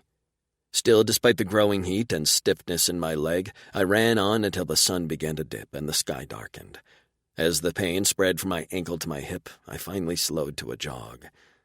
Val's arms flexed around my neck. "Where are we?" she murmured, her voice hoarse. "Need to rest for a bit." I patted her thigh. "Get some food and water." "Good idea." She made to drop down from my back, but I held her arms steady. "Hold on, we can't rest here. Let me get us somewhere safe, and then I'll let you go." "Okay," she said, her voice confused. I glanced up, checking the trees for one with the sturdiest, densest branches. After choosing our rest area for the night, I jumped, grasping a low branch with both hands and pulling us up. Val gasped. "We're resting in a tree?" "Yep, culks can't climb, and now we'll be able to see where they are." "Oh," was all she said as she held tight with her arms and legs. I climbed higher until I found us two sturdy side-by-side branches, less than a body length apart. While Val sat in a safe crook of the tree, I cut through some thinner branches with my machetes and laid them crosswise across the branches to make a pallet. After covering those with leaves and some moss for comfort, I wiped my hands and peered at Val in the increasing darkness. She took small sips from La Croix and handed it to me. "Here," she said quietly, handing me the drink as well as a few energy bars. I downed two and tried to give her my third. She waved it away, and I inhaled that too. I'd give anything for a nice big hunk of antilla meat. If we had the time and I had the energy, I'd go hunt one. I lay on the pallet, which wasn't exactly comfortable, but better than the wet, rocky ground. Val crawled over to me and curled up at my side. "How do you feel?" she asked quietly. "Tired," I yawned. "Do you need more food? Drink?" I turned my head to face her. Her pretty blue eyes glowed in the greenish-gray moonlight. She gazed at me with so much trust and care that it nearly took my breath away. This little human was such a good mate, and I imagined she'd been a great healer back on Earth. Her scent drove me wild, especially with the freum still lingering on her skin. My cock hardened swiftly, and my pants tightened across my groin. "I don't need any food or drink," I said, "but I need you." Her cute brows drew together. "You need—" Her eyes widened and then fired. "Oh." Despite my fatigue, I didn't want to rest without first being inside Val. It'd been hard to think with her touching me all day, her breath on my neck and the heat of her sweet cunt on my back. I was about to roll on top of her when she rose above me, golden hair backlit by the moon and stars. After tugging her pants off, she knelt beside me and in one fluid motion stripped her shirt from her body. My cock jerked at all her creamy flesh on display, the freum softening her skin and giving it a faint glow. I sat up to reach for her, but she shook her head with a cute little grin. With her hands on my chest, she threw one leg over my thighs to straddle me. I grasped her hips as her cunt settled over my hardened cock. I cursed the layer of fabric separating us, and thrust my hips up, seeking friction, release. Her heavy breasts swung down, and I curled my back so I could pull one pert tip into my mouth. She gasped as I enveloped as much of her skin as I could and sucked hard, lashing her nipples with my piercings. "Oh, God," she cried, arching her back and pushing her breasts into my face. "Your tongue, it feels so good." I sucked harder than nipped with the edge of a fang, and she yelped. Her cunt gushed, soaking through my pants. My cock jerked and Lebo leaked from the tip. I pressed her breasts together, kneading the flesh, and went to work on her nipples, reveling in the flush that rose from her chest to her face, and committing to memory all her little gasps and sighs and cries of pleasure. I thumbed a stiff peak and waited for her hazy blue eyes to meet mine. "Would you pierce these for me?" I rasped. I hadn't realized I'd wanted to ask this of her until the words hovered in the air between us. After a sharp intake of air, she drew her hands up her body sensually until she cupped her breasts. Flicking her nipples, she rocked over my cock. "You want me to pierce my nipples?" My eyes were glued to her small fingers on her gorgeous full breast. "I'd love to see golden rings in them." "You want us to match?" She smiled, and the sight of it hit me in the gut. "Yeah," I said. "I would." She dropped her palms to my chest and began to thrust her hips, working her cunt over my covered cock. "I never thought about it, but I would for you." She bent down and looked at one of my nipples, then tugged at the ring with her teeth while watching me. I panted and she licked her lips. "When we get back," I said, nearly panting with the need to be inside of her. "I want these breasts pierced with my jewels, for me and only me." Her chest heaved and those big, beautiful breasts bounced. "Yes, sex, for you." I couldn't take it anymore. Releasing my pants, I tugged down the front to free my cock. It sprang up between us, ready to join the party. I didn't wait for Val to make the next move, because I was too consumed with lust for my mate. I lifted her up and impaled her on my cock. She screamed as she whipped her head back, her hair brushing my thighs. My eyes nearly rolled back into my head at the feel of tight, wet heat gripping me like she was made for me.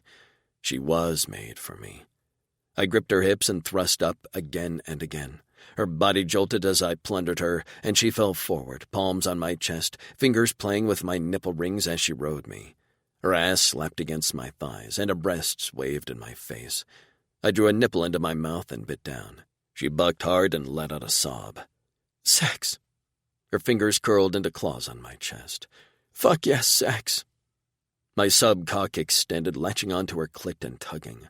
She slammed her mouth onto mine, and I thrust my tongue inside as she came on a long, low moan, her body shuddering and shaking as she rode out her climax.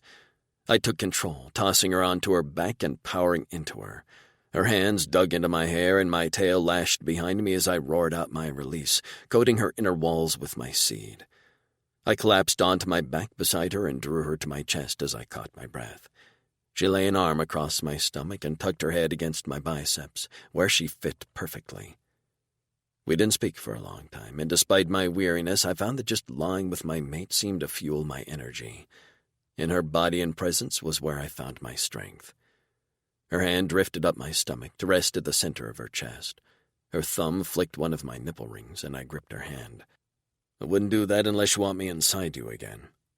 She huffed out an annoyed snort, but I caught the smile on her face. She peered up at me.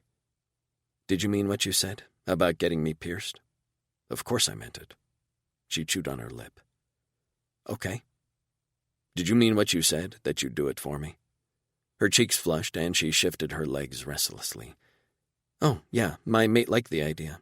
I did," she said softly, as if I needed more motivation to get us home. She laughed and changed position until she was watching me with her chin propped up on a fist on my chest. "Are all Drixonians pierced?" "All the males. Some females did, but males get pierced once they complete their warrior training. It's a legendary symbol to our enemies. We can endure pain, and we have kept the tradition." She lifted her brows. "You have a habit of showing your enemies your dick?" I barked out a laugh so loud that some rodents scurried away below us in the brush. "That's for our females, not our enemies." "So thoughtful, you Drixonian warriors." She grinned. I yawned. "It's completely selfless." "Mm-hmm." Her eyes twinkled. Val, like this, was the most beautiful, happy, content, playful, and sated for my cock. I would have given anything right then to keep her this way. But we couldn't let our guards down yet. I sifted my hands through her hair. "As much as I want to talk with you and possibly ravage you a few more times, we both need to rest. We'll need to set up before the sun is up." Val sighed, and I hated to see her expression darken with worry. "You're right." She rested her head on my chest. Her hand moved restlessly across my stomach before I grabbed it and laced our fingers together. Her breath evened out shortly after, and I found sleep a few moments later, even as my mind whirled with thoughts of Kulk's pain and my sweet mate in danger. Chapter 14. Sax. I woke with my mate in my arms, her even breaths wafting across my chest, and her hands clutching mine. I knew we needed to rouse, to get going. The first rays of the sun were just beginning to peek above the horizon, casting a warm pinkish-orange glow on the landscape. I ran my fingers down her back, smiling when she shivered. Her breathing hitched, then increased as her head rolled on my biceps. Blue eyes blinked sleepily, and she yawned as she scrubbed her hands over her face. "I could so go for a coffee right now," she murmured. "I promise I'll find you a coffee equivalent." I kissed her again, then again all over her face because I couldn't resist. She gave a sleepy little growl and shoved me away before covering her eyes with her forearm. "Stop being such a morning person. You're one of those cheerful people that bounds awake and says stupid stuff like, 'The early bird gets the worm.'" I nuzzled under her arm so I could see her eyes. "Is that a human saying?" "Yeah, an annoying human saying." "What does it mean?" "It means the first person awake gets whatever the best thing is, so for birds, it's a worm." "What do these birds do with worms?" She arched a brow. "They eat them?" "Okay, well then the early pretty female gets the delicious Tain bar." She laughed. "That's not much incentive." "A Tain bar or my cock." She laughed and gave me a playful shove. "Fine, I'm up." While Val munched on a Tain bar and sipped some qua with a sleepy, annoyed expression, I left her and climbed higher into the tree. When I reached the highest branch that could still support my weight, I peered west. The colts had rested for the night. I could see small clusters of them, motionless as they slept, and the smoking remains of a few fires. If we moved now at the same pace as yesterday, my plan to overtake them and cross the river would still be a go. I turned quickly to climb down, but gasped when my head suddenly swam. For a moment, the world felt like it was spinning, and I sucked in a breath, remaining motionless. Eventually, my vision cleared, but the moment caused dread to swirl in my gut. What the hell was that? Maybe I just needed to eat. I continued my climb down, ignoring the twinge in my leg. Slipping into place at Val's side, I drank some qua and stuffed a few Tain bars in my mouth. Once we descended from the tree, I picked up our pack and asked, "Do you want to walk or ride?" She faced me with flushed cheeks and a determined gleam in her eye. "I can walk, or jog." I gripped her hand and we headed northwest toward the Triad River. I estimated we'd be there by midday. I didn't tell her, but I was glad she had chosen to walk. The pain in my leg increased with every step, and I had to clench my jaw to keep from moaning. Fleck, it hurt, and the pain had traveled down to my foot. I needed medicine as soon as possible. Eventually there were signs we were closer to the river. The ground became damp, the scent of moisture was in the air, and there was a distant sound of rushing qua. At another time, if we weren't in a hurry and if I wasn't in pain, I'd tell Val about the river's multiple tributaries, relate details about the foliage and wildlife enrich the western half of the continent. But today I had to concentrate on getting us to the section where the qua was shallow enough for me to power across, despite the current. I would need all my strength to carry her across, and once we made it to the other side, it'd be a steep climb down. Gritting my teeth, I trudged forward, each step like 1,000 blades stabbing my thigh. Val's eyes were on me, watchful of my aura. I'd done what I could to dull my link to her so she wouldn't sense my pain, but she had begun to grow suspicious. I'd begun to sweat profusely, despite the cooler air. The sound of the qua drew closer, and finally we burst through the last line of brush and onto the riverbank. Val gasped as she gazed out over the rushing qua. "Okay, when you said river, you meant river. This thing has to be 1/2 a mile wide." I wasn't sure what that measurement meant, so I just nodded. "And it's moving fast. How the heck are we getting across?" she asked. I pointed to a spot where the rocky bed was visible. "We can cross there. I'll have to carry you. The current is too swift. When we get to the center, I'll have to swim a bit, but it won't be for long." Her eyes were huge and round as she clutched my hand. "That current looks deadly." Her aura trembled, fear dulling the brilliant color. I gripped her face in my palms. "I promise I can get us across." She nodded, straightening her spine and putting on a brave face. "I know you can." I nudged her. "Why is your aura scared?" "Because that's just me," she sighed. "I worry, but I trust you, and I'll do whatever I can to make this easiest for you." I led her to what seemed to be the best spot to enter the qua. After handing her the pack, I bent so she could climb onto my back. "Just hold on," I said, as her arms and legs wrapped around me. "Try to keep your weight balanced and don't move too much." "Okay." Her voice was a bit breathless. What's there? She pointed in the distance, where the Qua rapidly gained speed before dropping off the cliff. The falls, I said. The falls? She nearly squeaked. Farther south, the terrain steadily declines into the western plains, but this far north there are still mountains and cliffs, and so we have Qua Falls. I'll get us to the other side, and then we'll climb down toward the plains. Climbing, she grumbled, seemingly to herself. Great, that's better than in a barrel over alien Niagara Falls, I guess. I waded into the Qua and sucked in a breath as the cool liquid rushed over my heated thigh. For a moment the pain abated. Val, ever the observant one, tensed. Everything okay? You gasped. Everything's fine, just getting used to the Qua temperature. She didn't answer me, and her aura shimmered with worry. I clenched my jaw and surged forward on my trek across the river. We were nearly halfway across when I heard them. At first I chastised myself for imagining things, but then the sounds grew stronger, the footfalls heavier. The trees lining the bank shook. Sax! Val's tight voice whispered in my ear. Then I knew. I wasn't imagining it, and my suspicions were confirmed when Kulks emerged from the trees like a swarm of hunters. Fleck, I hissed, just as the largest Kulk raised his solar gun and aimed it at me. We were almost out of their range. If I could just get to the middle, we'd be safe. They wouldn't be able to follow us to the other. I stopped dead in my tracks as my gaze fixed on the opposite bank. Along the shore, the one I'd thought meant freedom, a dozen or so Kulks stood, solar guns raised. Oh my God! Val's arms tightened and her body quaked. They're everywhere! I had no idea how the Kulks had reached the other side of the river. No area of the river was shallow enough for them to cross on foot in heavy armor. Unless they reached the western plains, crossed where the river split, and then doubled back. It didn't matter. We were trapped. They likely wanted Val alive, but they probably had orders to kill me.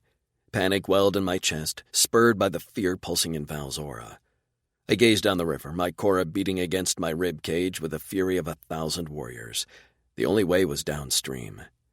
I gripped Val's thigh and tugged until she hugged me from the front, her arms clasping my shoulders and her legs around my waist. Her eyes were wet, hair wild, and yet she looked at me with so much trust. Hang on and hold your breath, I said. Sex, she cried, just as I took off at a sprint and dove into the Qua. When I surfaced, I gasped in a lungful of air. The Kulks must have realized what I was doing because shouts sounded from both banks. The Qua sizzled and hissed as they fired their solar guns wildly, trying to hit me as the current swept Val and I away. I wrapped my arms more tightly around Val. This was going to hurt like a mother flecker, but I'd protect her human body from the worst of it. The Qua deepened as we were swept downstream. I couldn't touch the bottom, but I was able to push off jutting rocks to avoid crashing into them. Val sputtered and gulped air as we bobbed along with the current. It soon became louder, angrier. The Kulks couldn't keep up, and the sound of guns became distant. The Qua began to surge over our heads. We were rapidly approaching the cliff. I shoved Val's head against my neck, then curled around her body, hoping my bulk protected her. Be brave, my lioness! I shouted into her ear just as we reached the edge and hurtled over. For a moment we seemed to be suspended in the air, the Qua spray all around us. Val's nails dug into my scales, her breath becoming a shuddering scream. And then we dropped to the bubbling depths below. Val. I was getting a little tired of this free-falling sensation. With Sax's body wrapped around me, I couldn't make sense of my organs. My stomach felt somewhere in my skull, and my brain was in a pinky finger, and my heartbeat in my knee. I tried to scream, but no sound came out. All I could think was that we were going to die. I caught a glimpse of the river below, the rocks jutting up from the livid white water. I squeezed my eyes shut and held on, sending out a last-minute prayer to Karma and Fatas to protect us, even though this seemed like suicide. We hit the Qua with a smack, and the shock of it was like a train hitting my body at full speed. I opened my mouth to scream or suck in air, and all I got was a mouthful of Qua. On instinct, I spread my limbs to keep myself from sinking and opened my eyes. Through a cascade of bubbles, I latched onto the sight of shiny blue scales and black hair. I reached out for Sax, and panic slammed into me when his limp arm floated away. Sax! I screamed underwater like a crazy person. I pushed through the Qua, swimming my way toward him until I wrapped my legs around his body. His eyes were closed, and a trickle of blood leaked from a gash in his temple. "Sax!" I screamed again. Wrapping my arms under Sax's armpits, I kicked, trying to move toward the surface, following bubbles and a distant source of light. We broke free from the Qua at last, and I heaved massive gulps of air into my lungs as I tugged Sax's limp body toward what I hoped was the shore. I glanced around desperately, one arm clutching Sax's massive chest.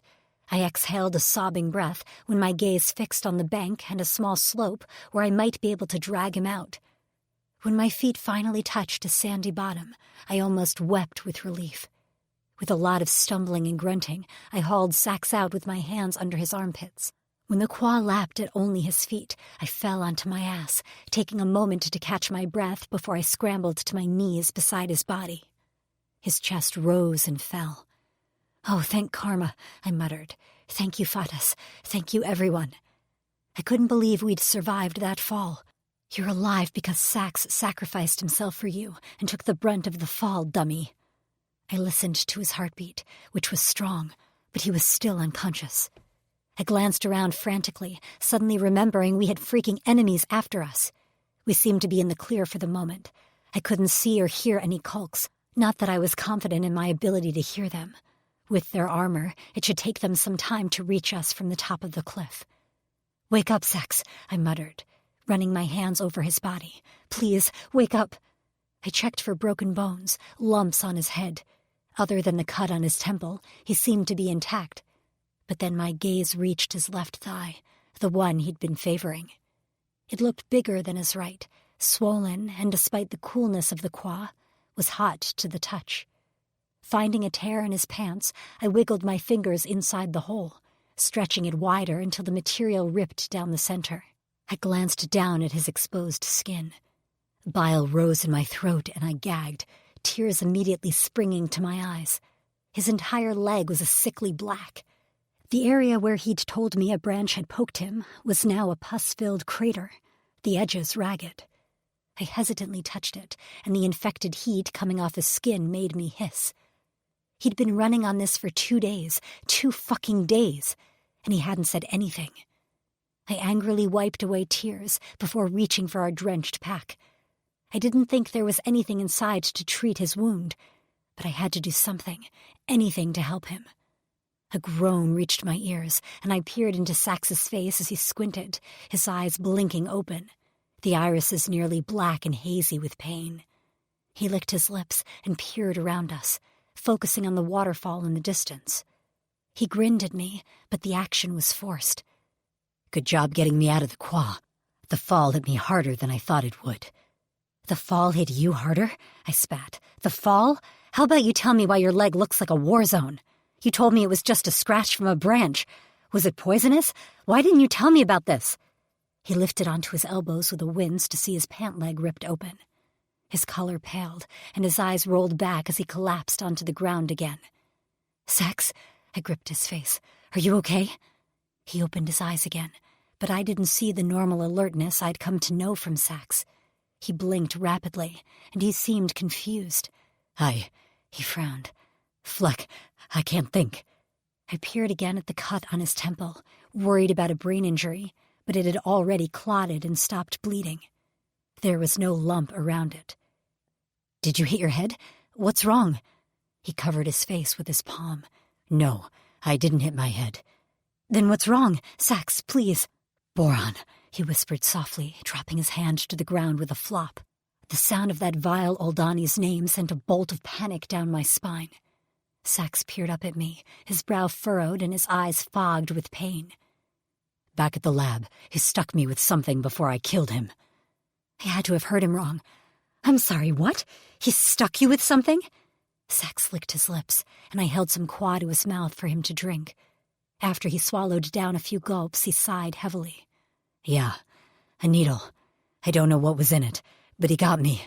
I figured it was nothing." I couldn't tear my gaze away from his leg. "It's not nothing. It's so not nothing. How long has it been like this?" He didn't answer me, but the muscles in his jaw ticked. That told me all I needed to know. He'd been dealing with this for a while. I closed my eyes briefly and hung my head. "Why didn't you tell me?" "What difference would it have made?" he said. I need Metis, and we don't have it. All I could do is get us home as quick as possible. I wouldn't have let you carry me. I would have pulled my own weight.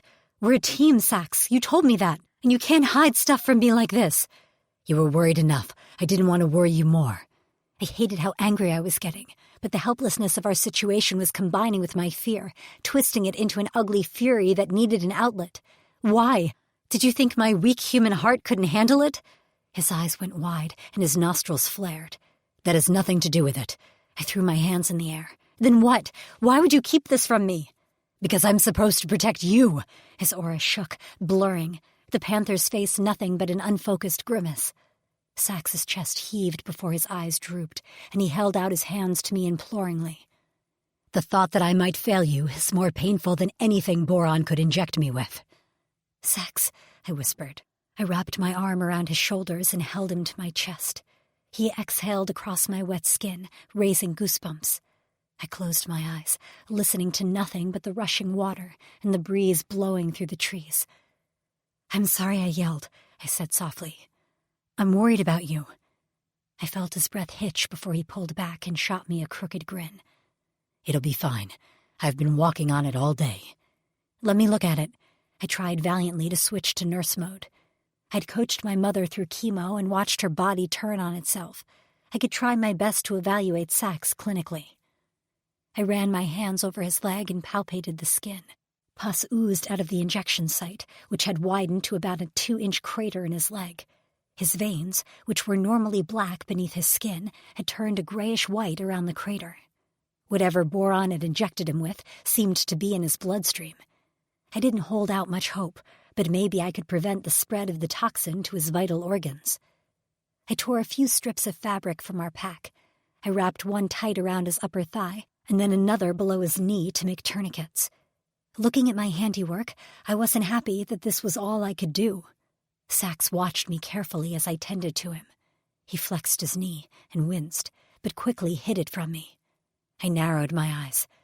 I know it hurts. Don't act like it doesn't. He huffed a laugh and went to sit up. Although he swayed slightly, his face pale, he managed to roll onto his hands and knees. Still, he panted rapidly, and I knew it was from pain and not fatigue. I gazed up at the waterfall, and a shudder snaked down my spine. I can't believe you jumped off that. I thought we were goners. Goners? He queried. Drowned, dead, smashed to bits on a rock, broken necks. I reached for his messy hair and with shaking fingers began to braid it. Thank you for protecting me. You got the brunt of the impact. He leaned back on his heels and swayed into my touch. We're still alive, and so I can admit that I wasn't quite so sure I'd survive that impact. I glared at him. Can you stop trying to sacrifice yourself for me? His chest heaved. I would die for you. Yeah? Well, I don't want you to die for me, because I don't want to live here without you, you big blue bastard. I finished his braid and tied it off with his band. So how about you work on keeping yourself alive? I thought he'd laugh or make a joke. Instead, he lunged at me and pressed a crushing kiss to my lips. I wish we had time to do more than kiss, but we have to move. The Night King's home is about 3/4 of a day's journey, and I'm hoping to make it in half a day. He gazed up at the sun high in the sky. Ready? I nodded as I rose to my feet. I'm ready. He stood and took a step. His left knee buckled, and he swore as he grabbed a nearby tree trunk to stay upright. My stomach dropped to my feet as I gripped his arm. Maybe we can find a place to hide. We have to move, he said. The longer we wait, the worse my leg will be. And the Kulks will be combing this area in no time. But your leg, he shot me a look, and for the first time, I saw genuine fear and concern in his eyes. I clenched my fist as hopelessness threatened to overwhelm me. I had to be strong for Sax. Let's go home, was all he said. And all I could do was echo back, yeah, let's go home. Chapter 15. Val. We walked for what felt like hours, until my legs ached, my feet were covered in blisters from the 2 big boots, and sweat coated every inch of my skin. Sax showed me the direction we were going, based on the position of the sun in the sky. Due west. For a while, he walked with a slight limp. Then it grew more pronounced. I grabbed a stick and showed him how to use it like a crutch. He did until the wood snapped under his weight, which meant he was leaning on it, heavily. By the time the sun was halfway toward the opposite horizon, his color had turned a sickly gray. He dragged his leg behind him, grunting with each step, and the sound tore at my soul. I couldn't help him. I didn't know what boron had injected him with, and even if I did, I had no way of doing a damn thing about it. The 2 tourniquets were all I'd managed, and I wasn't sure they were effective at all. Adding to my terror was that I swore I heard the Kulks bearing down on us, the thud of something hitting a tree trunk, deep voices carrying on the wind, an odd clang of armor. Sax didn't react. His eyes were glazed, like when he was in cruise mode. I grabbed his arm to help him along, and he leaned into me. We entered a small clearing, and by the time we reached the opposite side, he'd given me almost all of his weight. I grunted as I tried to stay upright. Okay, it can't be much farther, right? Oh God, please tell me I'm right. Sax didn't answer, and his head slumped, hanging listlessly, his chin on his chest. My lungs seized. Sax! I cried, shaking him. Sax! His body swayed, and I wrapped my arms around his chest, trying to keep us from going down. It didn't work. He was too heavy, and I was too damn tired. We crashed to the ground with a thud, Sax's considerable bulk landing on my stomach and knocking the wind out of me. I managed to roll him off, and I immediately scrambled to his side. His eyes were half open, his lips nearly white. His leg had swollen more, and the white veins were close to escaping my tourniquets. Sax! I shook his head and slapped his cheeks lightly. He moaned, but didn't open his eyes. Tears blurred my vision as I pawed through the pack, withdrawing the last of our qua. It wasn't much, but I upended it into Sax's mouth. His lips moved weakly, and his throat worked as he swallowed. Please, I wept over him, my tears splattering on his chest and face. I'd carry you if I could. I'd carry you anywhere. But I can't. Tell me what to do. He blinked, and his eyes opened, a dull black that couldn't seem to focus on my face. Leave me, he murmured. Take the chip from my pocket. Keep going the direction we were. Due west based on the sun like I taught you. Leave you? I sputtered. Are you crazy? He still couldn't seem to focus, and his breath came faster, like he was panicking. I grabbed his hand and pressed a kiss to the inside of his wrist, right over his locks. Sax, I'm right here. Can you see me? He swallowed and didn't answer my question. Find Daz Bakut of the Night Kings and show him your locks. Tell him you're my core eternal. Give him the chip and live. His breath shuddered. Go, Val. Please, my lioness. But the Kulks, you matter the most, he said. She is all, remember? No, I cried. You matter. You can't leave me. I love you. His eyes focused on my face for a split second, and a beautiful grin stretched across his face. Then his lids closed, and his face went slack. Sax! I screamed. I laid my head on his chest. His heart still beat, and he breathed, but he wasn't conscious, and there was no way I could drag his limp body the entire distance we still needed to go. I didn't know what to do. Something buzzed behind my back. Leaves rustled overhead. I was suddenly very aware I was alone, on a strange planet, crouched over my passed-out alien boyfriend who didn't seem far from death. His aura had nearly faded to nothing, the panther only a hazy silhouette. My vision narrowed to a tunnel and my head spun. I couldn't catch my breath, and the familiar feeling of a panic attack gripped me. No, fuck no. This couldn't happen now. Breathe, Val. Breathe, breathe, breathe, breathe, I chanted. I gripped Sax's hand in mine and focused on it. This hand had fought for me and killed for me. It had cradled my face, brought me pleasure, and gave me gifts. I stared at my own hands and the golden locks that adorned my skin. I was better than this. Sax deserved better than this. I breathed through the panic attack and didn't let it overwhelm me. I went through all my techniques as the tightness in my chest eased. When I could breathe again, I swiped at my eyes. I stared west, contemplating how far I could drag Sax or where I could hide his body. A twig snapped behind me. I went still and slowly turned. A large-leafed plant moved. A shimmer of silver caught the light by a tree trunk. An armored arm pushed aside a branch to my right. Within seconds, at least 24 Kulks materialized from the dense forest, forming a semicircle in front of me. They held solar guns in their meaty fingers. They began to come closer. I wasn't stupid enough to think I could outrun them. They were here for me, and I knew without a doubt they'd kill Sax. He was as good as dead anyway if I didn't get him help soon. Fear leached into my blood, pumping cold and icy into my heart. For a moment, I was certain this was the end. I couldn't move, and they'd pluck me from the ground like a wilted flower and carry me home like a trophy. But something happened in the 4 chambers of my heart, because that icy fear heated until it boiled and bubbled, sparking into anger. Red-hot fucking fury. "Stop!" I yelled, and the Kulk stopped advancing. I rose to my feet, hovering over Sax. "Are your orders to take me back alive?" I asked the one closest to me, a big fucker with a different ornament on his armor. "They are human," he said in a deep voice. I cast my eyes to the ground, looking for a rock that would serve my purpose. "And Sax?" "The Drixonian dies." I didn't let the callous words freeze me. I bent and picked up a flat rock. One corner was sharp, like it had been chipped recently. The rest of the rock was smooth and weathered. I lifted my chin as my blood pumped hot in every limb. My anger was a full-blown conflagration now, consuming me so I saw red as my face burned. Fuck karma and Fatus. Fuck putting aside my own desires for other people. I was Sax's lioness. I stood up for myself, and I wouldn't go quietly into the night with these assholes. I wouldn't be a pawn for someone else's purpose. I inhaled deeply, muscles swelling. "I'm not coming." I held the sharp edge of the rock up to my neck. "No one gets to decide the direction of my life but me."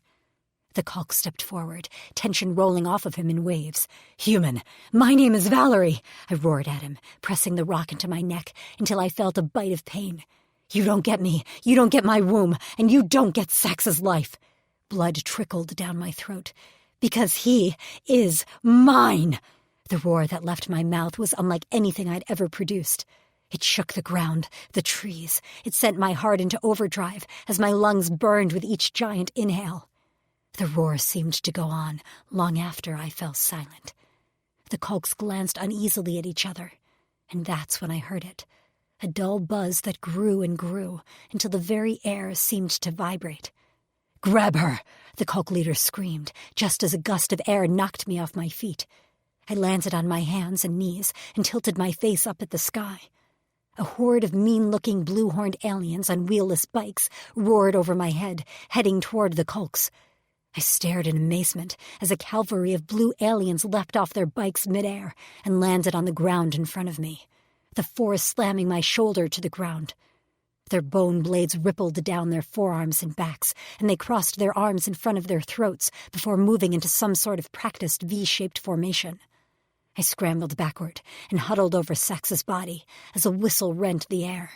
Then the battle began. The Kulks continued to pour from the trees, their numbers seemingly infinite. I thought the Drixonians would be outnumbered, but I quickly learned that wasn't the case. Sax's words came back to me. "One of us is powerful. As a unit, we are nearly unstoppable." I understood as I watched the Drixonians fight.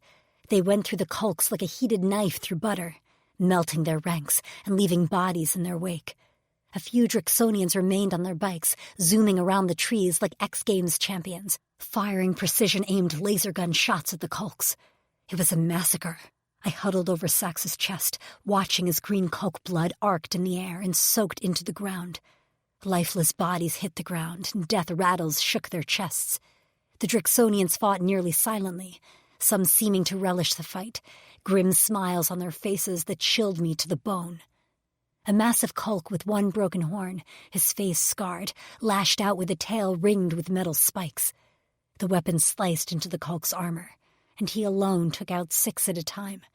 I'd never seen anything like it. By the time the battle was over, Kulk bodies lay 6 deep. Crashing sounds echoed through the forest as the rest retreated.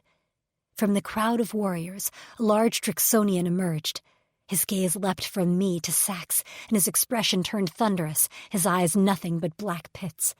With his legs and arms streaked with Kulk blood, he was absolutely terrifying. His eyes were wide, nostrils flaring on either side of his pierced septum, and his shoulder-length hair swirled around him in a kaleidoscope of blue, black, and white. I braced myself over Sax's body, covering as much of him as I could. I remembered Sax's words. Not all Drixonians could be trusted. Just because they battled these Kulks didn't mean they would take care of me and heal Sax. Would this Drixonian finish Sax and take me? He approached, his massive boots thudding on the ground and kicking up green dirt. He hadn't lowered his bone blades, and I knew it was stupid as hell to face off against him when his warriors had taken out an army of Kulks, but my focus was protecting Sax. I bared my teeth at him, feeling as feral as I probably looked. "Don't come any closer," I hissed. "Don't touch him. He's mine." The Drixonian rocked to an abrupt halt. The anger slowly leaked from his eyes until they became violet. He held up his hands, palms out. "Hello, female. I'm Dazim Bakut, Drexel of the Night Kings." I sucked in a breath, and my head swam. Was I hearing things? Could this actually be? "I appreciate your protection of my brother, but you're safe now," Daz said. "Let us take you home and see to Sax's injuries." At those words, relief rushed through my muscles, weakening them as the days of fear and uncertainty caught up to me. Unable to hold myself up any longer, I collapsed onto Sax and wept. Chapter 16. Val. I refused to leave Sax's side. He lay on a massive pallet on the floor in a large room in the healer's hut. I joined him, snugged up against his side amongst the furs. His body was warm, too warm. His eyes, when I pried open his eyelids, were bright with fever. The Night King's healer, Rokas, was a smaller Drixonian, quiet and careful, with nimble fingers and a kind smile. He never once admonished me or told me to leave Sax's side. He even remarked one time, quietly, that he believed my presence was the only reason Sax seemed to be holding on, as the poison ravaged his body. Rokas wasn't sure what boron had injected Sax with. He'd drawn blood samples and taken tissue scrapes, then ran tests on them with a complicated piece of machinery. So, he did all he could. Their medicine wasn't powerful enough to cure the damage the poison had already inflicted, but it stopped the toxins from spreading further in his body. We kept him cool to try to drive down his fever, but now it was mostly a waiting game to see if Sax's body would recover. I hated the waiting game, but I was familiar with it. A few times, I looked at Sax and instead saw my mother, frail and serene, while doped up in hospice. The déjà vu was too much, and I refused to let myself go there. I took care of myself, too, because I knew I needed to. I ate, slept, showered, and rested pressed against Sax's body. It was part of my whole new sticking up for myself plan. I wasn't any good to anyone, including Sax, when I refused to say if, recovered. He'd want me healthy, and I wanted myself healthy, in order to get used to this new, strange life. When we'd first arrived at the Night King's compound, I'd been nearly delirious with hunger and fatigue. They'd immediately taken me and Sax to the healer's hut. I'd fallen asleep while Rokas worked on Sax. When I woke up, he'd shown me the cleanser and provided me with a tray of food. Other than the Drixonians who had rescued us, everyone had left us alone, on Rokas's orders. Now I sat beside a feverish Sax, my knees pulled to my chest, his massive hand in mine. I brushed my thumb over his locks and talked to him, while Rokas was out checking on a minor injury one of the warriors had received. A shadow fell over me, and I jerked up to see Daz standing in the doorway, his bulk taking up nearly the entire space. In my heart, I knew he was good, but the only person I truly trusted was Sax. Still, I met his gaze directly. If Daz was who Sax said he was, he'd accept me. "Rokas gave me a report," Dax said. "Sax isn't improving as well as he'd like, but he's not getting worse." "Yes, that's true." He stepped farther inside, and I realized his steps were slightly hesitant. "What is your name?" "Valerie," I cleared my throat. "I usually go by Val." "Val," he said softly, and his lips tilted up, changing his expression from intimidating to something much warmer. "I'm honored to meet my brother's core eternal." He jerked his chin toward my wrists. "I assume he told you what that means?" "Yes, he did."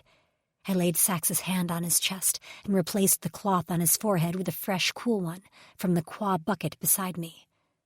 "Thank you for saving us. I really thought it was the end."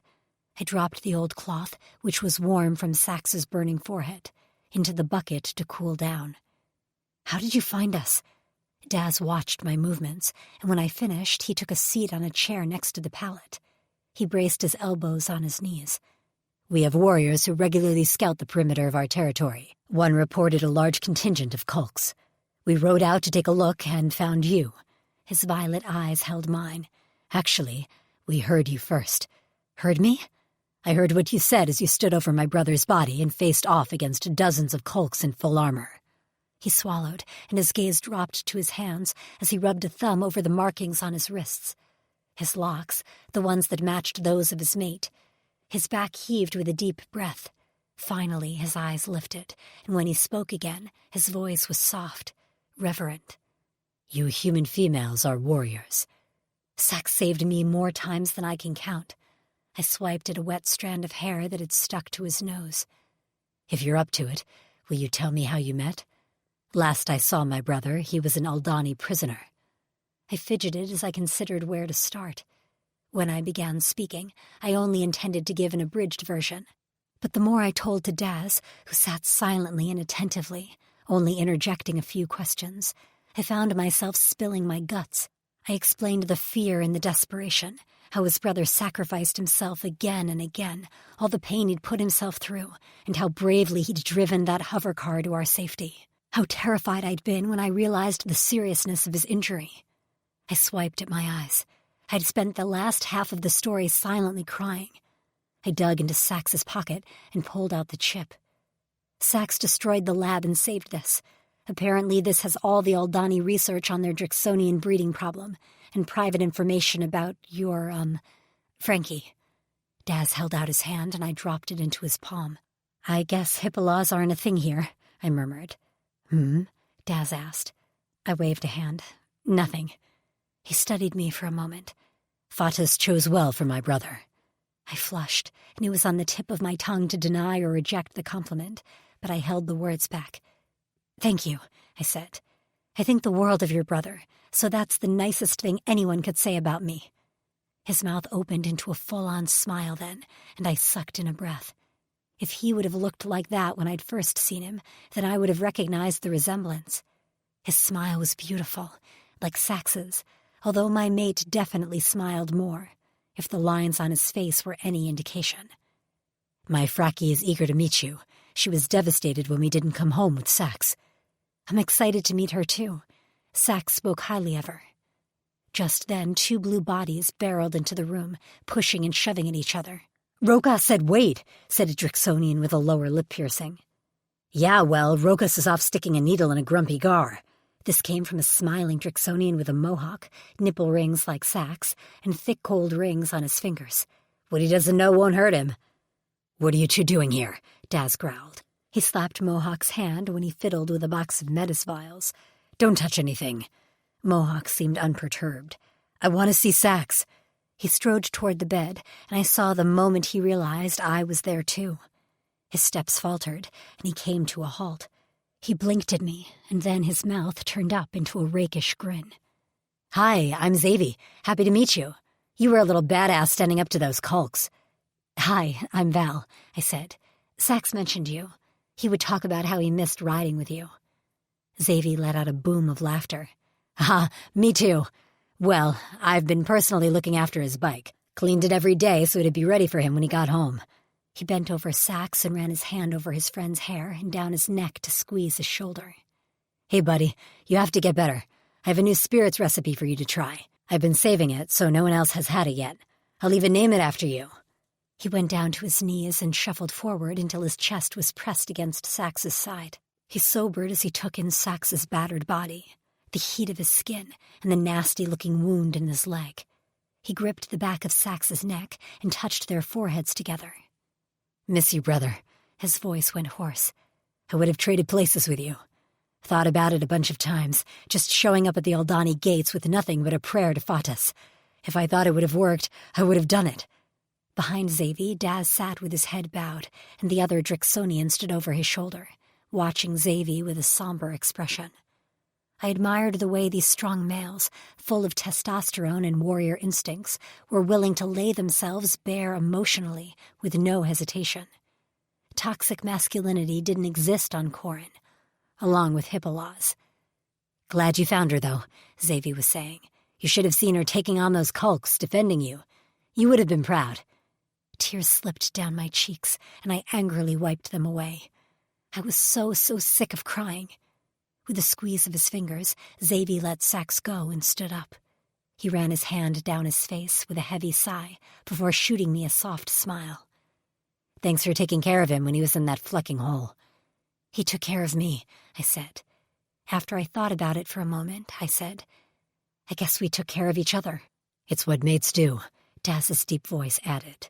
He stood and clapped Xavier on the shoulder. You got your wish to see Sax. Now Val should get some more rest. I'll make sure Rokas doesn't shut you out again. He turned and handed the other Drixonian the chip. Nero, Sax stole this from the lab. Val said it is all the information about the Aldani breeding program. Find out what you can from it. Nero took it like it was a rare gem, cradling it in his palm with awe. I'm sure it'll take me some time to decrypt it, but I'll get on it right away. Do that, Daz said. Val, you said there were other females on your ship? Yes, but I'm not sure what happened to them. My heart ached at the thought. At least I'd had Sax to help me through this. Daz made a frustrated growl in his throat. Nero, hopefully there's some way to see how many shipments of females have arrived. I don't want to think about the Aldani holding a large number. Will do, Daz, Nero answered. He turned to me as the other 2 Drixonians murmured their goodbyes and left the room. I'm not sure how much longer I can keep Fracky and the other women away. They already feel protective of you, and they haven't met you. I stifled a yawn behind my hand. I still wasn't 100%. Maybe after I nap. His lips quirked up. I'll tell her. Sleep well, Val. Thank you, Daz. He turned to walk away, but my next words stopped him. Sax spoke about you a lot. He respects you and wanted to make you proud. I didn't think it was possible for someone to live up to the legend Sax made you out to be. Daz's purple eyes met mine. But I see now, I said. I see how you fight and interact with your warriors, and how much you care about your brother, your mate, and the members of the Night King's Clavis. Tears pricked my eyes, and I didn't know why. Daz swallowed thickly, and his chin jerked. Thank you for saying that, he said. Sax is the greatest Drixonian I know. I'm glad I make him proud. He makes me proud every rotation. With another smile, he strode from the room. I gulped down some qua and curled up next to Sax. He didn't move, but his features were no longer pinched with pain. Rokas had given him something for pain, and it must have been some pretty strong shit. I rested my head on the pallet beside his, wrapped an arm around his heated chest, and closed my eyes. When I slept, I saw Sax's eyes and his grin, and even in my dreams, he called me his lioness. She's still sleeping, Tab. Quit being a creep, whispered a female voice. But look how cozy they are. It's so sweet, said another woman, this voice a little higher, younger. Maybe Tab? I could hear them, but I didn't move, still caught somewhere between sleep and wakefulness, warm from Sax's body and too comfortable to move. If Sax doesn't make it through this, I'm going to, the first voice cut off in a frustrated growl. I'm going to do something. I don't know what yet. Didn't you say you think Daz is stronger since you 2 got your locks? Another voice said. Yeah, but Sax's injuries are severe, said the first woman, who had to be the infamous Frankie. I can't imagine what they went through. Daz said she and Sax were stuck with the Aldani for days, while the Aldani tried to get them to breed. I was only there for a few hours, and it was horrible. You think she's okay, like, mentally? I can't imagine the trauma of that. Of course she has fucking trauma. This voice was strong and rough around the edges. But she's here now, and she's safe, and we'll be there for her. All of us, no matter what she needs. The fire in this voice settled around my heart like a heated blanket. Absolutely, Justine, Frankie said. She's real pretty, Tab whispered, her voice a little closer. I decided to give up the pretense of sleep. I blinked my eyes open to see an attractive woman with a figure to die for and purple hair. Her eyes widened when she noticed I was awake, and she clapped her hands as she called over her shoulder. She's awake, ladies! She's awake! Don't crowd her and freak her out, Tab, said a woman with a short black bob and lots of colorful tattoos. She gave me a nod and a stiff smile. Hey there, Val. I'm Justine. At her side, a petite woman with very pale skin, brown hair, and lots of freckles waved. "I'm Naomi." "And I'm Miranda," said a woman with long braids, light brown skin, and a warm smile. "How are you feeling?" I began. A fifth woman pushed past the rest, her thick brown hair in waves nearly down to her butt. On her wrists were golden markings like mine, but hers matched Daz's. Her big brown eyes went wide at the sight of me, and she launched herself at me, enveloping me in a tight hug. I went still. I couldn't remember the last time I'd been hugged like this. Even at my mom's funeral, the hugs from those in attendance were cursory. Sympathetic. I'd had no one to console me like Frankie did.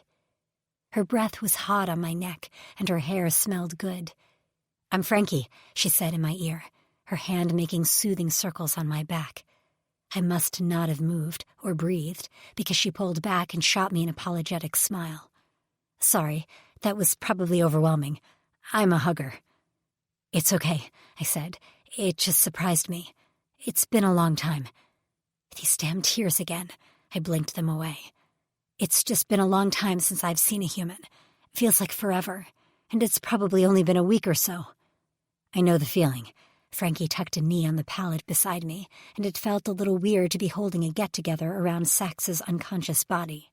I wasn't ready to leave him for any reason, so this was the way it had to be. "When I first met Daz, he separated me from the other women. I lost my shit," Frankie said. "I thought I'd never see them again." "He separated you?" She waved a hand. "Long story. For another time." She squeezed my hand. "Are you okay? We're here for you. All of us." 4 female heads nodded in confirmation. "We don't know exactly what you went through, but we'll listen." "I told Daz everything," I said. "I didn't mean to, but I started talking, and it just all came out." "He told me a little bit," Frankie said. "I'll tell you all of it, but I don't know if I can go through it all again right now." Frankie shook her head. "No need. I'm sure you're focused on Sax getting better." I reached for him instinctively, twining my fingers with his. I looked at these women, who all watched me with a mixture of understanding and support. Determination, too. They were survivors, like me. I could confide in them. "I'm scared." My admission of fear rasped in my throat. "I'm scared he won't make it." "He will," Frankie said, and the conviction in her voice sparked another ember of hope in my chest. "The last time I saw him, he was so sure that he was meant to stay at the Aldani fortress. And now I know why. He was meant to meet you." "You believe in their fatas too?" I asked. Frankie gave me a lopsided grin. "Sometimes I think I do." "Is Fatas a bitch enough to take Sax from me, from his brother and his friends?" "I don't know about that." Frankie gazed at Sax with care in her eyes. "But I know Sax is stubborn enough to stay alive." She rubbed her thumb over my locks. "He'll come back to you." I picked up her wrist. Her locks resembled a filigree pattern, while mine seemed almost floral. "As I understand, they're a bit like fingerprints," she said, "unique to each mated pair." I jerked my head up. "Really?" She nodded, her eyes bright. "And when Daz told me you and Sax had bonded with locks, well, we could barely believe it, or at least the Drixonians couldn't. Apparently mated pairs like this, Cori Eternals, were extremely rare back when their females lived. Like once in 500 years rare." "Really?" "Yeah, so the fact that Daz and Sax both have Cori Eternals, it's a little crazy." "Do they know why this happened?" She shook her head. "There are a few elders left. Daz has been trying to get a hold of one elder he knows, but he's a Lonus. Not affiliated with the Clavis, so he's hard to get a hold of." I nodded, unsure what to say. "Frankie," Miranda began. "So Rokas told us you were a nurse?" She ignored her friend, who looked like she was trying to draw Frankie out of the room. Maybe they thought they were overwhelming me, but the company was nice. I'd felt so much crushing loneliness lately, and I found it a little ironic that I had come to an alien planet to get some damn friends in my life. "Yeah, I worked in an ER in Dayton," I said. "Well, Rokas is looking forward to having someone to help him." Frankie's eyes widened. "I mean, if you want to. You don't have to, work to earn your keep here or anything." I laughed, and the sound surprised me. It surprised the other woman, too, but the effect was immediate. They all relaxed, and Tab plopped on a chair nearby, playing with the ends of her hair as she jiggled her sandaled foot. I would be happy to help Rokas, I said. I like him, and I love being a nurse. I'm fascinated by their medis here and would love to learn more about how they heal. That's awesome, Frankie said. I was a waitress back in Jersey. My skills are only used here when some of the guys drink too much of Xavier's spirits and need poured into their beds. I've broken up a fight or two, though. She polished her knuckles on her shirt. I was a lawyer, Miranda said, and seeing as judge and jury is pretty much Daz, I'm out of a job. Graphic designer here, Justine said. You need a logo? I'm your gal. The girls giggled, and I grinned. I was in college, undecided with a minor in frat parties, and frat boys, Tab winked. Why am I not surprised? Miranda rolled her eyes and tossed Tab a playful smirk. What'd you do, Naomi? Frankie asked. I don't think you ever told us. Construction, she said softly. Miranda turned her head so fast her braid smacked Justine in the face, who sputtered. What? Naomi shrugged with a smile. I could fit into small spaces. I'm stronger than I look, I guess. You? Frankie said. You, tiny petite Naomi with a big rack, worked with a bunch of rough dudes? My big brother owned the company, she said. No one messed with me, because they knew he'd swing a hammer at their temples. Her smile faded, then her eyes glistened, and she sniffed. Shit, I miss him. Tab hopped to her feet and wrapped her arms around Naomi. I'm sorry, babe. We know how you feel. I wish one of us was a psychologist, Frankie pouted. We all need freaking therapy. Do any of you know why we were taken? I asked. We aren't from the same areas, right? Frankie shook her head. We're from all over, and what's interesting is most of us don't have too many ties from home. Miranda's the only one with a large family. It's like we were chosen. But how? I asked. Frankie shuddered. I've wondered this so many times. What if there's some creepy human database floating around the galaxies, and we were ordered up like Big Macs? We lobbed some ideas back and forth, but we didn't get anywhere and succeeded only in scaring ourselves. When I yawned, again, it was like my body was trying to make up for lost time. Miranda put her foot down and hustled the women out of the room. Just let Rokas know if you need us, Frankie said, dragging her feet even as Miranda tugged her out of the room. Thank you, I said with a smile and a wave. I will. It was awesome meeting you ladies. We'll hang out soon. Tab stuck her head back in. And wait until you try Xavier's spirits. That shit is like tequila without the hangover. She yelped as Miranda pulled on her arm.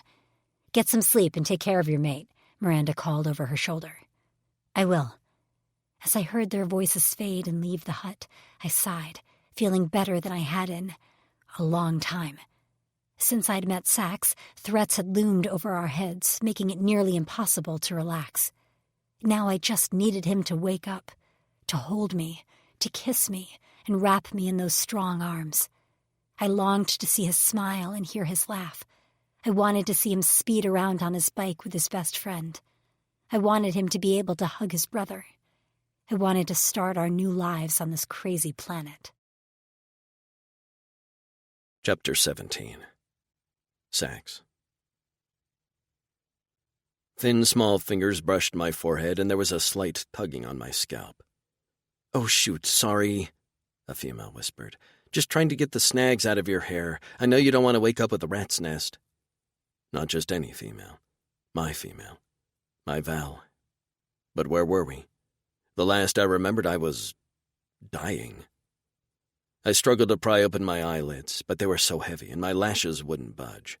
I tried to flex my fingers and toes, but nothing moved. I didn't have pain, but I didn't feel connected to my body. What the fleck? Everyone is so excited to see you again, Val was saying. Daz visits every chance he gets, and I can tell he's trying to stay strong for me and the rest of the Clavis, but he's worried, Sax. Her voice shook, and she cleared her throat. I'm worried too, but your wound is healing. Your body is responding to the medis. I know it is. A small hand cupped my cheek, her thumb stroking my bottom lip. Come back to me, she murmured. Her hand slid down to my chest, and a light weight pressed down over my beating cora. Hair tickled my throat. I wanted to. More than anything. Why wouldn't my body work? I strained and focused, and with more effort than I would have liked, I opened my eyes. Above me was a familiar sight, the ceiling of Rokas's hut. I was home. Somehow we'd made it. Val got us here. But how? I knew my lioness was amazing, but this seemed nearly impossible. She didn't know I was conscious. Her head rested on my chest with her blonde hair splayed all around us like golden thread. I wanted to touch her. I focused on moving just my fingers, and when my thumb twitched, I exhaled with relief. Val's body tensed, and then she slowly raised her head, staring down at my chest. "Did you just—" She lifted her gaze until her eyes met mine. Her mouth dropped open, and she jolted to her knees. "Sex!" she cried, leaning over me so her hair formed a curtain around our faces. "Can you hear me? Are you in pain?" I tried to talk, but the words were nothing but clicks in my throat. She reached over me, grabbed something, and held a cup to my lips. With a hand under my neck, she inclined my head so I could drink. I swallowed a few sips of qua, relishing the liquid on my parched tongue. Val. God, even that one word was like a dagger slicing my throat. My pretty female's eyes glistened. "Don't try to talk too much," she said. "Do you know where you are?" "Home," I rasped. "Safe." A beautiful smile lit up her face. "Yes, X, we're home, and we're safe." I lifted a hand, finally gaining control of my limbs, and sifted it through her hair before brushing my fingers across her lips. "I thought I was dying." "You were," she said, "but Rokas got to you in time." A sob left her lips as her shoulders shook. "You came back to me." "I'll always come back to you, lioness," I said.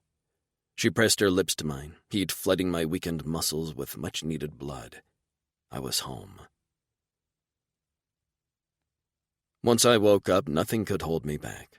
Soon I was sitting up and then walking around the room as Val and Rokas watched me nervously. I felt strong already, and I couldn't wait to exercise. I'd been passed out on Rokas's cot for 3 rotations. Val explained to me what had happened. I'd been furious at the mere thought of her facing off against the Kulks. I couldn't imagine how terrified she must have been. But when she spoke of Daz and the Night Kings flying into battle, I wished I could have seen the magnificence of that. A commotion from the front of Rokas's hut caught our attention before a tiny body, all limbs and long brown hair, flew into my arms. "Sax!"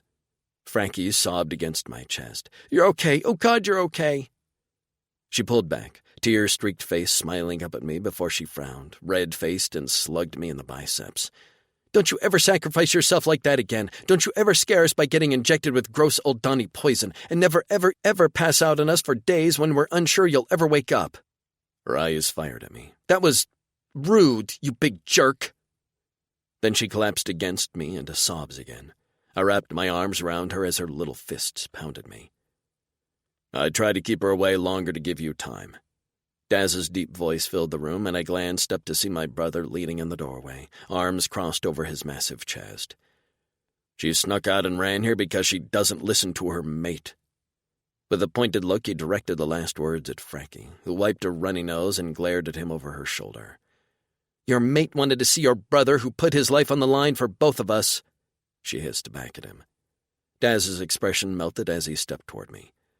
"Brother," he said, his voice a low rumble from his chest. That one word held so much.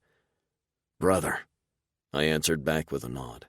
Frankie left my arms, and Daz gripped me at the back of my neck, his fingers digging in with a slight tremble before he brought our foreheads together. I laid my hands on the back of his neck and closed my eyes. He didn't speak, and neither did I. I basked in the presence of my big brother, a warrior I'd looked up to my whole life. "I'm proud of you," he said. I opened my eyes to see his were a whirling purple and black. I didn't... His throat worked. "I didn't think I'd see you again. Not only did you escape the old Donny, you retrieved their research for us to study, and Fontes blessed you with a courageous mate." He didn't let go of my neck, but he pulled back to be able to glance between me and my mate. "You should have seen her facing off against the Kulks before we showed up. I heard her. She claimed you, in no way were the Kulks taking her away from you. Magnificent." I met Val's gaze head-on. She no longer blushed or ducked her head when receiving praise. This time she smiled, her cheeks slightly flushed. Frankie grabbed her hand and squeezed it. Val smiled at her, and the 2 females nearly glowed with happiness. I squeezed Daz's neck, so flecking happy to be safe and back home. "I learned from the best, big brother." Daz smiled and huffed a laugh. "I don't know. I think I've been hard on you in the past for not taking things seriously. I've chastised you for driving your bike recklessly, but Val had something to say about how your skill saved you in a rather exciting vehicle transport battle. I nearly leapt with excitement. Did she tell you about my solar gun aim? I took down a vehicle, 2 shots. Daz frowned, but I saw the amusement in his eyes. She might have mentioned it, but that was a big target, so I don't know if that deserves praise. I shoved him with a laugh. Oh, shut up, you fleck. I jabbed a thumb at my chest. I'm doing nothing but practicing now. Before you know it, I'll be a better shot than you. Daz's eyes glittered. Bring it on. I looped an arm around Val and tucked her into my side, so flecking proud of my mate. My Cora felt like it would burst with happiness. I couldn't wait to get out of this hut and see Xavi and Nero. Pick on Hap. Get a few grunts from Ward and Gar. Thanks for taking care of my lioness while I was recovering, I said. Daz nodded. She's a great mate for you. I think she'll keep you grounded, and you need that a little, huh? I pressed a kiss to her temple. She'll keep me in line. You're out of a job now. Daz raised a brow at Frankie. I think I have plenty of work to keep me busy. Hey, she protested, but her eyes shone with adoration for her mate. Daz reached into his pocket and pulled out a familiar red band, a Night King's tag. I remembered vividly when the old Donnie had ripped mine from my arm and spat on it. I knew I'd never see it again, which had hurt worse than the damn shock rods. Our Clavis tag was sacred. We wore our scarred, beaten-up bands with pride. Daz didn't wait for me to take it from him. He grabbed my arm and wrapped the band round my biceps. Something in my soul settled. I hadn't realized how naked I'd felt without my tag until I once again bore the crown symbol stamped into metal. I wish we could have retrieved your old one, but I'm sure you'll dirty this up in no time. He patted my shoulder and stepped back. I was unable to talk for a moment, not until Val's hand clenched mine, and her pretty smile beamed up at me. Red's your color, she murmured, running her fingers along the tag. Thank you, brother, I said around a lump in my throat. Proud to wear the Night King's tag again. The stamp was always on my Cora when it wasn't on my arm. Daz cleared his throat, and I knew that was enough emotion for the both of us for the rotation. You up for a walk in the sun? He said. Your poor mate has been stuck by your lazy side since she got here. Daz lightly slapped my face, and I batted his hand away with a growl. She needs a tour, and the males are eager to see you. Frankie clapped. A tour! She reached for Val's hand and squeezed. It's not so bad. Kind of a medieval castle/frat vibe, but like a frat where the guys can cook, and take care of themselves. It's truly impressive, to be honest. I didn't know what those words meant, but they made Val laugh. She gazed up at me, her hand resting protectively over my pounding Cora, her smile so big that her eyes crinkled at the corners. I'm ready for the tour. Let's go greet your fans. Val. The Night King's Clavis was massive, and it seemed like everyone had a job. Drixonians milled about, many filling the massive garage-type structure where they stored all the bikes. There were a series of huts, which Sax explained belonged to Daz, him, and several of the higher-ranking males in the Clavis. The rest lived in a dorm-type structure. The compound itself was built on a pointed cliff, and only accessible from the front. Walls extended from one edge of the cliff to the other, with the only entrance guarded by Drixonians. Males from all over rushed to greet us when they saw Sax was on his feet. Xavi nearly bounced, his excitement infectious and youthful. The two of them did that neck-grip forehead touch thing that I learned was a customary greeting for the Drixonian warriors. That greeting then dissolved into a playful tussle that kicked up green dirt and resulted in Daz cuffing Xavi on the back of the head and telling him to go find a job to do. Seeing Sax with his friends and a community who cared about him only solidified what I already knew. Sax was amazing. A good man. He kept his arm around me the whole time as he laughed with his friends and rolled his eyes at his overprotective brother. Daz followed us with a happy Frankie at his side as we walked the compound. At first, I thought Daz wanted to watch for Sax's health, but I soon realized he simply didn't want to leave his brother's side. Every time a male greeted Sax, Daz's chest puffed out more and more, his pride for his brother evident. It warmed my heart. Nero emerged from a hut, rubbing his neck. His face lit up when he caught sight of Sax. I heard you were up and about. Had us worried there." "Ah, you shouldn't have been worried about me," Sax said with a grin. "Your mate gave Daz the chip you stole. I've been working on decrypting it. It's a bitch, but we'll get to their research soon. It's invaluable. I can't believe you managed to escape and steal from them." He clapped Sax on the shoulder. "Of course, if anyone was going to do that, it would have been you." Sax shrugged, but I knew the praise pleased him. The panther in his aura preened. A large Drixonian strode toward us, and I recognized him as the one with scars and a broken horn. His eyes were all black, and his lips were thinned. He greeted Sax quickly, murmuring a few words. I learned his name was Gar, and he gave me a quick nod before turning to Daz. "Drexel, I'd like to discuss the plans for the search party for Ward." Dax's casual posture immediately shifted as his back straightened and his shoulders tensed. "Are you ready to leave soon?" Gar's fist tightened, the only physical reaction he gave away. His face remained stony. "Yes, but—" He glanced at Frankie and me before he swallowed. "I'd like to speak to you alone." "Where's Ward?" Sax frowned. Daz's eyes flicked briefly to his brother. "When the females first arrived on the planet, one ran away, and Ward chased her. She was taken by a Riser's pack, and he had been tracking them the last we heard." "Fleck," Sax muttered. "Daz, we should speak in private." Gar shifted his weight. Daz nodded and turned to his mate. She squeezed his biceps. "I know, you want me to make myself scarce. Will do." She raised pleading eyes at Gar, which surprised me because the male was downright scary. "I hope Ward and his woman are okay.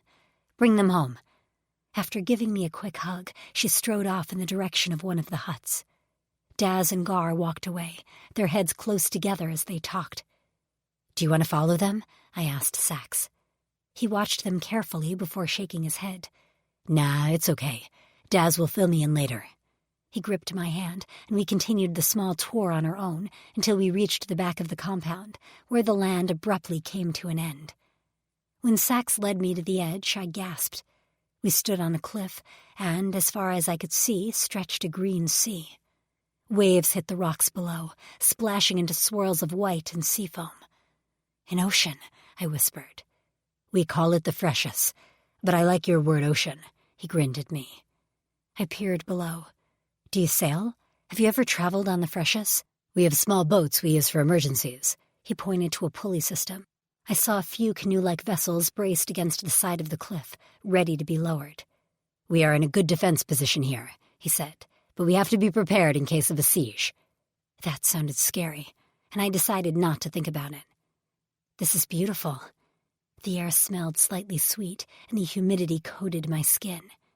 The breeze picked up, and my hair lashed my face. I turned to see Sax standing beside me, tall and proud, his chest out.